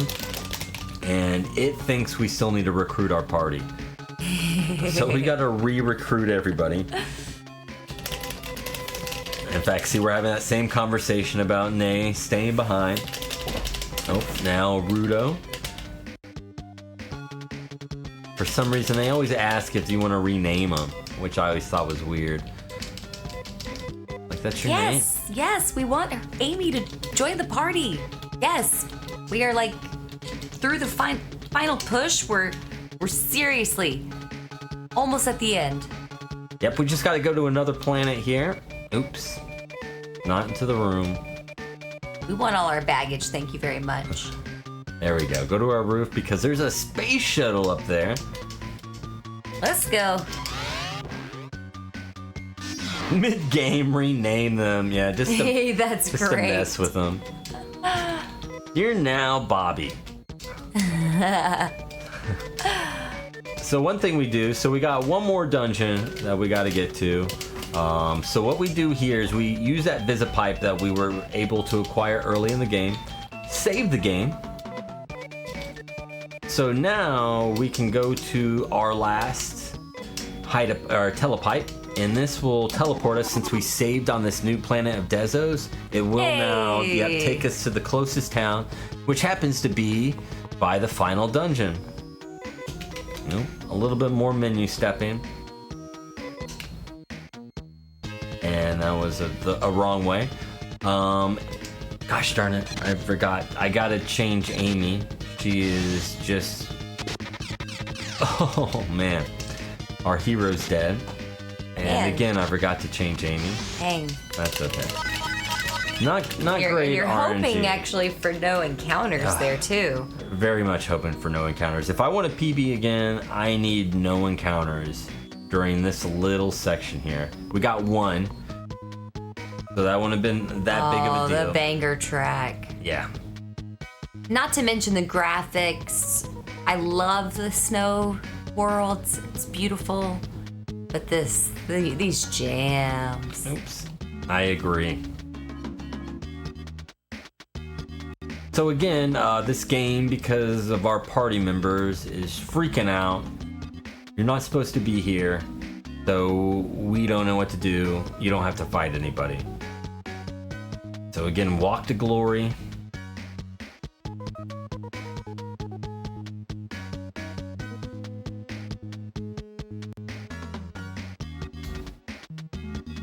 We're getting close. We're actually making our way to a character named Noah, who is a callback to the first game.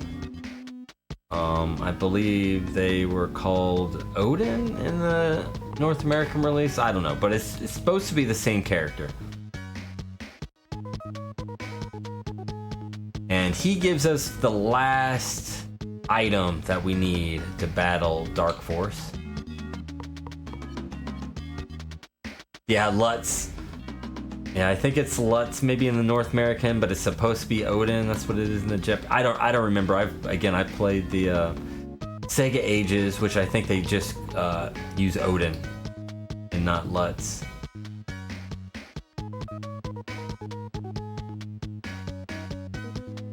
All right, Yeah. one last chance of encounter. Every time we get to hear those jams, I just have to crank it up. Just crank it up. Oh crap, that's Uh-oh. right. We have to revive our hero. Luckily, we have this Moon Dew that we stole at the very beginning of the game, and now they'll let us enter. Right. They weren't expecting anyone else, but they were expecting... Rolf is his default name in the game. That's what we all call him. Wrong button. Yep, we're gonna talk to Noah for a little while. Yeah, he's been cryogenically frozen, and he's got to come out in this sexy calendar pose. He's just posing for us. He's all like, man, I'm 1,000 years old, but look how good I look. Reminds me of the Stargate guy. Oh yeah, the kid in Stargate. Yeah. A couple pauses there. Got the Nay sword. Gotta hit yes. All right, so we glitched that stuff out, grabbed the sword, and now we're gonna go to the final dungeon. Yep, final dungeon, and again, it's just more walking. We ain't supposed to be here yet. But we go where we want to go.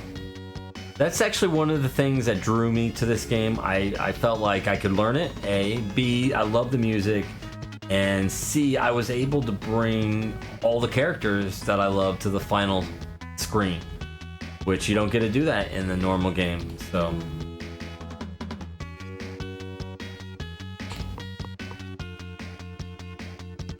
Yeah, who needs enemies? That's just too violent. Yeah, we're just friends, taking a stroll. I do have to say that the enemy sprites, especially in this dungeon, are really cool. Yeah, this is definitely a game I'm looking forward to checking out as far as in its entirety, intended play.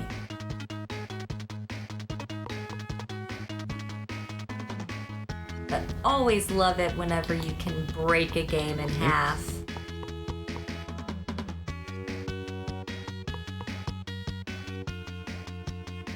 As we were saying before, you know, top tier runners, 4 hours for 100%, thereabouts. Yeah, something like that.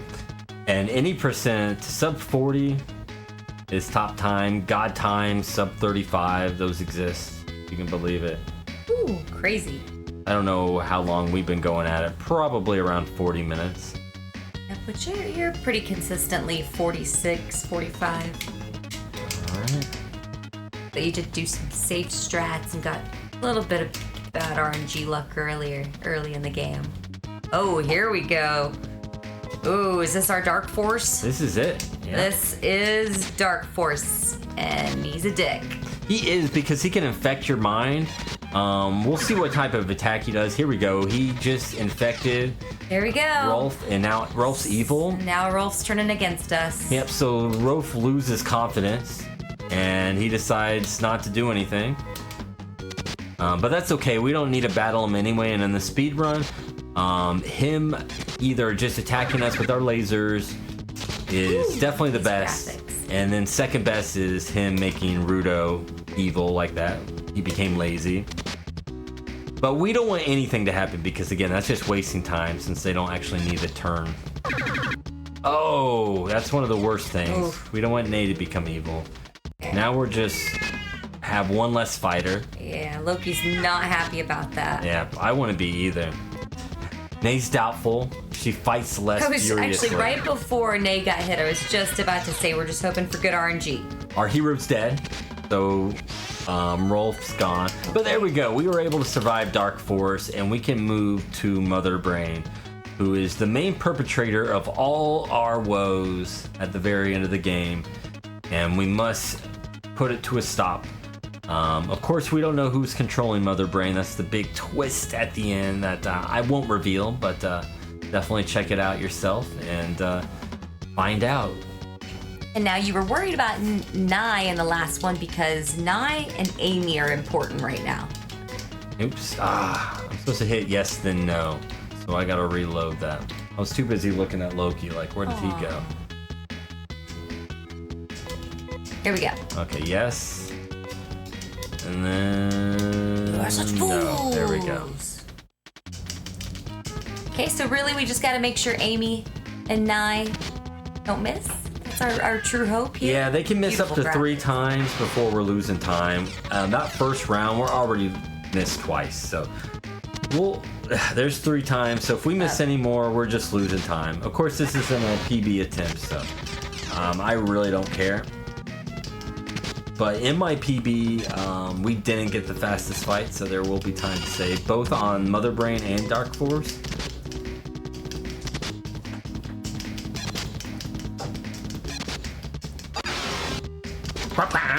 Sounds like a chicken. I always think that. It's like a baka. There we go. All right. So once she's beaten, That's it. we just Time's gotta about to talk come to a up. bunch of jerks and find out that humans are assholes. That's right. Is that what my notes say? Sounds about right. That's amazing. And that's time. And there's a GG. Time stops when the screen faded to cutscene. Yep. There you go. And then we get this cool cutscene, all these action shots of our heroes. You're gonna learn about loss. And that's Phantasy Star 2, the #1 voted game for 1990. And thank you so much for joining us this Sunday for another SegaCrew Sega Countdown, Sunday Countdown. 90 was a great year. 1990 was a great year. That is a banging list. I mean, Shove It, you can make a case. There was actually a 3-way tie for number 10, and Shove It won out just because they were the first runner to respond to playing the game.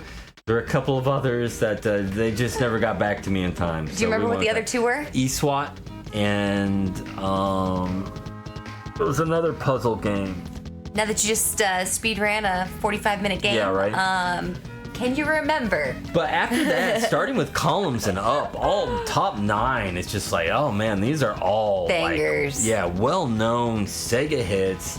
1990 obviously was a great year to own a Genesis, and I'm excited for next month to bring in 91 because each year just keeps getting better. I was just gonna say, I don't know about you, but I can't wait to see what comes out. Have you voted on the top 10 list? Have you voted? There's a poll to vote for the top 10. I actually haven't voted yet. So definitely check it out. It's on the RGL Discord. It's on the SegaCrew Discord. Today's the last day to vote. And then we will announce the winners of the top 10 1991 games on September 3rd, the first Sunday of the month. And then that Saturday is the Sega Rings of Champion race, which that September we're doing September Stallone. It's 3 Sylvester Stallone games on 3 different consoles. We got Rambo First Blood Part 2 on the Master System. We got my God. Demolition Man, Genesis, and we got Cliffhanger on Game Boy or Game Gear. Oh my goodness. And that will be September 2nd.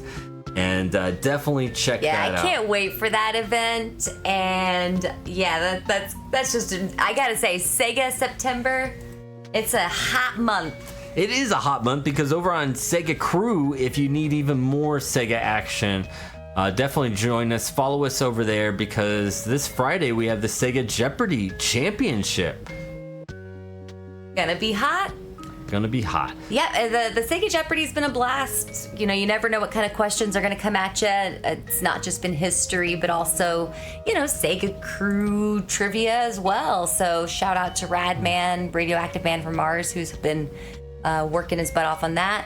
Actually, for the finals, for the championships, I actually had a hand in in some of the questions. That was That's a true. blast. I think I did one category, so did a handful of questions for that. But hey, thank you everyone who participated in the top 10 from 1990 on the Sega Genesis. We appreciate every one of you, and we look forward to the next one. 1991 is coming up next month, so tune in and hope to see you on all of the future events that we've mentioned. And yeah, thank you everyone. Have a wonderful Sunday. This was a blast. Absolutely. We will see you soon.